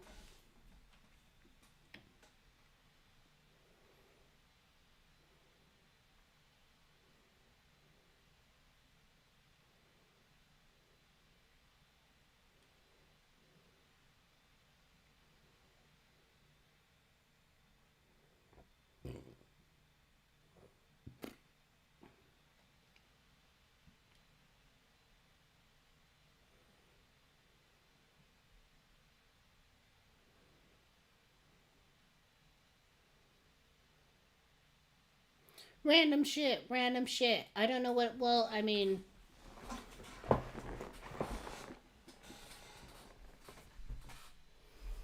A man inhaled paint thinner fumes for 7 hours non-stop. This is what happened to him. I don't know. Should we watch that? An interview with an 87-year-old farmer from 1929. Oh, jeez.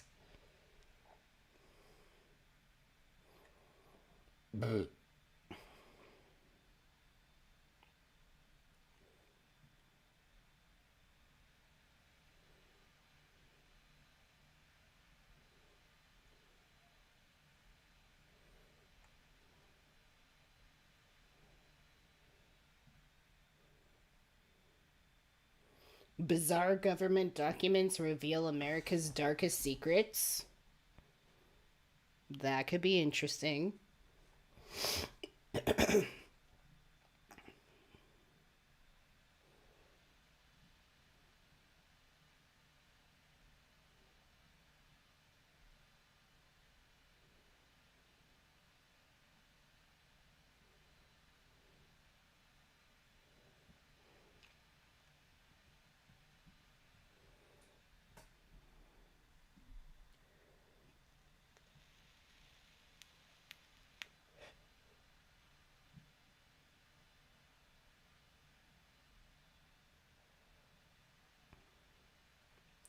Child-free adults going wild on a TikTok? What the fuck is that about? What the fuck is this about? So a lot of you guys have sent me 2 stories in which children cry, and I think because I said I'm child-free or I don't want to have children, you guys tend to think that I want to laugh at kids crying. Okay, I know that I follow the account Kids Getting Hurt, but those kids aren't actually getting hurt.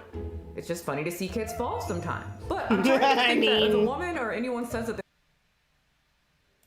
Alright, what's going on here? I just want to see. I don't know what this is about. I'm just curious. Hello. So a lot of you guys have sent me 2 stories in which children cry, and I think because I said I'm child-free or I don't want to have children, you guys tend to think that I want to laugh at kids crying. Who's this okay, I know that I lady? follow the account Kids Getting Hurt, but those kids aren't actually getting hurt. It's just funny to see kids fall sometimes. But I'm trying to think that if a woman or anyone says that they're child-free, people think that they hate children. I don't hate children. I don't want to see them getting actually hurt. And I personally don't like children crying. It's loud and unpleasant to my ears. But I don't hate them. Are you serious? I was always the one with the little babies. I just don't want to shoot one out of this. I think that's pretty understandable. It looks painful. Anyway, 2 stories today, and a lot of you guys asked my opinion. Man sparks debate after refusing to let crying child to take last spot on ride. And I can kind of already tell that if I wanted to ride a ride and I got in line, I'm probably not going to give my spot up. But let's see what's going on. Was the man, the grown man, a butt face? Sometimes growing up seems unfair as the things that were fun as kids are still enjoyable but less socially acceptable to partake in. Often as adults it is deemed necessary to pander to the needs of children, such as giving them the final cookie or letting them watch their TV shows. Let's be honest though, we all make sure kids are happy through gritted teeth because we want the last cookie and we want to watch our favorite shows. Can't relate, but if my nephew was here or any of my friends' kids and there was only one cookie left, I'd probably just give them the cookie. Do I need a cookie? No. Do they need a cookie? Probably not, but I also have the goal to be the favorite aunt that the kids leave after an hour and a half. Well, one man on TikTok has shown that the needs of kids simply do not outweigh his own, as he left two kids in tears after taking the last spot on a ride. All right, let's see the viral TikTok.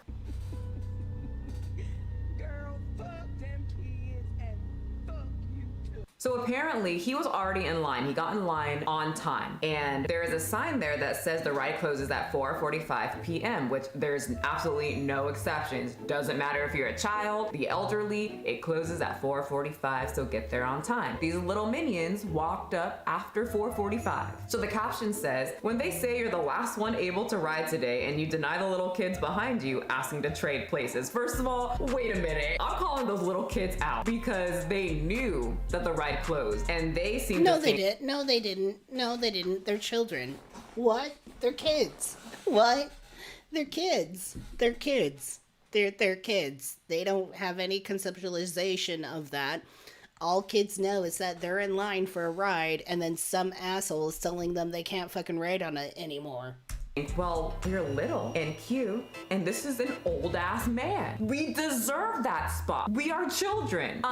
Taps them probably on the lower back or butt, because little kids have done that to me because they're so short and they tap you in that spot. Excuse me, sir. Can we just, switch with you? Not saying, can we just take your spot? They say, can we just switch? You're talking to an adult child. He knows if he switches, he can't get on the ride. That's not switching. You want to take his spot. You want to... Oh, no. I'm not liking this lady's attitude. They're literal children. They're not as aware as you think they are, and they're not, acting as, selfish and intolerant as you think they are. rip it away from him. This man has nothing to live for. He's an adult. He just wants to have a little taste of being a child again, and you want to take that away? Well, he said no. Unless she's he got being on that ride, as sarcastic. you can see, he's very happy. And for some reason, tell me why, the kids hugging their parent, why did they stay in that spot? Why did they stay in that spot to watch the grown man drive off on this ride? So people are divided, obviously. Whenever you put this on the internet, people are going to say, what a horrible person. And the other people are going to say, well, too bad. And I'm probably the second person. No, I am the second person. Okay. They learned a great lesson that day. You don't always get what you want. And that's true. Just because... It's just... It's not a big deal. It's not a big deal. Like, that dude could have totally just realized that the kids, like, wanted to ride the ride. But no, he wanted to be a little butt face. And her coming in and saying, like, those kids knew that the ride was going to close at a certain time. No, they didn't. Did you see the age of those kids? They were tiny. What the hell is going on with this lady, and why is she so fucked up? Because you're a kid doesn't mean you're gonna get what you want. Just because you're pretty, tall, handsome, anything, disabled, trans, black, whatever you want to say. Woo! Doesn't mean you're going to get what you want. That's not how the world works. Sometimes you have to learn to get to the ride early if you want to ride. Otherwise, the older man is going to get on right in front of you and not give a shit if you're crying and holding your dad. So what are your opinions on that? And would you give your spot to the kids? Personally, if I was waiting in line, say Disneyland, and they said, hey, you, short 5'2" black girl over there, you're the last one to go on, and there's a bunch of kids behind me, see ya. Your parents are gonna go buy you an ice cream or something anyway. No, then if there was a kid behind me, like, truly, like, upset that they couldn't ride, I would just give up my spot. Who gives a shit? Who gives a shit? Like, how selfish do you have to be? Paid my adult dollars to be here. Next, people rush to defend influencer who refused to switch plane seats so family could sit together. The thought of not having pre-booked seats on a flight is a frightening thing, but sometimes booking late means that the choices are few and far in between. If traveling in a big group, it's always advisable to book early to avoid disappointment and to ensure that the kids get a window seat so there aren't any tears. Hold up, sorry to pause. Y'all want to sit by the window? I have a fear of heights, so that always... Sitting by the window is very intense for me as a child and an adult. I don't want to sit there. I'm requesting to switch. But sometimes those who fail to plan efficiently ask those around them to switch seats, which can create some pretty awkward encounters. This seems like another issue of not planning and then expecting people to just do what you want because you didn't plan early. Though clearly not for one influencer who took being asked to switch seats in her stride as she refused them and laughed it off with a glass of champagne in hand because of the immortal words of Stewie Griffin. Your poor planning does not constitute an emergency for me. Audrey Peters, 25, has over 623,000 followers on TikTok and uploaded a video with the caption, "No, I'm not switching for a middle seat. Book your flights earlier, babes." Hey, I mean, it might sound rude to you, and I'm sure you're saying you would understand if you had kids. No, if I had children, I would probably understand that I should have booked earlier. Yeah, but sometimes that's not the possibility. Sometimes that's not practical. Sometimes you're booking your plane ticket as far in advance as you possibly fucking can. And you do the best with what you got. And I don't think it's necessarily inhumane to ask somebody, like, hey, would you mind switching seats? So that we can all sit together. Now, if the person wants to refuse, fine. I don't necessarily think they're an asshole, but what I think makes this influencer an asshole is that she had to take to social media and blow it up there. Then you're an asshole. You could have just not fucking said anything. Like, it just really isn't that big of a deal. I don't expect people to do whatever I ask just because I asked, and I am understandable that I might get rejected even if I ask. It doesn't hurt to ask to me, and I understand that they might say no. It's kind of how life works. Girl, fuck them kids and fuck you too. And there were times too that me and my family... Okay, see, that was dumb.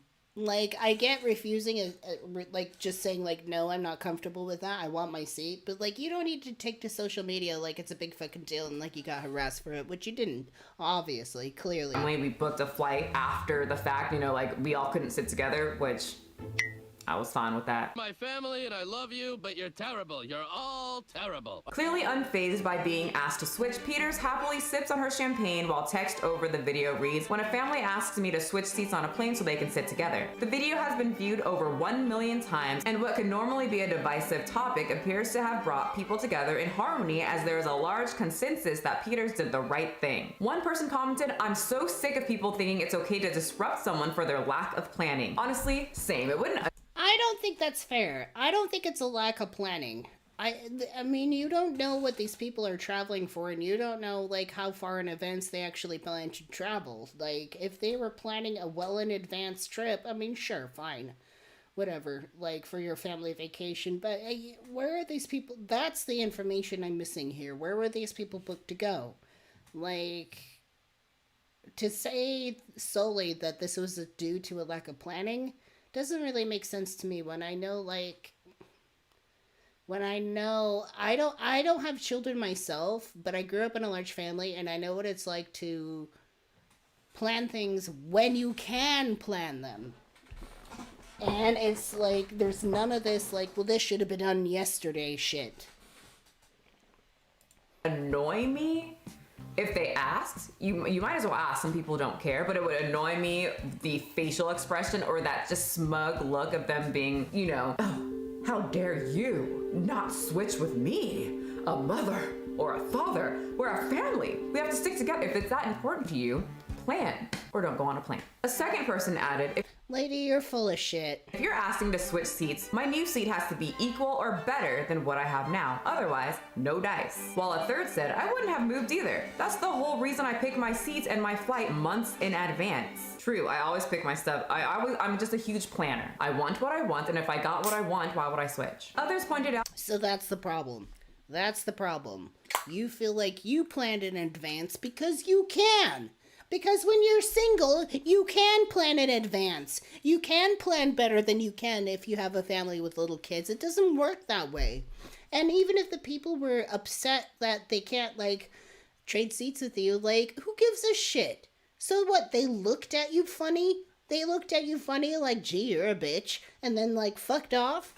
I don't hear any fucking story where this same family started an uproar and an argument with this lady. It sounds like this family asked, she said no, they were upset by that, which is okay, and then they turned around and fucked off, and then this stupid influencer lady decided to, like, make a dumb fucking TikTok about it, which nobody actually gives a shit. What a fucking, like, privileged ass, like, fucking selfish piece of shit. Oh, so you can plan in advance. People with families can't. They can't. It's not that easy. Kids just, you know, kids are wonderful. They're beautiful. They're brilliant. They're very chaotic. And having kids doesn't work out in real life, you know, like you think it does on paper. Like you plan out what it would work like with kids on paper, and that seems good. It's not going to go that way, okay? These are beautiful creatures of chaos, and they are going to give you a run for your money. Like you can't plan with children. That's their job, is to be chaotic children. That's their role in life at this stage. That it is usually a middle seat that someone wants to swap out for a better seat. So most users wouldn't say yes to inconvenience themselves to allow others to sit together. Yeah, I don't want to sit in the middle. I don't like sitting in the middle. It's not that big of a deal. But if I already have an in-seat or a scary window seat, I can just put the window down and only be next to one person. So I probably would have said, "No, you guys have a nice flight." But what would you have said? I was only going to talk about these two topics that you guys sent me, but on the link that someone sent me, I would have said no problem, because my whole fucking trip doesn't revolve around the actual plane ride. My whole fucking trip revolves around the destination I'm going to. Sure, stay here. I don't give a shit. I scroll down and it says Mama explains why she keeps child on leash in public after drawing backlash. So we got a bonus round, because children on leashes always spark conversation, heated conversations, and verbal debates on the internet. A mother has divided social media after revealing that she keeps her young daughter tied on a leash when they're out in public. A woman named Alexis, who goes by the handle Alexis Health on TikTok.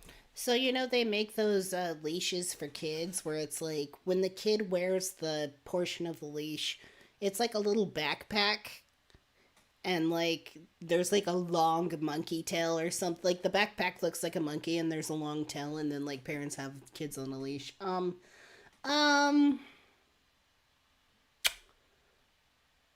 Kids on a leash.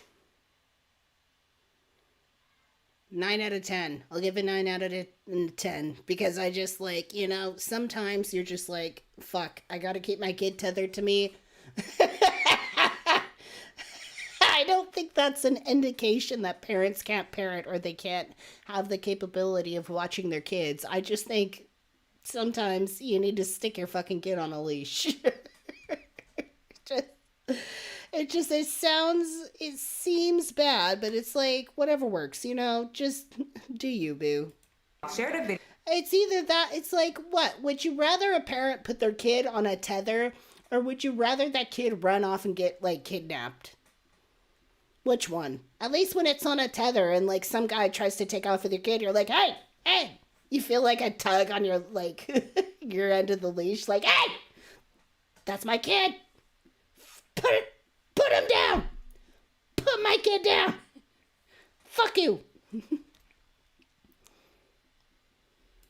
Video of her saying, "Give me your hand" to her child sitting in a shopping cart before tying a pink leash around her wrist. Yeah, why not? At the store, viewers can see that one side of the leash is attached to Alexis while the other side is on the little girl's wrist. In one instance, she bent down to reach something on the bottom of the shelf to demonstrate how the stretchy leash allows her and her kid to remain connected. I'm tired of the world being this way, but I'm never tired of protecting my girls. I'm okay looking like a crazy mom as long as my babies are safe. The clip amassed 12.9 million views and 1.5 million likes on social media platform and certainly became a controversial topic amongst divided viewers. You're also teaching your child that the world is a scary place that they can't navigate without you. Speaking as a former— Stop it. No. Stop it. Stop it. So you're teaching your child that the world is a scary place and they can't navigate without you. Nah, I don't think it's that deep. I really don't. Not when they're at the age that they just love to run around. And they're not interested in safety. They're interested in having fun.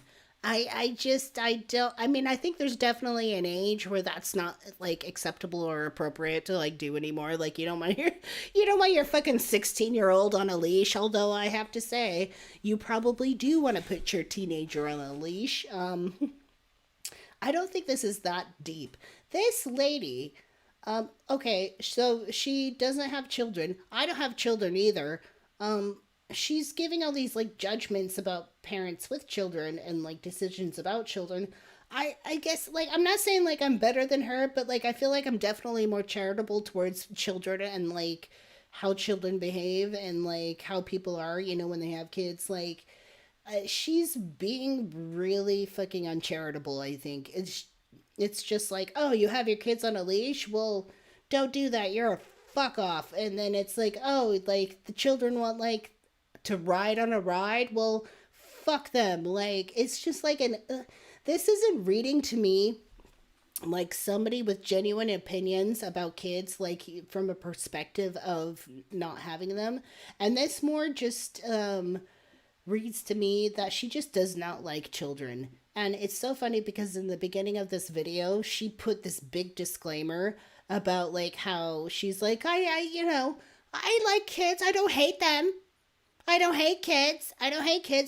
This whole video reads to me like you fucking hate kids. Like you just don't like children. Like in the very fucking beginning scenario when she was talking about, like, the children wanting to ride on the ride closed at a certain time. The last person who got to ride the ride was an adult man. The kids behind him asked if they could, like, have that ride, and he said no.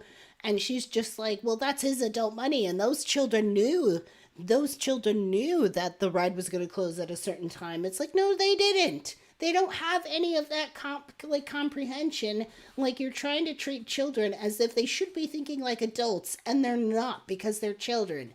Like, this lady has no clue about children.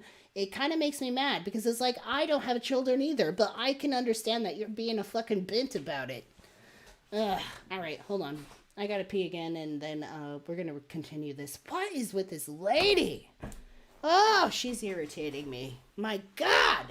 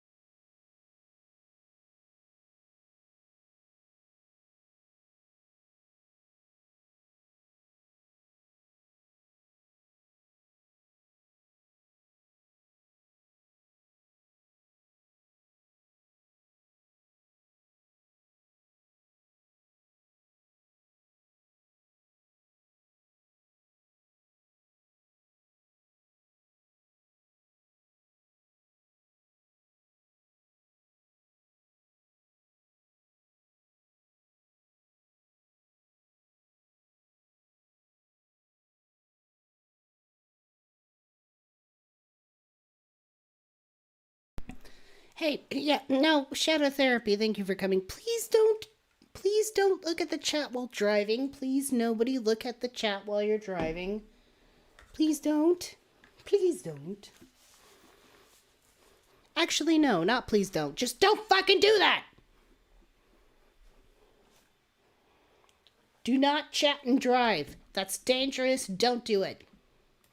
Child of an overprotective parent. It's not like this all over the world. Denmark is one of the safest countries, and babies sleep outside alone in their strollers. Laugh my ass off. This is wild. Honestly, I was one of those people that would laugh at parents, not laugh like in their face, but you know, laugh in my head because I'm a sensible person when I go out in public about a child on a leash, because to me that implemented that you can't control your kid, you can't run as fast. No, see, this is like...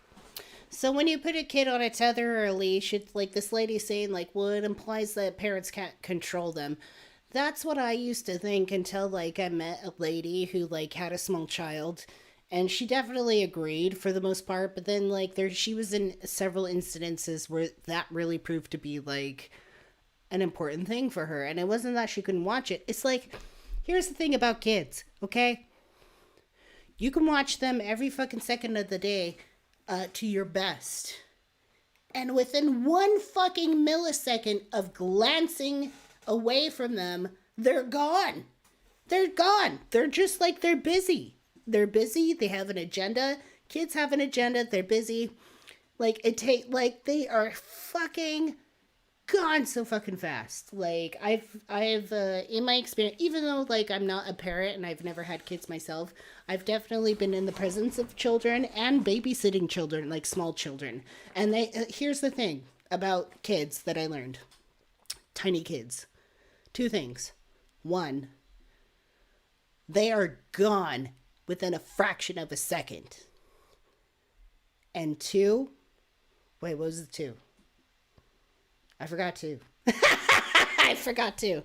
No, but they are just like gone in a fraction of a second. Oh, yeah. And number two, if you are watching over small children and it's too quiet, like it's quiet. Like if it's quiet and peaceful, they're into something. Okay? So one, they blast off at the speed of light, are gone in a fraction of a second. And two, if it's too quiet, it means they're into something.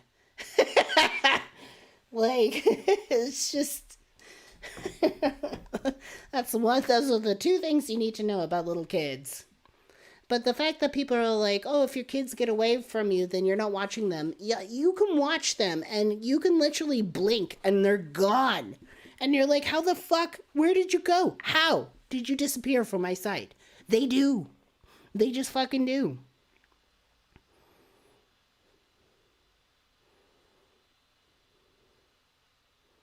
Yeah, Mark's right.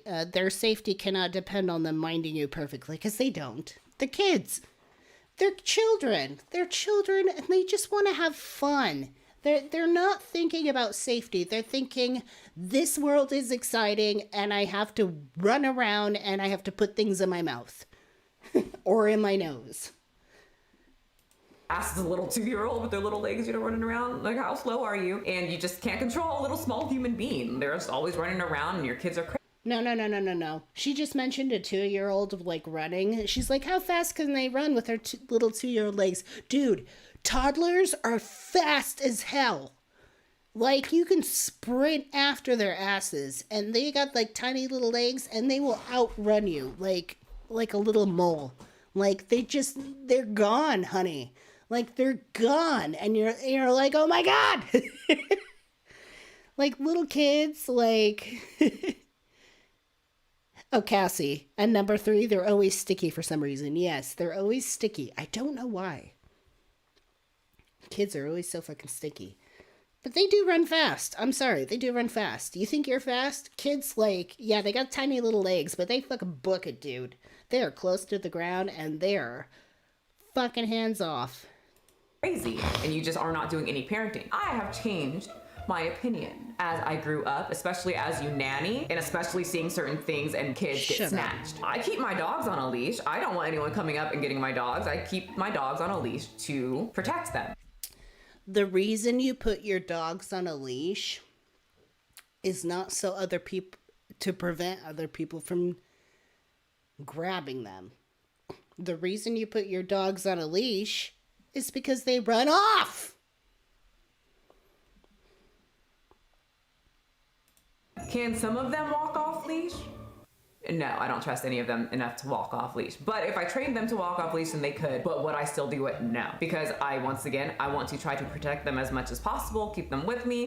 Mark says, if this isn't just a persona designed to piss people off, lady's got a serious empathy deficit.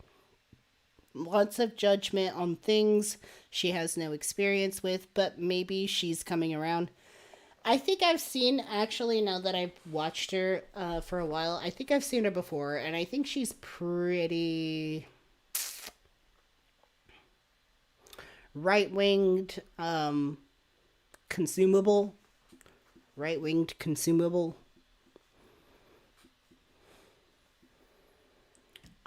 I just don't believe her when she talks about children, though.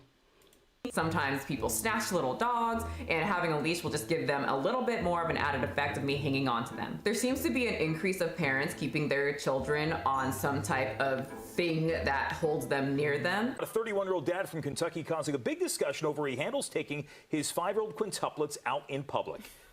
Very simply, he puts them on a leash. Because they are afraid that someone's going to come and take their kids. Yeah, it might give your... I'm sorry, what? Dad from Kentucky causing a big discussion over he handles taking his 5-year-old quintuplets out in public. Very simply, he puts them on. This man has quintuplets and he puts them on a leash. Well, yeah, he's one fucking adult, and those are like fucking 5 little fucking kids, all at the same age, prepped to run away at a whim. Like, no, so Tyler, no. Tyler says I'd put 5 kids. Yeah, if I had quintuplets, yeah. Yeah. Like, unless you have, like, 1 or 2 other adults with you, you're not keeping track of all of them. You're just not. You're not. And I don't think that's inhumane at all. I just think that's a man who, like, wants to, like, fucking make sure his fucking quintuplets don't get fucked with. On a leash. Because they are afraid that someone's going to come and take their kids. Yeah, it might give your kids a little bit of a worry that the world is a scary place, but guess what? There are scary things in this world, and there are people out there that want to hurt them. Oh, don't look at me like that.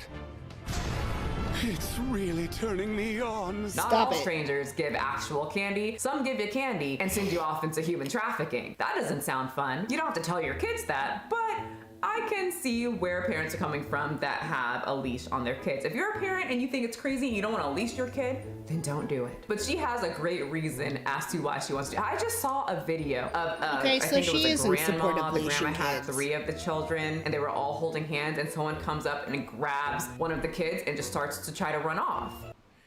It happened in an instant. Heart-stopping video showing a stranger wrapped in a blanket suddenly snatch a 3-year-old girl off the Bronx street as she walked Oh with her my grandmother God. and 2 other children. Oh my fuck.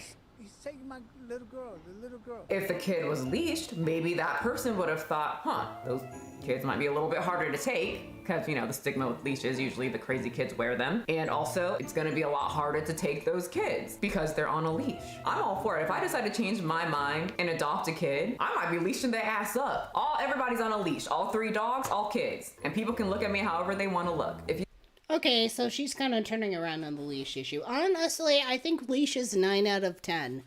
9 out of 10 being, like, for the most part, like, if you feel like you need to do that in order to, like, keep things, like, safe, do it. But, you know, if you're just doing it all the time just to do it for no fucking reason, then obviously not.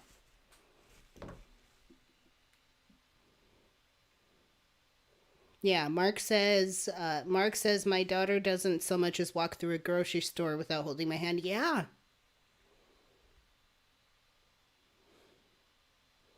Yeah, exactly.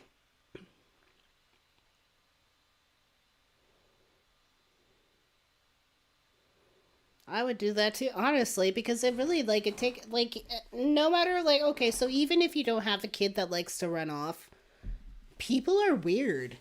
They really are weird. Like, people will, like, have their newborn baby in, like, the grocery store cart, and they'll just, like, turn around to pick out a can of tomato soup and turn around and somebody's grabbed the cart and fucking run off with the baby.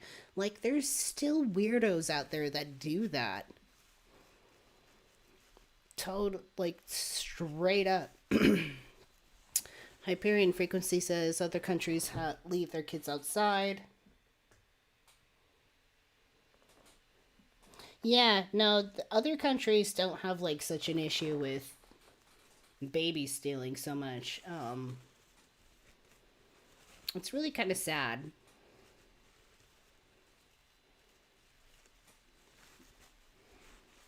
Kids on a leash. Kids on a leash, 9 out of 10 from me. I would totally put a kid on a leash. Especially, I don't know why. Like, I would put my kid on a leash, especially if I was hiking. If we were hiking or, like, camping or something, it's like, nope.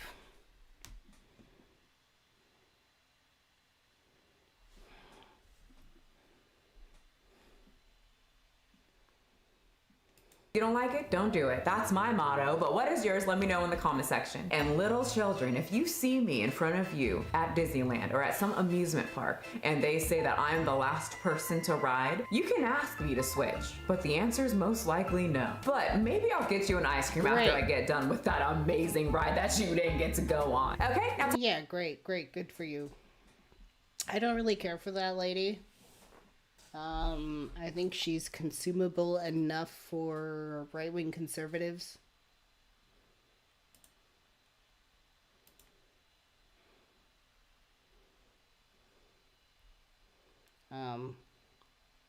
Oh, yo, have you all heard of this case? Have you heard about this guy who, like, donated so much sperm to a sperm bank that he may literally have, like, over 500 children? And it's so many kids that he's produced through donating his sperm to this bank that, like, there's real serious concern for inbreeding. Like, check this shit out. Like, this is a real thing. I don't know why I feel so inclined to at least briefly talk about this, but it's just kind of a captivating story. I'm sure you've at least heard Oh, look at the kitty! Look at the kitty over here. Aw, fluffy butt. Little kitty fluffy bum. Whispers about this supervillain, but there is a serial sperm bank donor who has now fathered over 500 children. which has caused a lot of outrage because there are real dangers associated with this. Because he's got more kids than a male seahorse, right? And they deliver like 2,000 babies at once. He's on track to match the seahorse numbers. So the problem is, these kids will grow up, and there's a chance that they find each other and never know they're related. So it could lead to inbreeding and incest. It's an incest concern, which is why a lot of people now are starting to rally against this sperm donor, because it's a big deal. He has too many kids. He needs to be cut off. The bartender needs to shut that shit down at the sperm bank. The bartender! Tell the goddamn milkman here that, you know, no more deliveries. They've got plenty of supply for a lifetime. His name is Jonathan Jacob Meyer, and his name even sounds... Jonathan Jacob Meyer. Serial donor. Jonathan Jacob Meyer, the serial sperm donor. That kind of sounds like John Jacob Jingleheimer Smith. His name is my name too.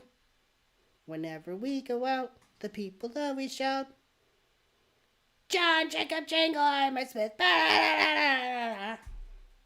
John Jacob. Sounds made up. That sounds like some John Jacob Jingleheimer Smith shit right there. Yeah! But he's apparently well known in the sperm scene. In fact, he was even blacklisted from donating sperm in the Netherlands in 2017.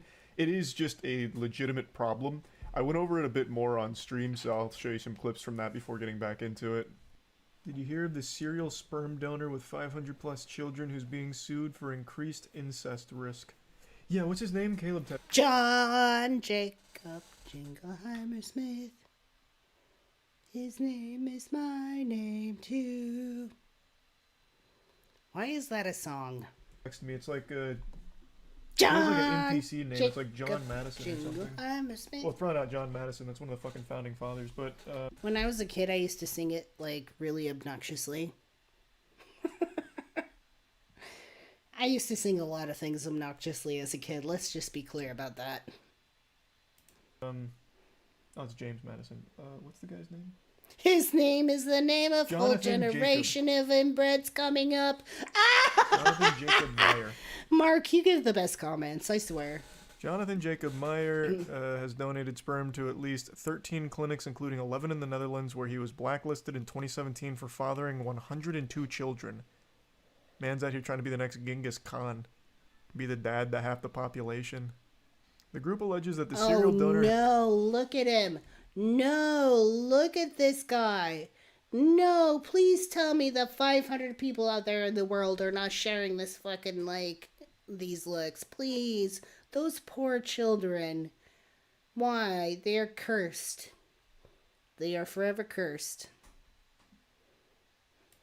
Has lied about the number of children he's fathered. They're taking action against this man because the government is doing nothing. Gross. He has global reach via the internet. If I found out I was a descendant of this man, I would sue. I would sue! He does business with large international sperm banks. Just based on his looks. Do the sperm banks like him? Just based on his looks, I would sue. I would be a child or a descendant of his, and I'd be like, that's my father? Okay, suing. Immediate suing. I have experienced distress and pain from inheriting the looks of this man. Is he providing them like a valuable service that they defend him? I have to imagine they have access to plenty of sperm. They probably don't need them, right? Would I ever donate sperm? Probably not. Not even because I think it'd be like a yucky, weird experience. I just feel bad because I'd condemn a kid to be short. And not everyone can deal with such a burden. Oh, Charlie. Yeah, I wouldn't want him to grow up to have like short man syndrome, like short man rage. No, but Charlie's jacked though. Like, Charlie might be short, but he is fit as hell.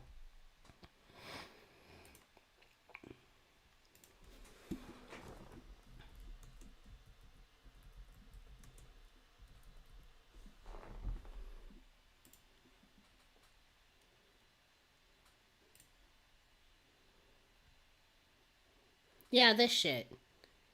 This is Charlie. Like, he's... No, that's a edit.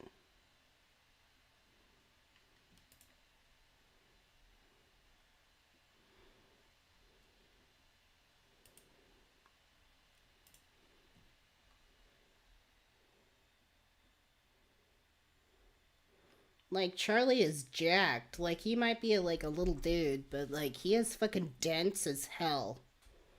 Like, he's strapped under them white t-shirts.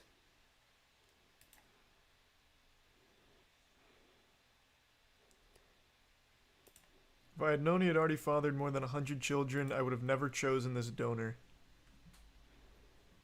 When I think about the consequences this could have for my child, I'm sick to my stomach. Going through the court... Mark's like, I feel like this story is a prequel to Idiocracy, where all the dumbest people widely outbreed the smart and conscientious people. It's like, honestly, this is the real great replacement. If we want to have any great replacement theory, it's the great replacement theory that smart people are being replaced by dumbasses. Straight up. Is the only way to protect my child. That is quite an interesting situation. He's fathered so many children that it's now a non-zero risk that those kids grow up and then they end up, you know, reproducing with each other, not knowing that they're related. Oh, that would suck. Do you think this is a kink of his? No, I think he's just some kind of like B-tier supervillain from a comic book. Like, he hatched this nefarious plot, and it's a long-term con where it's like, I'm going to fill the Netherlands with, you know, hundreds of my children and they'll never know.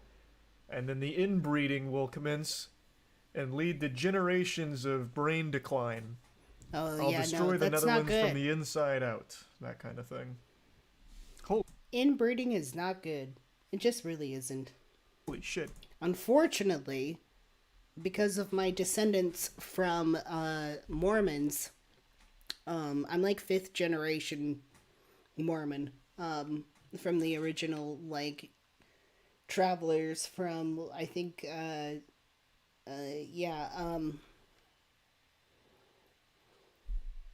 so Denmark is where my original ancestors are from, who traveled over to the U.S. straight up for religious freedom to practice Mormonism. So I am like 5th, 6th generation, like, original pioneer. And as much as I would like to think otherwise, pretty sure some fucking cousins married each other in my bloodline somewhere. Pretty fucking sure. I can guarantee that. Luckily, though, for me, not only did my mother's mother, so not only did my biological grandmother sleep with somebody outside the bloodline, so did my mom. So, like, I'm good. But, like, there's definitely some inbreeding somewhere in the mix along the line. An Australian couple paid over $6,500 to a Danish fertility clinic for his sperm. What? We chose him because he was worldly, creative, and very intelligent. He was open to meeting his donor children, and he looks like my partner. It sounds like she was just attracted to him. He could have just given it to you au naturel. You probably wouldn't have even had to pay $6,500. He won't be stopped. Could have given it to you I'm au incredibly naturel. angry and disappointed for his sperm. What? We chose him because he was worldly, creative, and very intelligent. He was open to meeting his donor children, and he looks like my partner. It sounds like she was just attracted to him. He could have just given it to you au naturel. You probably wouldn't have even had to pay $6,500. He won't be stopped. I think it's disgusting. I'm incredibly angry and disappointed. I can't believe I have to tell my child that he has hundreds of siblings. Yeah, it is kind of fucking wild. So right now, it's a civil lawsuit against him because he knowingly continued to donate sperm like an absolute madman, just tossing these things out like free samples at a mall food court. And he did it at 11 clinics in the Netherlands, which has led to over 100 children in the Netherlands alone. And he continues to donate it internationally as well to spread his seed even further across the planet. He himself is saying the reason I don't know. Probably quite a lot. It probably pays quite a lot. I know I looked into egg donating, but the problem with egg donating is they have to pump you full of hormones and drugs to make your body think that it's pregnant in order to produce eggs that they can use. And that's something that turned me off completely, because I'm like, otherwise I'm just like, yeah, take my eggs, I don't give a shit. But because there's such a like major process that's such a tax on the body, I'm not doing it. But for men, I mean, they just kind of like, anybody with a penis and balls can just like ejaculate into a cup and they can be a donor.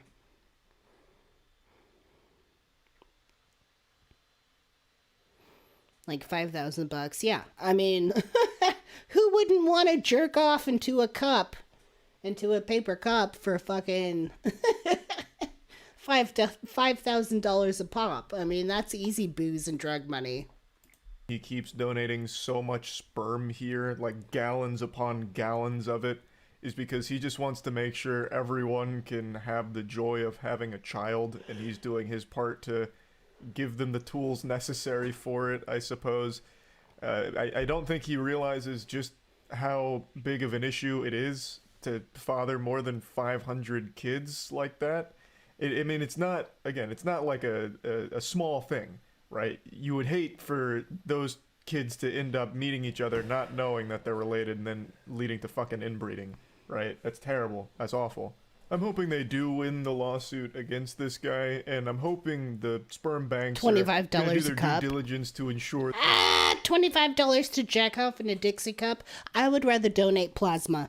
They don't keep using his samples. They're gonna have to like double and triple check those to make sure that it's not John Jacob coming in again under like. You just said it, and you thought selling plasma was a good idea.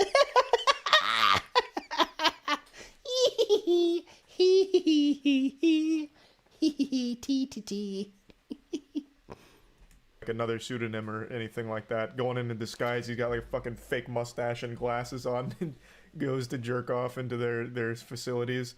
So yeah, it is actually pretty distressing. So just wanted to talk about it because the whole thing's wild. It's That's funny. about it. So, yeah. See ya.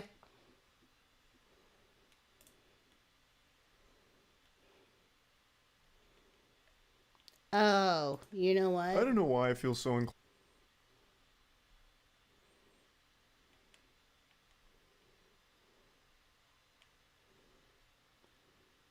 Yes. Okay. So if you want to watch something a little bit funny, we're going to watch this next. I've actually seen this before, but it was like a while back, and like it's so fucking funny.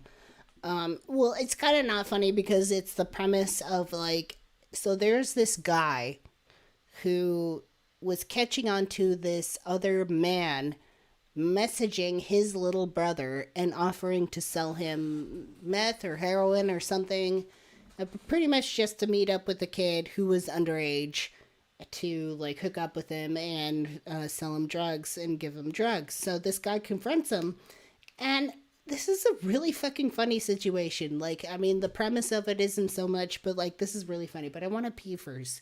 I feel so bad I have to pee so much. I'm so sorry. This is what you get when I do long-term live streams. Man, my eyes are seriously bugging me out. I really do need some like potassium. I think I have some tablets, actually. Let me check.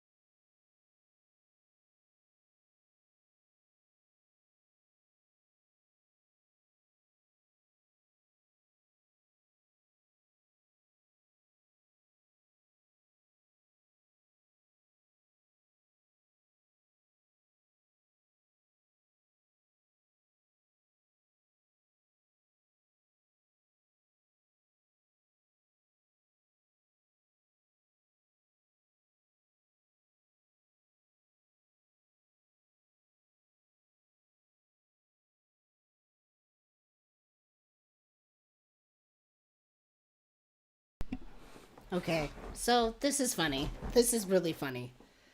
It's not a funny premise, but it's really funny how this ends up. So, like, we gotta watch this because it's, like, fucking hilarious. And thank you, everybody, so much for the likes. I see we got 32 likes in the chat. That's fucking amazing. That's a good average for the amount of viewers we have. A few months ago, I watched what had to be one of the wildest encounters I've ever seen. This is nuts. This is a vigilante predator hunter group that was busting the person they were investigating. Okay, so on the one hand, I don't mind vigilante hunter groups that like bust pedophiles and things like that. But on the other hand, they also kind of make it harder for actual law enforcement to deal with the situation, because it's not like they're actually making an arrest or anything official, so it's hard for it to be admissible as evidence for something that's genuinely happening when it could very well be something that's just set up. So it's a little hard because I like the attitude of vigilantes in this situation, but it kind of doesn't help. Like, you kind of need to let authorities deal with the situation. Investigating in public, and this goes completely Insano style. It becomes cartoonish. It's almost like a Benny Hill chase scene here. I couldn't believe what was unfolding in front of me. I am currently looking for my fiber. Your what? Fiber. My fiber. Yeah, because I gotta poop. You gotta poop? I gotta poop. I've been constipated. Yeah? Yeah. This is a very interesting tactic. This is a high-level maneuver. He is claiming that he's not there at the meat spot for a 13-year-old boy. He's there to get some fiber so he can take a shit. Some fiber. He's been constipated, so he's there for some poop I haven't pills. shit for like and it 6 doesn't days. take some galaxy brain genius to put together the puzzle pieces here, connect the dots, and deduce that he is on meth. You know, he's getting loopy off that poopy right now. He is high on meth, which isn't just speculation. Can't you, At the end of the like, video, they released their entire investigation, screenshots of all the... I think there's actually that thing where you can, like, do... It's called, like, jankum, where it's, like, you literally have your shit. I'm not even joking. This is something you can do. Please don't do it. Don't do it. I'm not saying you should do it. I'm just saying, like, this is a thing.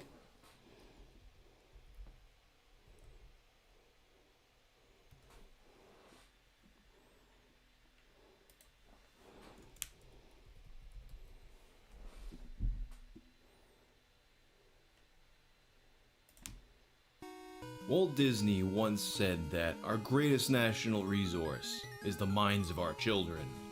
I disagree. I mean, let's be real for a moment. There's a reason why we know all the stories on r/woke kids are made up. Children, on average, are basically the dumbest kind of person. But sometimes, a child's unique brand of stupidity causes them to discover something that an adult would never in a million years think to try. Take, for example, the street children of Zambia, who supposedly developed a concoction known as jankum.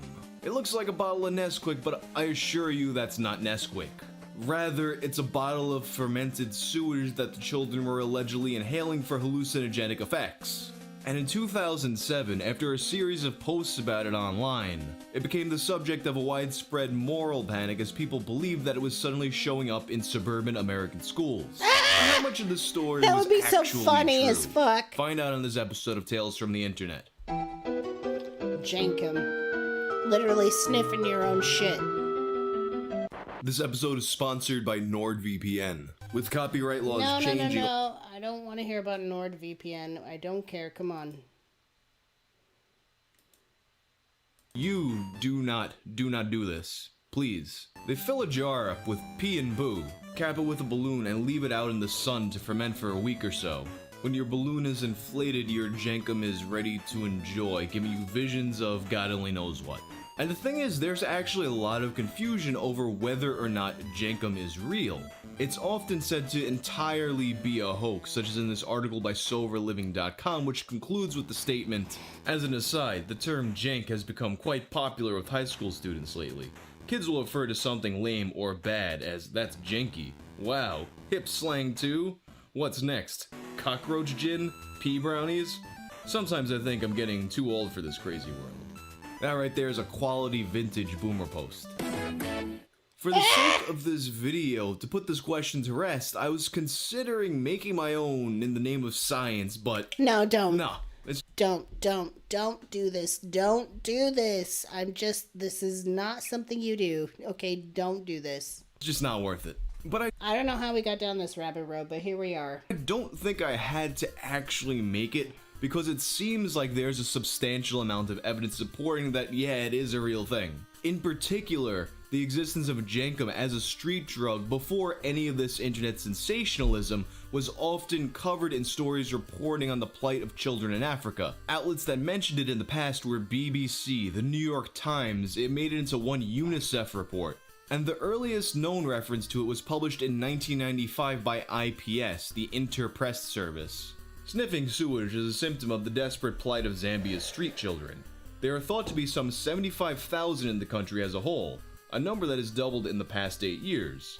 Nobody knows exactly where the idea for making jankum came from, but it has been used by street children in Lusaka for at least 2 years. Nason Banda of the Drug Enforcement Agency is not proud when he says that it is unique to Zambia.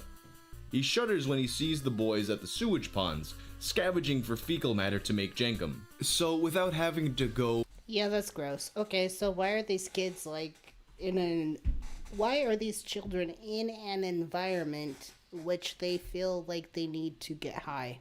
And make my own bottle? Why aren't we asking those questions? I think there's enough evidence for me to say, yeah, this probably is a thing that people actually do somewhere in the world. I would not. Nope. If somebody was like, you want to do some jankum? I'm going to be like, nah, I don't want to sniff your shit. Thanks. Real controversy comes when it supposedly made its jump to the United States of America. It begins on an internet forum named Tatsi, or the Temple of the Screaming Electron.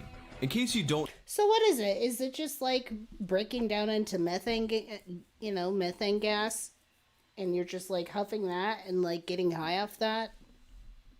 Know about Tatsi. It began in 1989 as a dial-up bulletin board service that would be the host to a lot of controversial and unusual content. And then in 1997, it would shift to being a full-fledged internet forum. Think of it as being somewhat of a spiritual predecessor to 4chan. And with that in mind, it should be no surprise that it would be Tatsi that would popularize the concept of jankum in the United States. In particular, this takes place on June 7th of 2007 with a post by a user named Pickwick. Okay, today I set it up and put the bottle in the hot sun. My friend took pictures of all the steps. First, I shit in the bottle, then pissed in it. No! I took a balloon and stretched it over the top to catch all of the gases. Now I will wait a few days and hope the balloon fills up. And the next day, hey everybody, time for an update. The bottle is on my porch at the moment. All day I let it sit in the hot sun, and surprisingly, the balloon is actually inflated a little bit. It is kind of standing up and has some gas in it. The shit on the bottom has bubbles floating on it. No pictures though. My mom took the camera to my brother's prom. Thanks for your support, everyone. Tomorrow, if the balloon is big enough, then I'm going to do some jankum. Another day passes. I took some pictures of the progress. The shit on the bottom has seemingly turned to sludge and mixed with some piss to make a layer on the bottom. The layer is softer than just shit. I swished the bottle around and it moved. Above that one, there's a layer of dark piss that has some shit in it. There's a steady stream of tiny... Stop with the shitty piss talk. The shit is mixed with piss, and the piss is mixed with shit, and the shit is bubbling with the piss inside. Like, stop it. I don't want to hear this shitty piss talk. Bubbles moving up from the shit sludge layer through this layer. The balloon on top has inflated more since last night. I put a new label on the bottle because the last one got rained on. The glass inside the bottle has a coating of water from evaporation inside the bottle. And then finally, a few days later on June 13th, Pickwick would reap the fruits of his labors. Well, today I finally did it. I became probably the first person in America to huff his own shit gas. No video though. Sorry, no camera. I hope you're not too disappointed. I could bet pictures though, and I wrote a trip report. Today the bubbles had mostly stopped. The balloon had possibly grown a little bit since the last time, but it was oblong from days in the sun or maybe from the gases inside, so it was hard to tell. The shit in the bottle was very settled and did not look like shit anymore even. I first lightly took the bottle to make sure all of the bubbles had popped. I then pinched off the balloon and took it off the top. I held that while I huffed from the bottle. After exhaling all the air from my lungs, I took my straw and inhaled from inside of the bottle. Ew. The flavor of shit struck me. It stuck to the tongue like the flavor after smoking a cigar. My body wanted me to stop breathing it, but I kept going by putting the end of the straw further back in my mouth behind my tongue. I took some more breaths of that and I waited a few seconds, then inhaled the balloon. The balloon was less harsh. I could barely taste any of it and it felt like breathing oxygen. After breathing it in, I immediately felt that I was passing out. I did not even have time to spit before I became unconscious. Ew. When I woke up, my spittle had oozed out of my mouth and down my chin. I asked my friend how long I was out for. He said for about a minute, and that he had repeatedly tried to wake me, but I would not wake up. During this short conversation, I began to feel light dissociative effects come over me, I don't want to accompanied by do buzzing that. in my ears. Why the fuck would I The do feeling got that? stronger and That doesn't even sound like a fun high. That doesn't even sound like the good high that you would want to chase. It just sounds like you're fucking desperate and have no other way to fucking like escape reality. So you're just gonna huff your own fucking turds.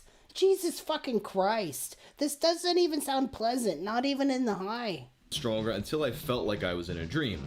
This was somewhat enjoyable. It made me feel like nothing really mattered. The apathy actually made the rest of the trip more enjoyable. Well, of course nothing else matters. Nothing else matters when you're choking on your own shit fumes. Of course nothing else matters.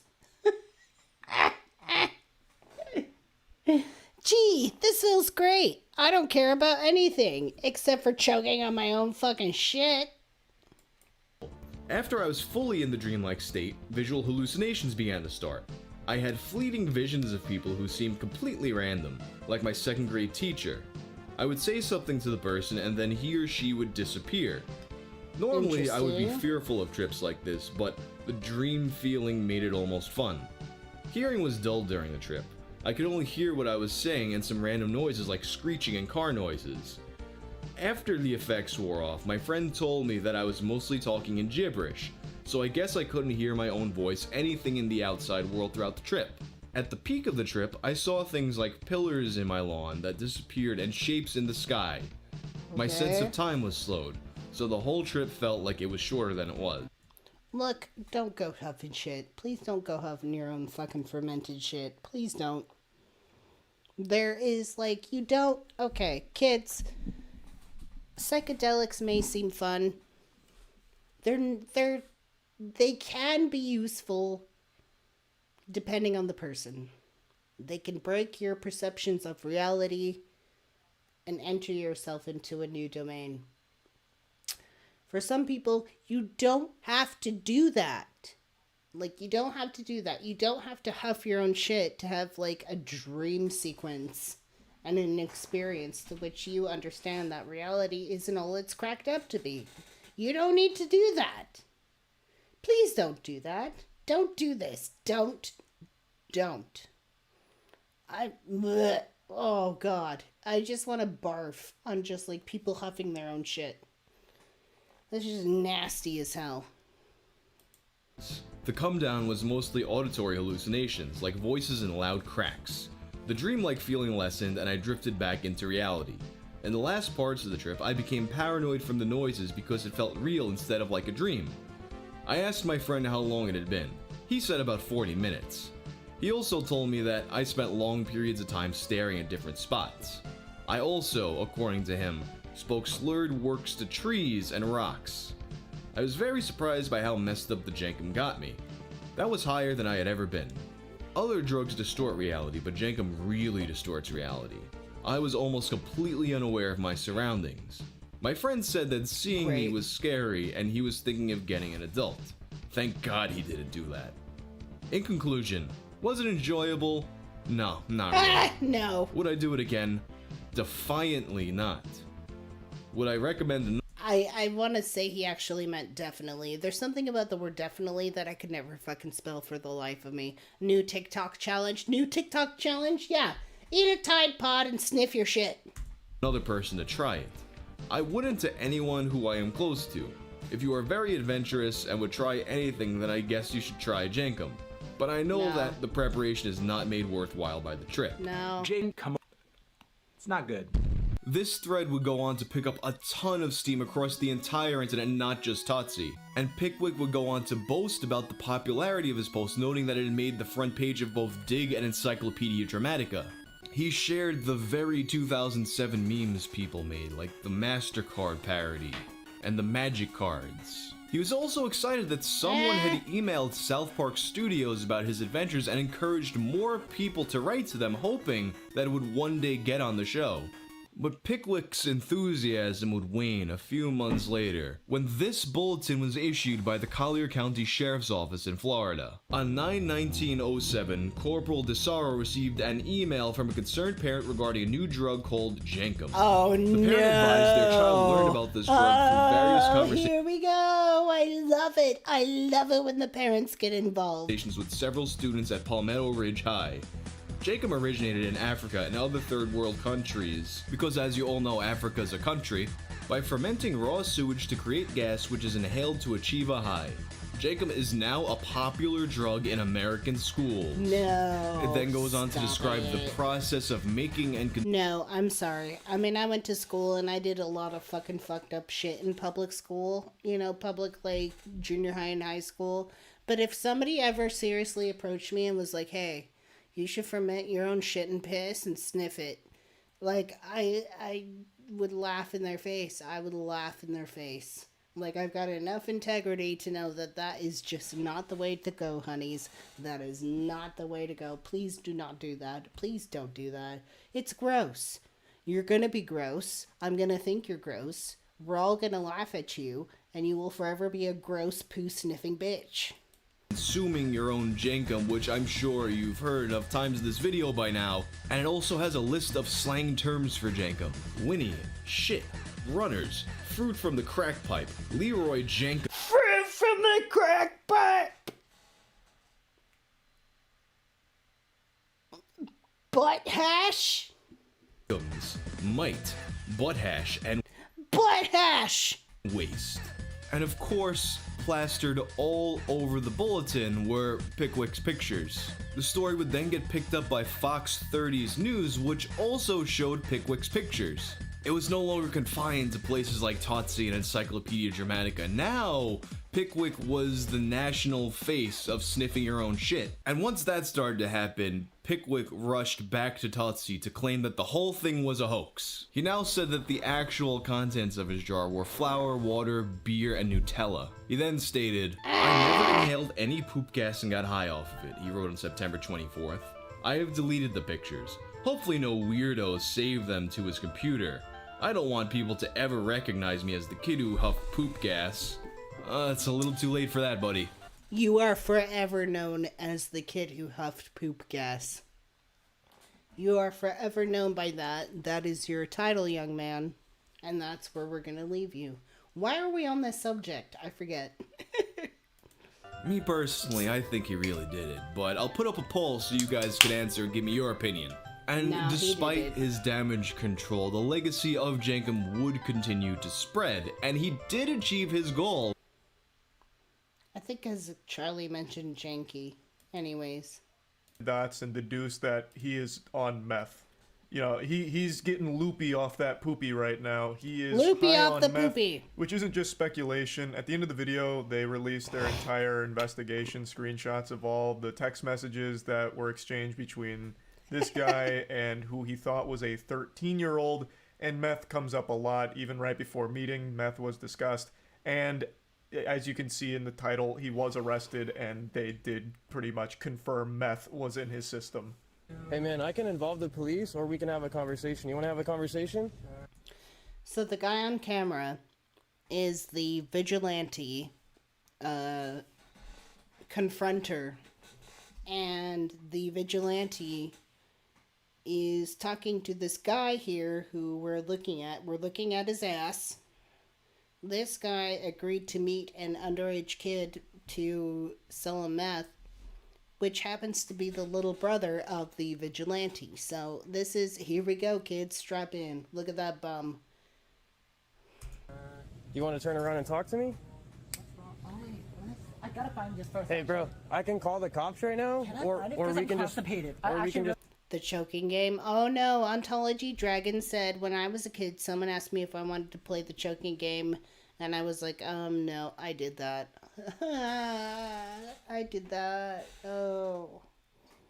I did that. I probably lost some brain cells, but essentially the choking game is like, for me it was like you breathe really heavily, like as fast and rapidly as possible, and then like you breathe in really deep and then you breathe out, and then you like have one of your friends like press your necks, like you press one of your necks you press your neck, and then you pass out for a little bit and like go on a trip. And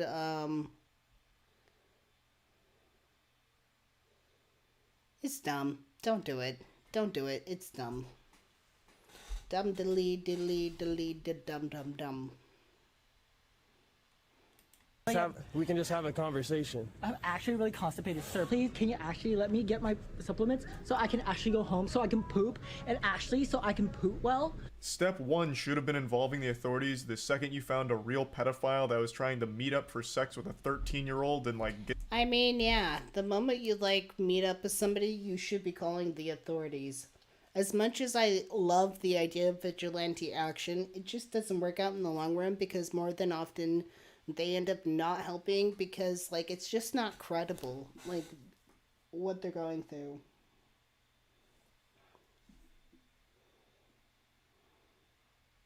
Yeah, stay in school, don't have farts. Get them smoking meth or whatever. I don't understand why that wasn't the first thing you did. Luckily, there's spoilers in the title, so you know he does get arrested, but not for the reasons of this investigation. Some crazy shit happens towards the end. Had he involved law enforcement earlier, even from the start, I feel like this could have been far more effective. It seems like the first thing he did when he identified a real pedophile was try and figure out how to monetize it and make a viral video out of it or something. Because he gets like 2 different cameras out. He's got like the fucking Steadicam. He's got so many cameras set up. He's got like the GTA cinematic angle going on here. So it really feels like the #1 concern was trying to figure out a way to monetize it. He also has like calls to action in the video to subscribe to his channel. He's got the People vs. Pred watermark. This shit is branded out of the wazoo. So it does really feel like the #1 thing he was looking for here was a way of making money off of the bust, which is kind of weird. It is still good that this does lead to an arrest, but I really do wish it was handled with collaboration from the actual authorities. Can you help me find fiber pills? Can you help me find fiber pills? Do you want me to call the cops? Why would you want to call the cops for me when I'm trying to find my fiber pills? I know why you're here. Why am I here? To meet my 13-year-old little brother. Who is that? I don't know who that is. Who is that? I have no clue. Christ, where are they hiding the fiber pills in this bitch? Like, goodness gracious, are they underground? This man's out here trying to locate fiber pills, and it's like trying to find pirates' buried treasure, apparently. But anyway, you can see he's really starting to tweak quite a bit now. Things are getting escalated. The man filming is threatening to call the cops, which is something I feel he should have done quite a long time ago. Yeah, the cops should have already been called by this point. Hey, buddy, is this you? Hey, you please. Why do I have a picture? Why do I have a picture? Why are you so of you? scratchy and twitchy? Why are you doing this to me? Is this you? Is this a picture of you? Why do I have a picture of you? What's this? What is it? Why do I have a picture of you? Oh my God, that's disgusting. Why do I have a picture? Why do I have a picture of your? Ew. This guy's here to meet a 13-year-old boy for and to give him crystal milk. This reminds me of like Trailer Park Boys, where Ricky's like, "This is a drunk male prostitute. Arrest him for drunk. He tried to finger my ass." God. Negotiations crumble, diplomacy falls, and then things really pop the fuck off. So he shows him that he has a picture of this guy's asshole, and then we enter like the DPS check of the raid boss encounter here. So now he's chasing the pedophile around while shouting he's here to meet a 13-year-old boy for sex. The predator starts shouting. Everyone in the shopping center is confused and maybe even a little frightened from this sudden explosion of yelling and all of that. And we also get close-ups of the meth molest. Hey, if you haven't liked the live stream, please do so if you haven't. Head, and it seems like he has a lot of dandruff. Not that that has anything to do with anything at all. It just struck me as, wow, that's a lot of dandruff. So he might want to pick up a bottle of Head and Shoulders on his way back to the poopy pill aisle. This guy right here is here to meet a 13-year-old boy. Look at the Coors Light on sale back there. Yeehaw! And to give him crystal meth. Please, Okay, sir. what's happening? I'm trying Call to the find cops. you. Do you know where the Call the fiber cops. pills are? Call the cops. This guy's here to meet a 13-year-old boy for. Don't touch me. Sir, Don't touch me. Why? Stop. Don't touch me and don't put your hands in front of my camera, bro. Stop. Who the f are you? Stop. Who the fuck are you? He's the fucking employee of the place. Like, here's where I think this vigilante went wrong. It's one thing to confront somebody, but he did not involve the actual authorities, and he's confusing the actual employees of the store because, for all they know, he's just creating up a situation that for the fuck of it. Like, they have no idea what's going on. The cameraman here is really coming across like a combative asshole.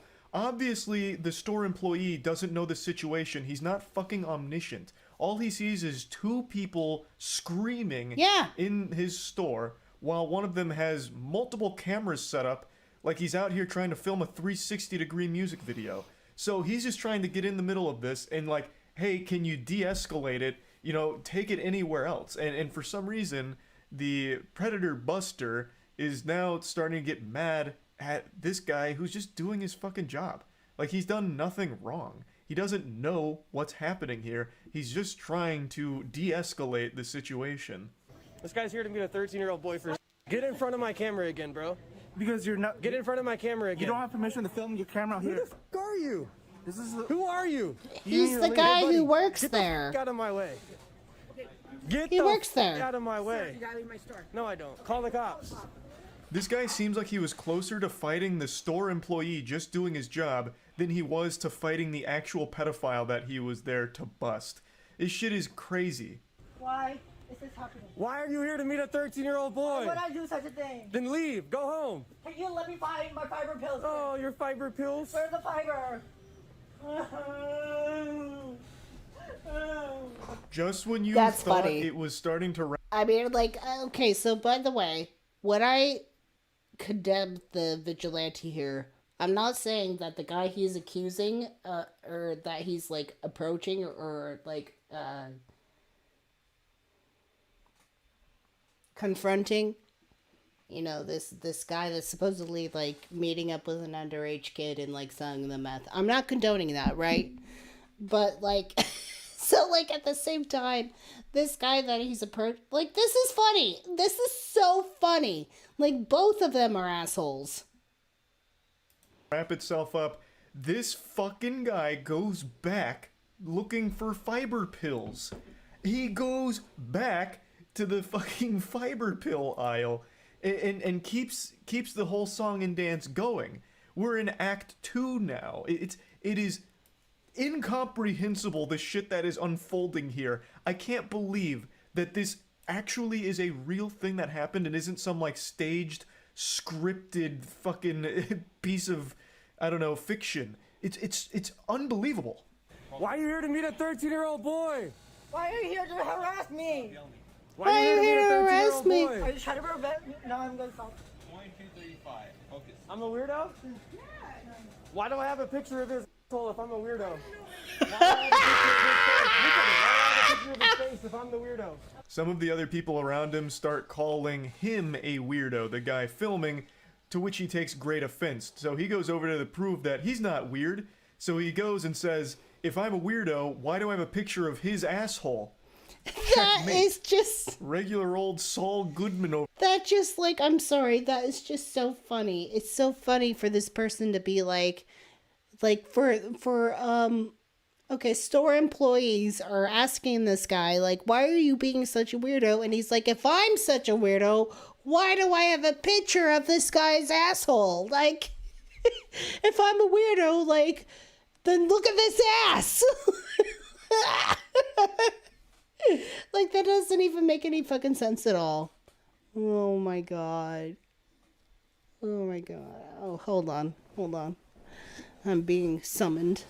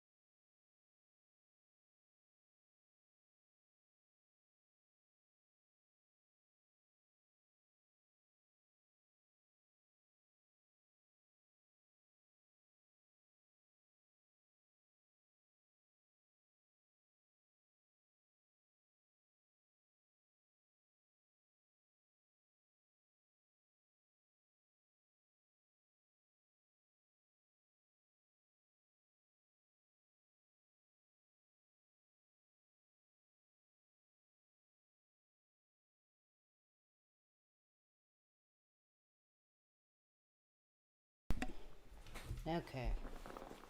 This is so funny.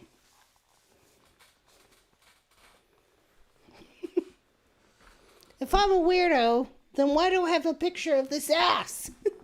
This is so fucking funny. Over here defending himself. I can't be weird. I have a picture of his butthole right here. Look at this. He takes his phone around like it's show and tell. He passes it around saying, hey, look, I'm not weird. Look, this is his anus.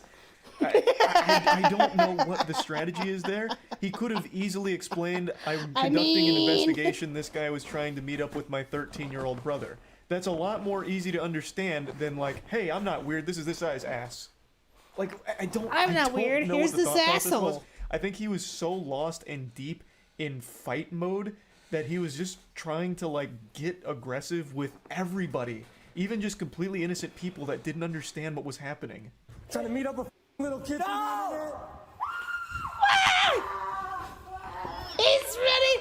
Why is he running like that? Why is he screaming and running like that?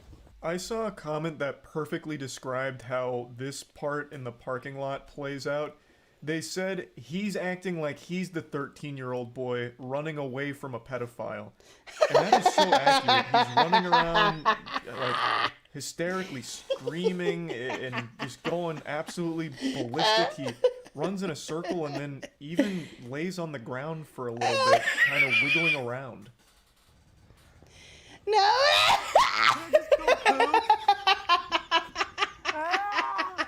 Why was he on the ground?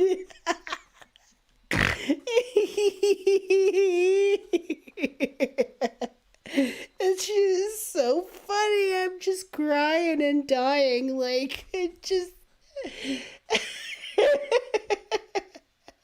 Why was he laying on the ground like that?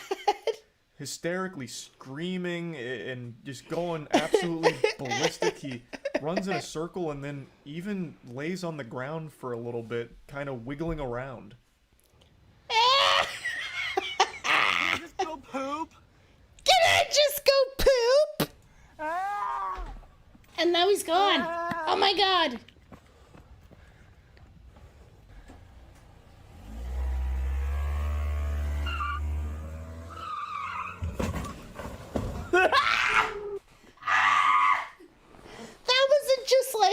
That wasn't just like a little bump. That wasn't just like a little oopsie. That was like he launched his fucking car back up on that pole. It was not just a little oopsie. That was a major fucking And just going absolutely ballistic. He runs in a circle and then even lays on the ground for a little bit, kind of wiggling around. Check this shit out. Oh my god. So he gets up. Can I just go poop? He prances like a fairy after he asks if he can go poo. Gets in his car. And then, my god, look, watch how he backs up. Watch. Watch him flop in the air. Oh my god! That was like 5 feet in the fucking air. Oh my god, it gets even better! Oh my god, it gets even better! Pedophile is high on meth and operating a vehicle, and it goes about as you'd expect. He immediately peels out and fucking blasts himself like right over like a small little tree and some bushes. It really looked like it was about to take flight. That was some shit out of Need for Speed, honestly. Like, god damn. That's so fucking funny. Oh, he's still going. Oh my god! Oh my god! Whoa! Hit Oh, call the police! He hit that kid. Call the police! He hit that car. Immediately after vaporizing a tree and destroying that like area of bushes, he peels out once again and manages to hit one of only 2 potential obstacles in the entire fucking parking lot. Someone else's car. He goes by and hits someone else's car. There is literally only 2 cars in this entire fucking parking lot. It is actually more impressive that he managed to hit something. Like, I don't even fathom how he could have fucked up even worse. It's unbelievable. Just call the police, guys. I got the tags. Call the police. Call the police. Call the police. Call the cops, bro. I got the video. You don't need the video. Just call the cops. Why is he running back into Vaughn's? I think I know this Vaughn's. I mean, I think we all know a Vaughn's, but like, I'm like... I always hate that fucking mentality. Hey, someone else call the police. I'm busy recording. No. I'm recording, so someone else call the police to handle this. There's only a handful of situations where that makes any sense, and that's when there's already a large group there. Then having a video of the situation can be helpful to the overall thing. So you could have one person video while someone else is calling the authorities, but in this case it was just him for the entire thing right up until the very end. He should have been the one to call the police, but didn't. And the predator... Yeah, no, honestly, this vigilante should have called the police from the get-go, and he didn't. And because of that, this is, like, not admissible, like, into court. Another inexplicable decision. Instead of leaving, he instead pulls up to the front of the store he just ran away screaming from and parks it. He just drops that shit right in front of the store he just left, and then gets out to try and run back into the store, which I don't understand at all. He's treating it like this was some kind of safe zone or something. And as he gets out of the car and tries to run back in the store, he gets tackled by a good Samaritan who had just seen the hit and run, and everything that unfolded in the parking lot. So he gets tackled by that guy, and it's like a Goldberg spear. That is a great form textbook tackle. And then the cops do show up to arrest him. Yeah, that's the one thing.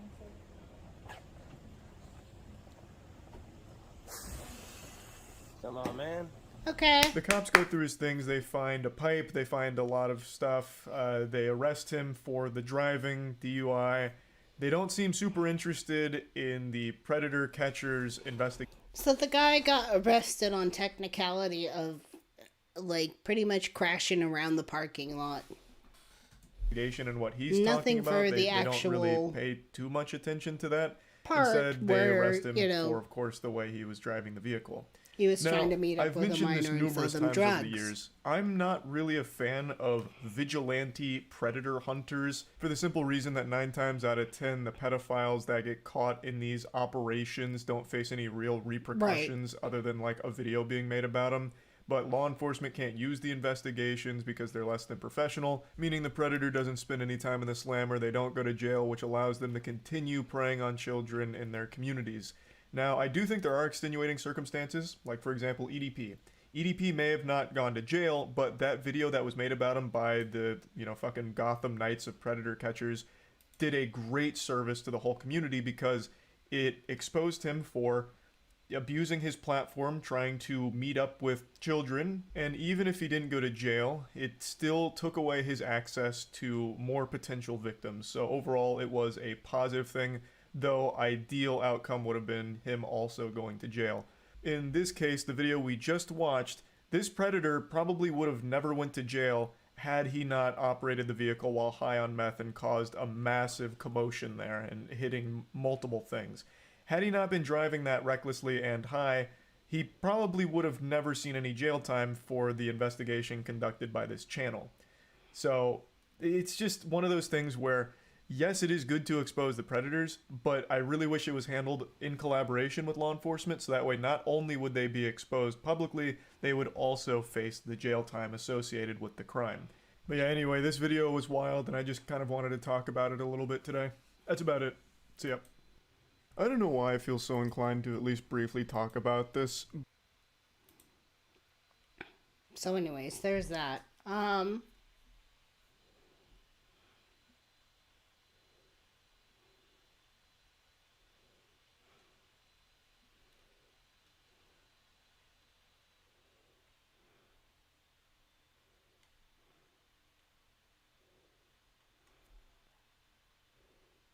What's going on with this? Oh, and tornadoes still in Arkansas.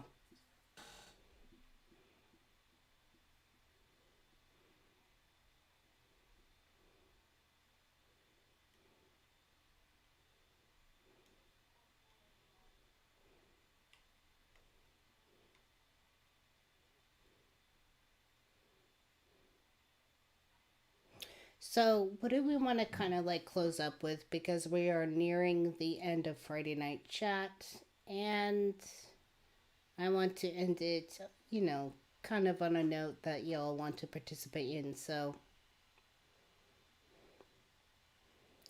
what would you like to watch?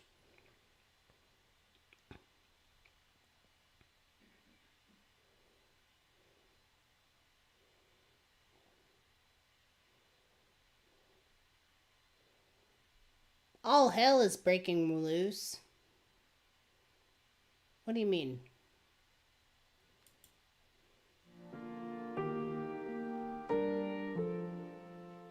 Oh no. Cassie says cats. I saw something cat-like appear earlier.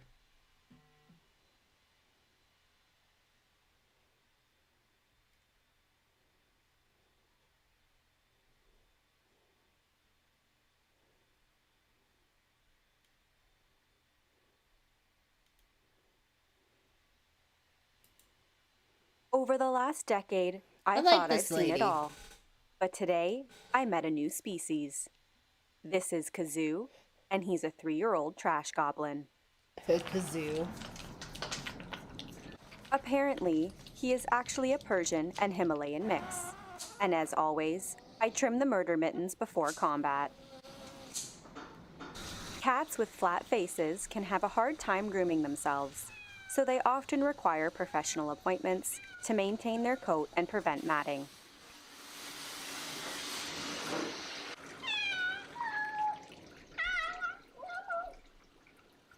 This could quite possibly be the strangest feline that I have ever met.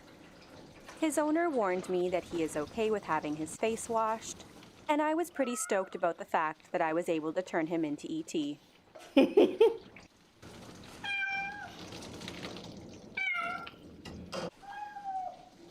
Meow. He's whiny. In case you're wondering why we referred to him as a trash goblin, that's because his owner told me that the garbage is his toy of choice.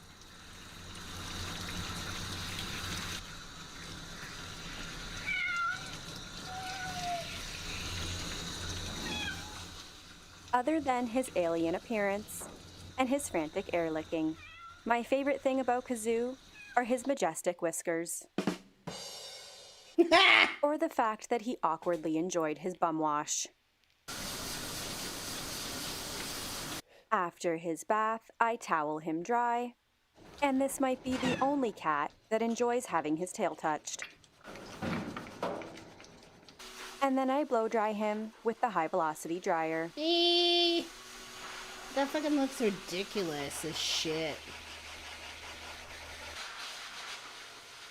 He reminds me of a wise grandfather who is ready to teach me some very important life lessons.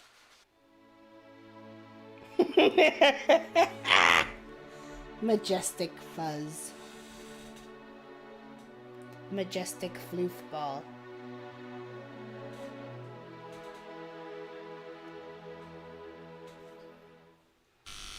I'm shaving his body down today in my number 10 blade.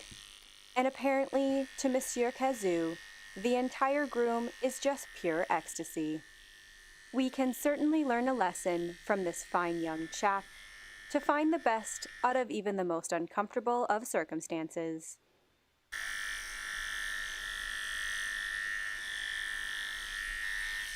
And now I shave out his paw pads. Cats are different from dogs, and their paws are very delicate, so we do not go inside the pad when shaving. We only trim the hair that's coming out of the pad. I tidy up his fashionable boots, and then I round up his face.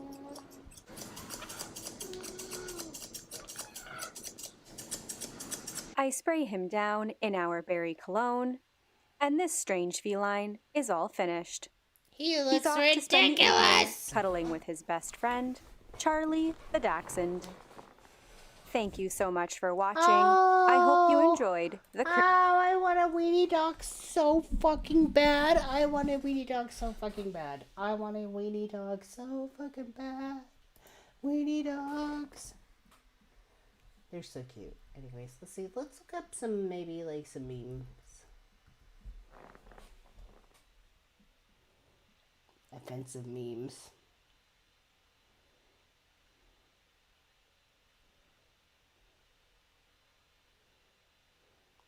You can only laugh one time or you lose. Yeah, okay, let's do it.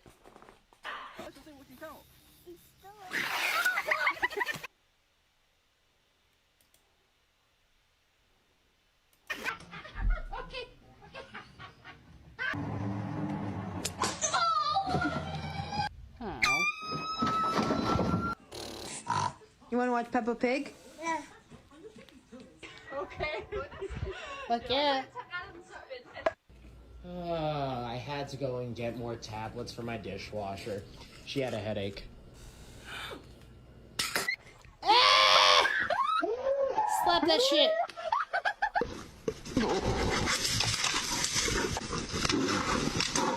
That bear did not pass the mirror test.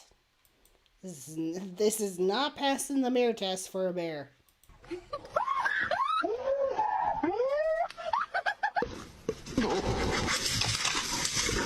That was the opposite of passing the mirror test. You better run. Why? I don't think I'll have to run, quite frankly. No offense to your speed abilities. Oh, you think so? I think I'm probably faster walking backwards, as I just proved. Hi there, guys. Are you liking the video so far? If yes, please don't forget to subscribe and like this video. This means a lot to me. Thank you. Ow. Oh, it's a big tarantula. Goodbye, my... No, don't. You don't have to do that.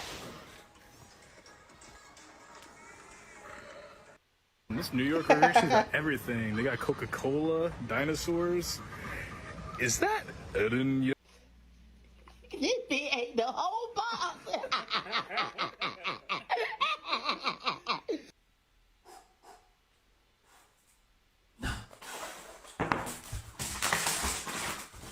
That's too fast. Ow!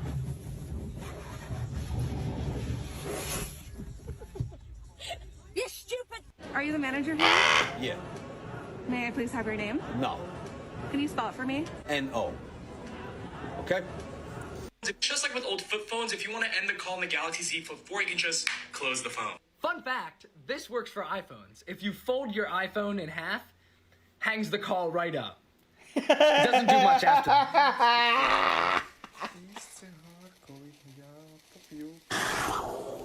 Oh, hey, what's up? So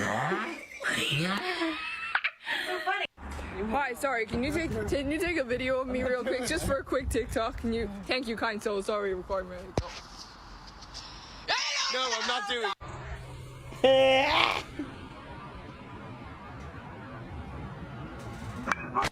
Are you okay? You're welcome.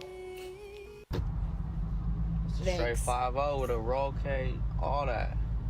Cut it out. Oh shit! Oh my god, you're so tall. You look like a girl. That's why you dead built like a baked bean. A baked bean. Got my plate. Hell no. I got my plate. Look at how dumbass.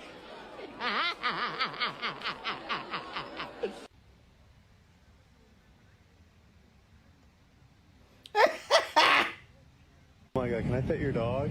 Oh my gosh. Oh, another weenie. Oh, her head's so small, I could. Uh-huh. What are you gonna have for lunch today? You.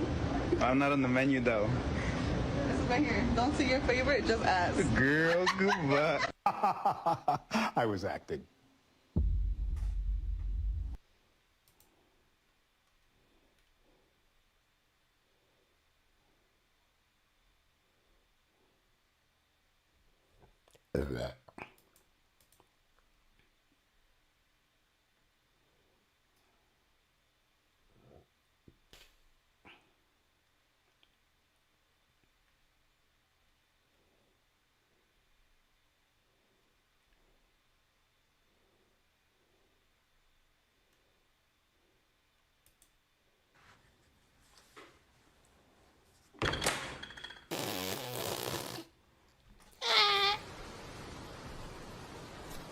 Oh!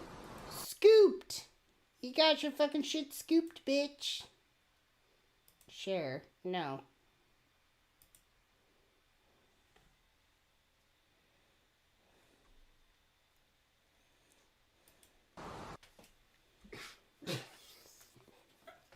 Oh, they're looking for a mouse. That'll get it.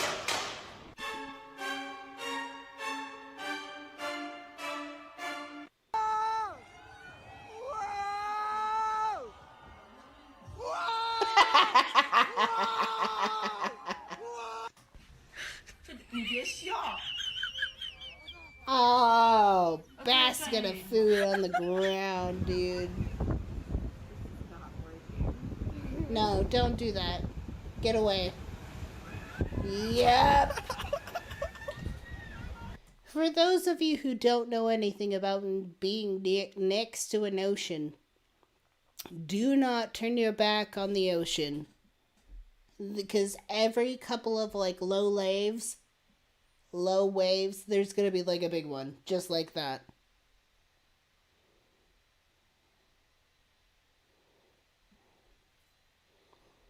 Try not to laugh. Should we look that up specifically?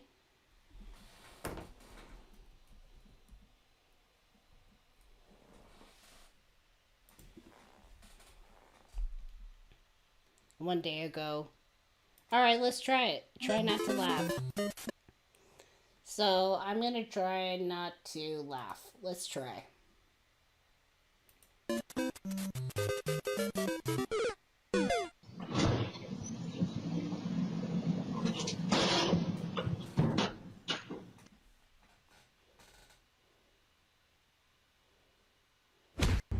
Huh?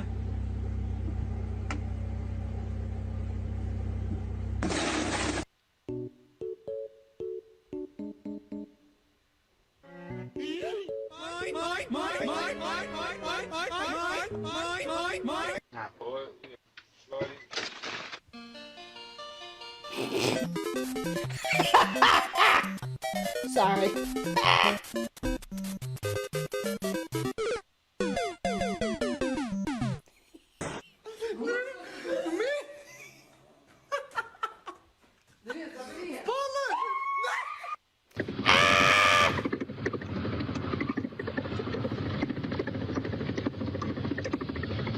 When your power steering goes out.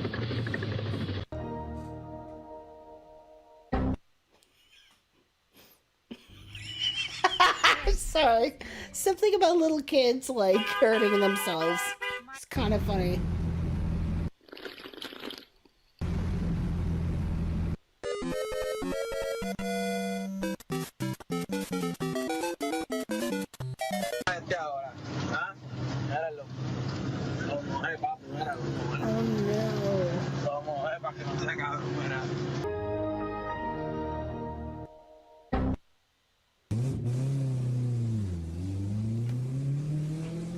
Volkswagen, das Auto.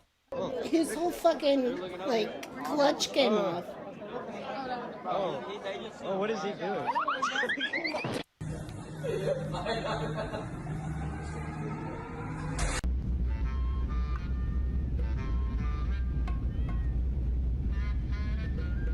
What the?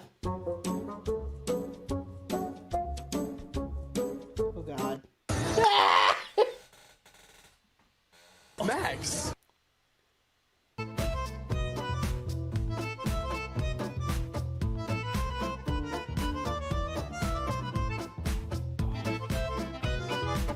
This flight I'm expected to be run on 35 minutes.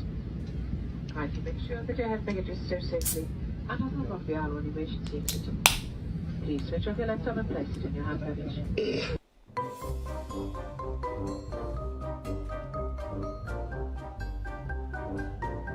Oh no. Oh no.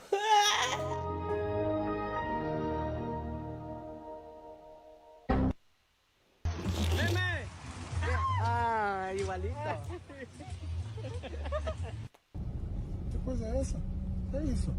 Gente, é inacreditável. Olha aí. Oh, it's a boat! Oh my god! Oh, to the moon!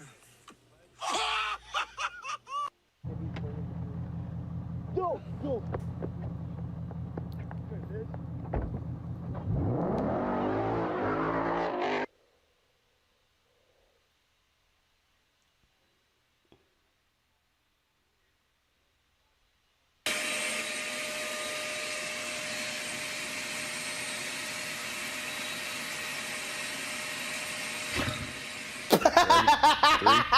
Three, 2, 1, go!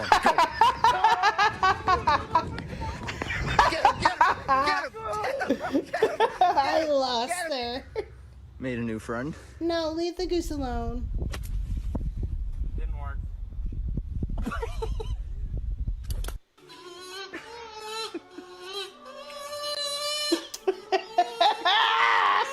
Why has he got a sink faucet on his car?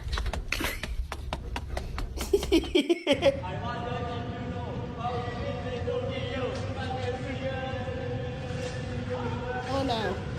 Looking normal in here. Your paper towels, your urinal, you got your garbage can. Yeah, it doesn't matter. There's your toilet. You got your plunger. You got your what the? Why is that like 10 feet long? Do you have to plunge up by your fucking face? It's humped. Oh.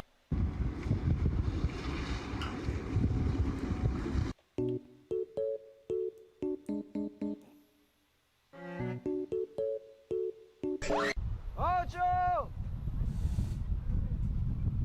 Ocho, ocho, ocho!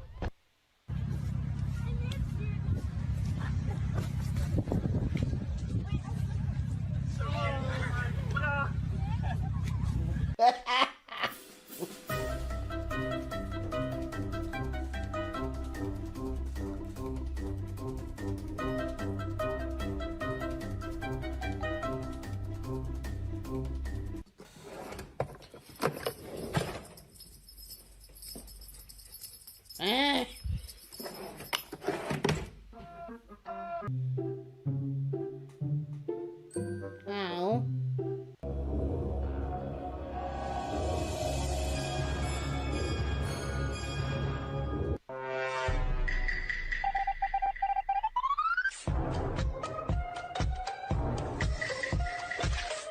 What the fuck? Ow! That's why. You see the car was like flashing its lights, and then right at the last second, the guy's like running into cows.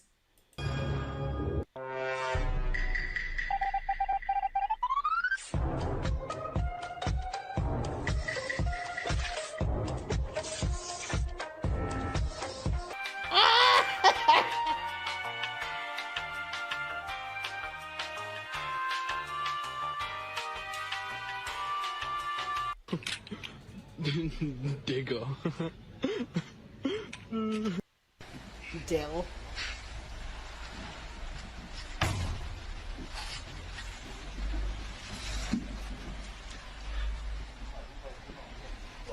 Oh no, my man. No, look at that woofer. With all the fucking extra shit.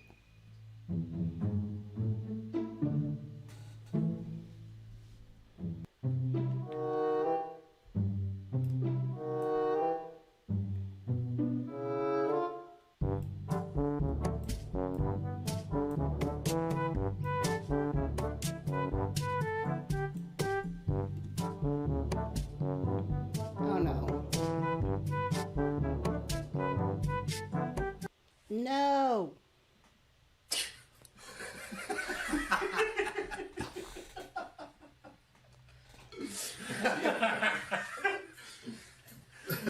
Hey, check this out. Oh no. You gotta switch the doors. That's it.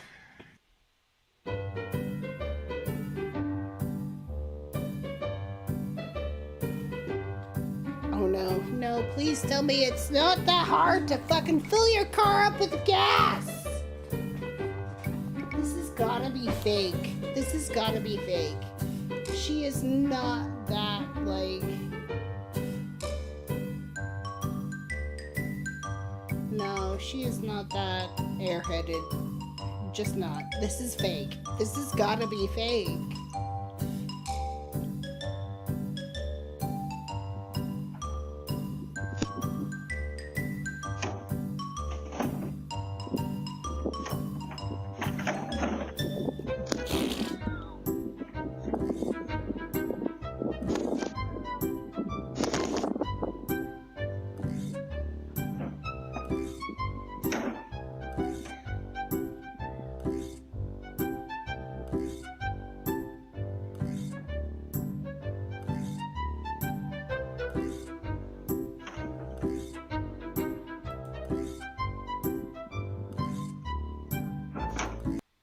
What is it? A17? Okay, we're gonna watch just a little bit more funnies and then we'll call it a night.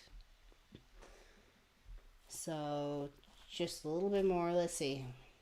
You laugh, you restart. Okay.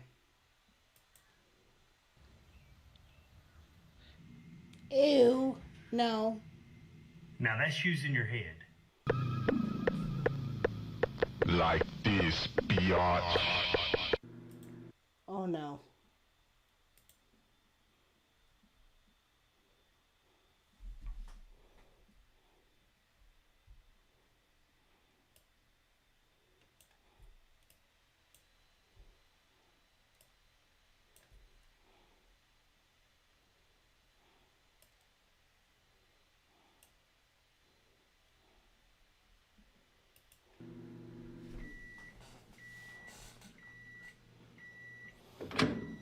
Hello? 1, 2, 3. Go play basketball. I got my ball shoes. I got my ball. No. Not your titties here on the... Please don't put your titties on the plate, please. This is so dumb. These just keep popping up everywhere. I don't get why people like these. Come on, Mr. Oinks, let's go. Mr. Oinks.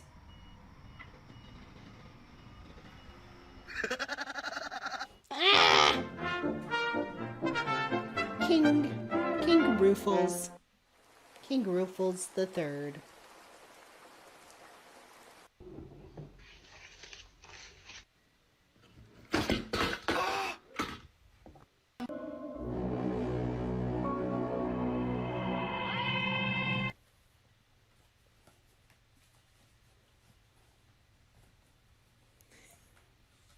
I'm not high enough for these vids. Me either. Let's smoke.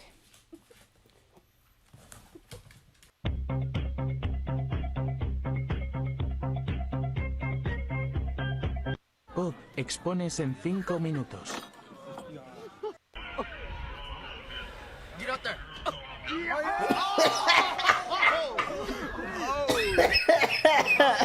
Hey, Anderson, shoot. Vai, caralho.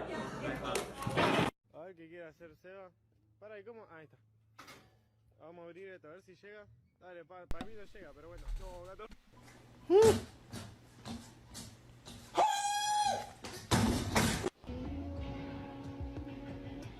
Let's go! Let's go!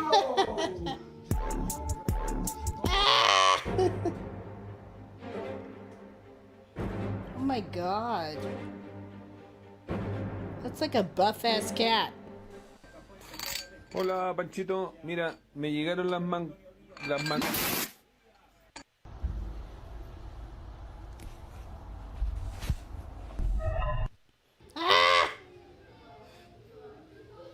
I can't do it. Guys, No. testing this slide. You failed.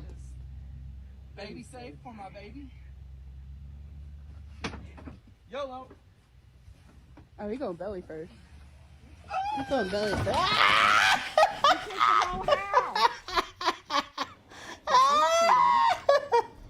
And he can't be trusted. Yeah, I said it. Oh, smack, bitch.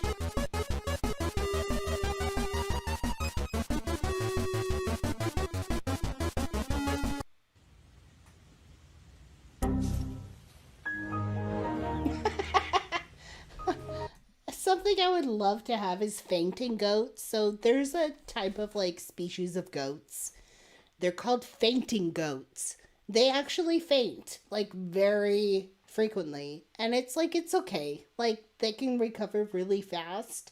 But I would love fainting goats. I would like that would be so much fucking fun and so much hilariousness. What the hell is this dude?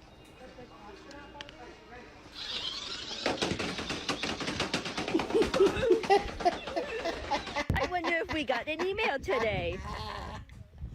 Yeah!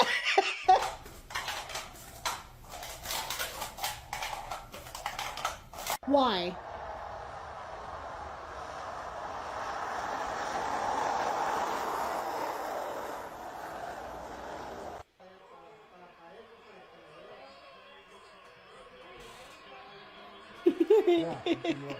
Mark.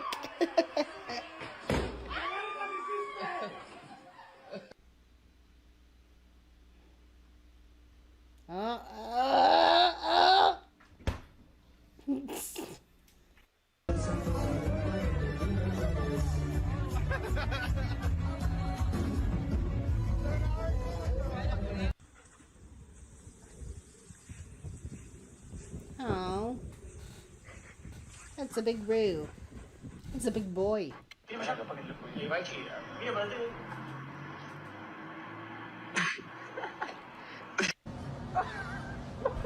is this happening?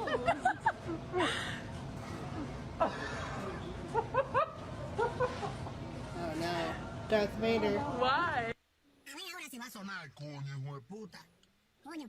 What the fuck is happening?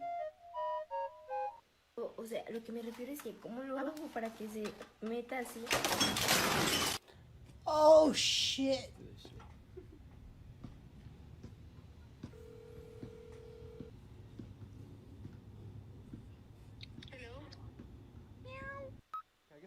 Oh, come on, dude. That's not nice. That's not nice.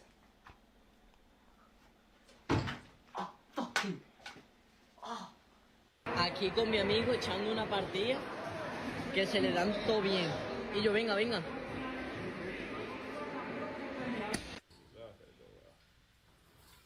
Oh, there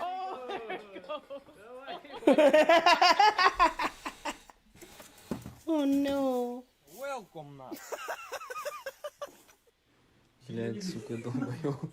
О, мячик. Придурок, нахуй ты бьешь?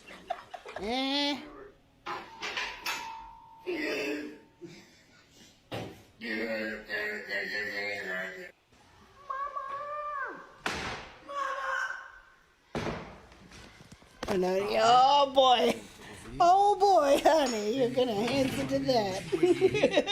Ok? 5 kg. così e si batte. Wir wollten nur den Ball testen. Talented. Azıcık daha yüksekten yolla.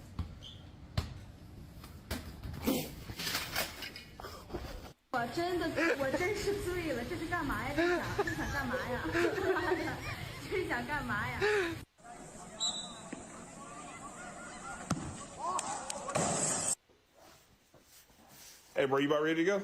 Yeah, let's do it.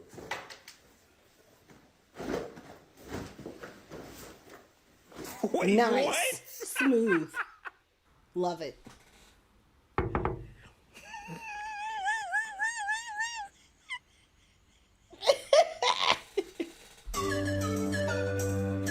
No, not the music.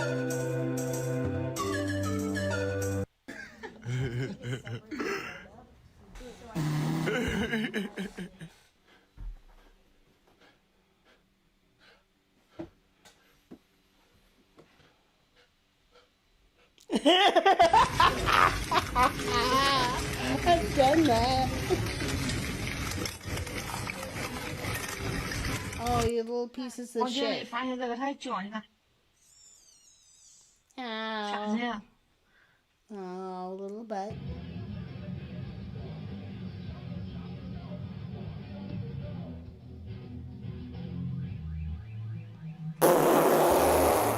This is so beautiful. Leon! Leon! Leon! Leon! Help me, Leon! Help! What Go is back this? to when I don't snuck get a some of Nintendo these. Switch into our graduation with 700 students. Or where life takes us, we will continue to be dragged.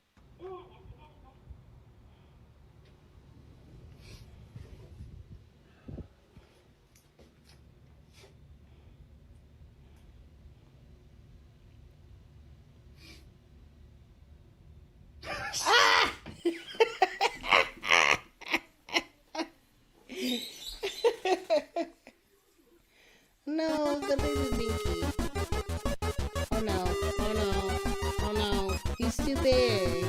Him too big. Him too big for that. He's too chunky.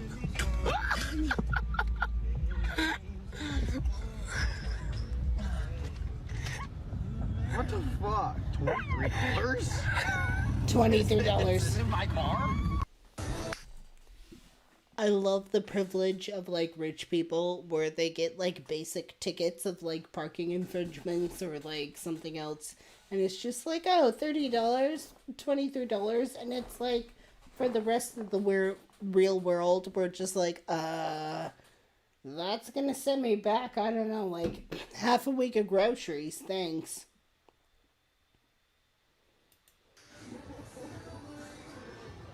Max.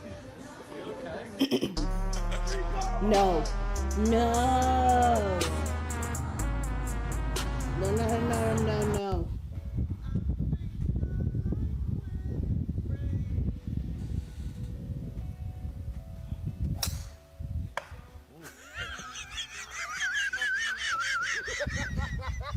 Oh my god, bro. Oh, hell no, man. What the fuck, man? Don't be diving in an inch thick of water. Don't you think about it now.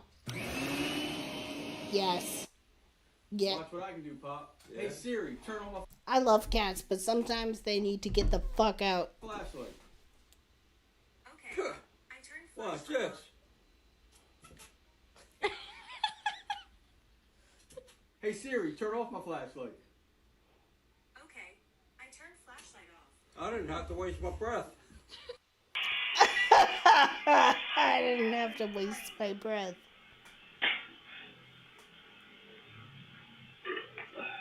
More.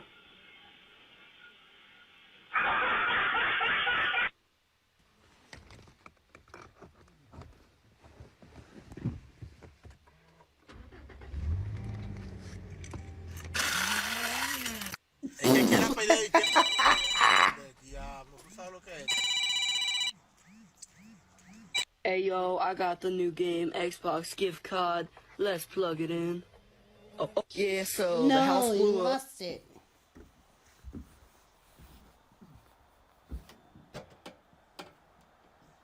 No, too many.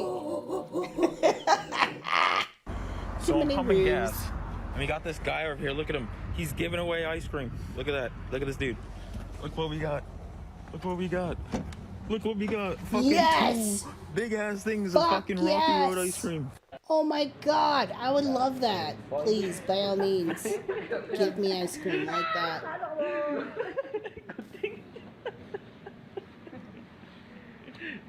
Un video más, mi gente. Me gustaría saber desde dónde tú pierdes el tiempo viendo mi video.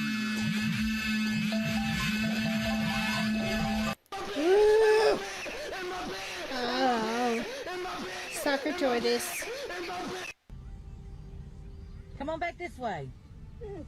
That truck's gonna get. Don't jump! No! No! Alright, if I hate this, you give me a kiss. Alright? Fucking dumbass animals.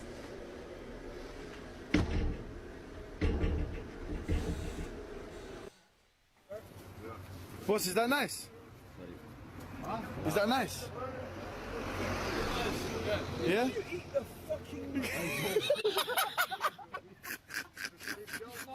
No knife, no fucking knife. It's nice. Bro, you're eating the packaging. You're not meant to eat. It's Don't worry about me. Is it nice though, yeah? You eating the package, my friend. Huh? Bro, you're so drunk, you're eating the whole fucking, like, styrofoam casing of your fucking food.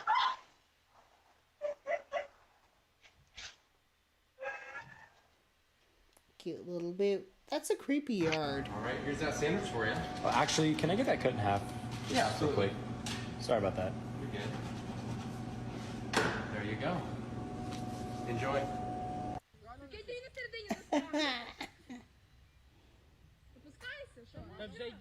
Oh no. No, no, dude, no, no. Oh, yeah, yes. Love it. El profe. ¿Quién rayó el pizarrón? La mosca.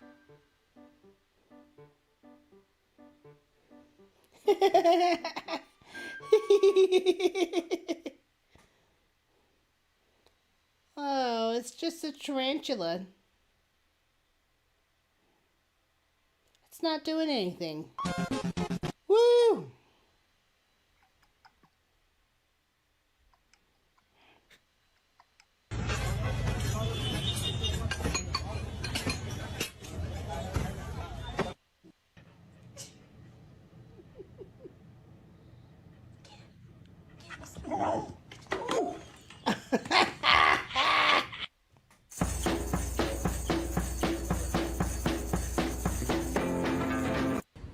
Well, I'll be damned.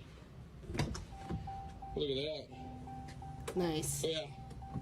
Real man of genius. Real man of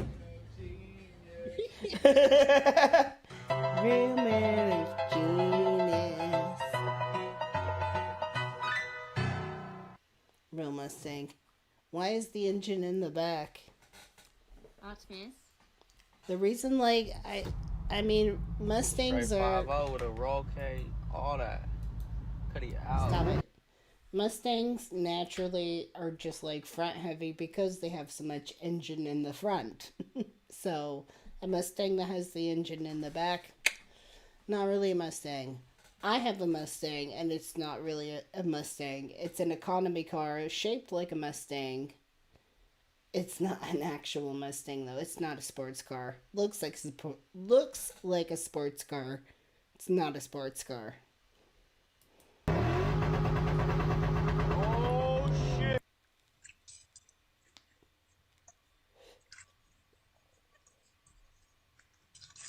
Oh.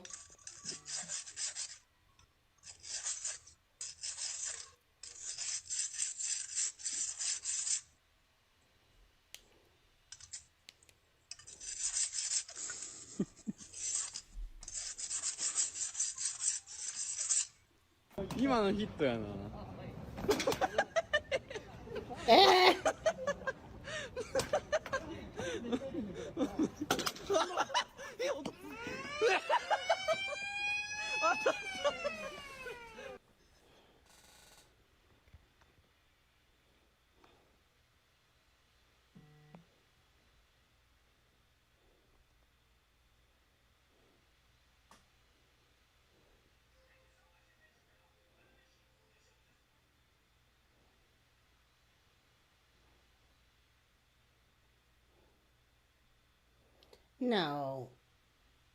Are you like...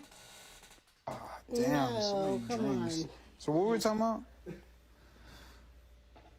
You remember that? You remember that time you cheated on your girl? Man, the camera right there, man.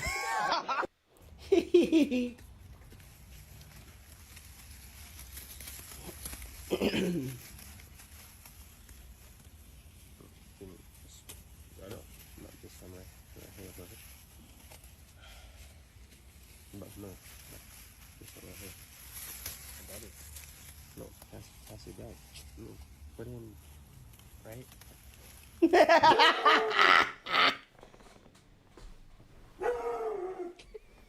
Oh, why are you so mad? Oh, Mad Roo. Mad Roo.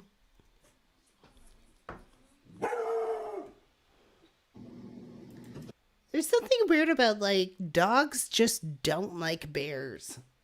Just automatically. They just don't like bears. They instantly recognize the shape and form of a bear, and they're like, nah, not about that. Get out. 1, 2, 3, go. I don't give a damn. Get the hell out of here. 1, 2, 3, go. 1, 2, 3. Get my ass out of here. I don't have a driver's license, but I've never been in an accident. So. Did any of you other people, like, go to public school and they had, like, that 1, 2, 3, like, drinking fountain sort of rule? It's like 1, 2, 3, go. 1, 2, 3, go. So, like, you could only drink water out of the drinking fountain as long as it took to count to 3. It's like sometimes I was, like, really fucking thirsty, and that really fucking sucked. Well, like you've never had one, or you just didn't renew it, or? How did Uber allow you to sign up? Well, you work for Uber, right? Guys, can you keep it down? I'm trying to sleep. We need to stop baking. It's seriously. What happened? Honey, what happened?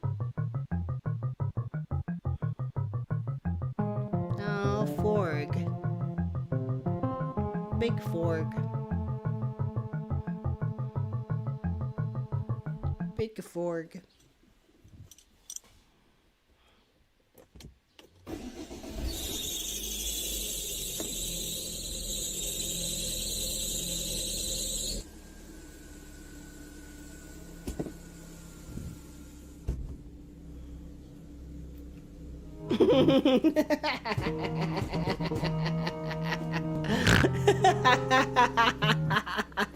This is where my car's getting to. Like, my car's at that point. Help! Oh my God! Hold on, man. Please. Who is that coming off the goddamn pick and roll there, boy? Oh, brother, who's that on the low? Oh, it's too small. Oh, it's gonna get you. Oh. Oh no, oh no. That's too much. Uh-oh. Uh-oh, Spaghetti-O. This is not how you measure. This is how I rearrange furniture.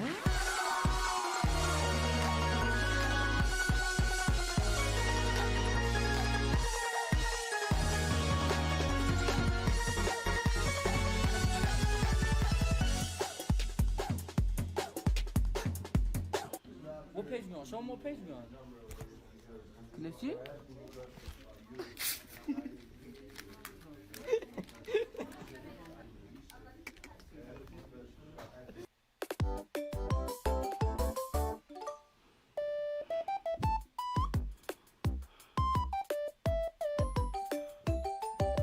I want you to focus on the tip of this pen, so just follow it with your eyes, okay? Mm-hmm.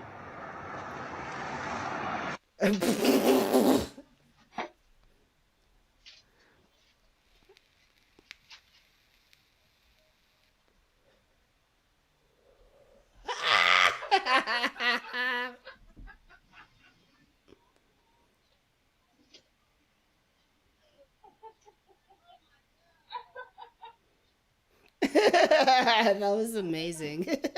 I love that.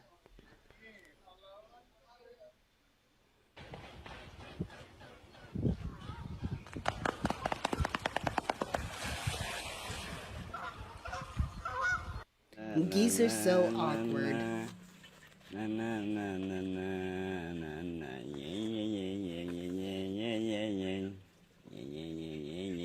Ew, gross. Great. Now you have malaria.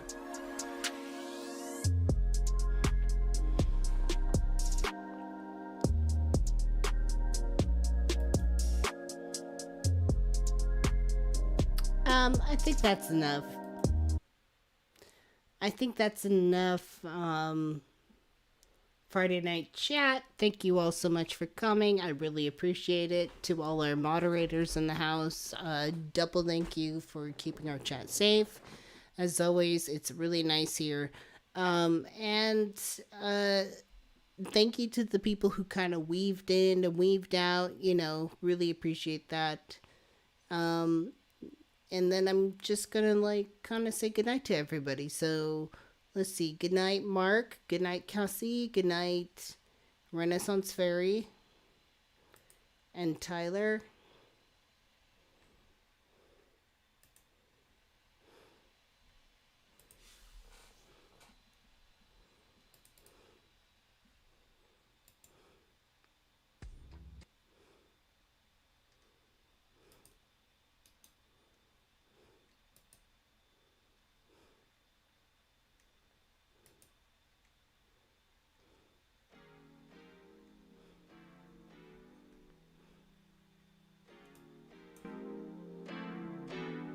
Good night, good night, good night, everybody. Good to see you here. Imaginista. Ontology Dragon. Thank you all for coming.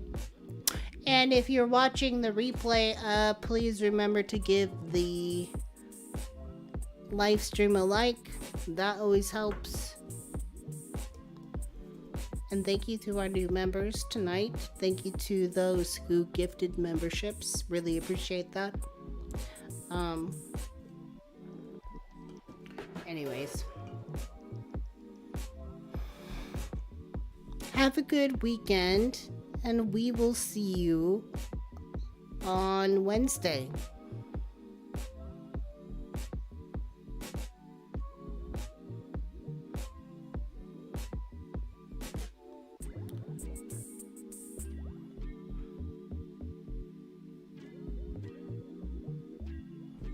All right. Good night, everybody.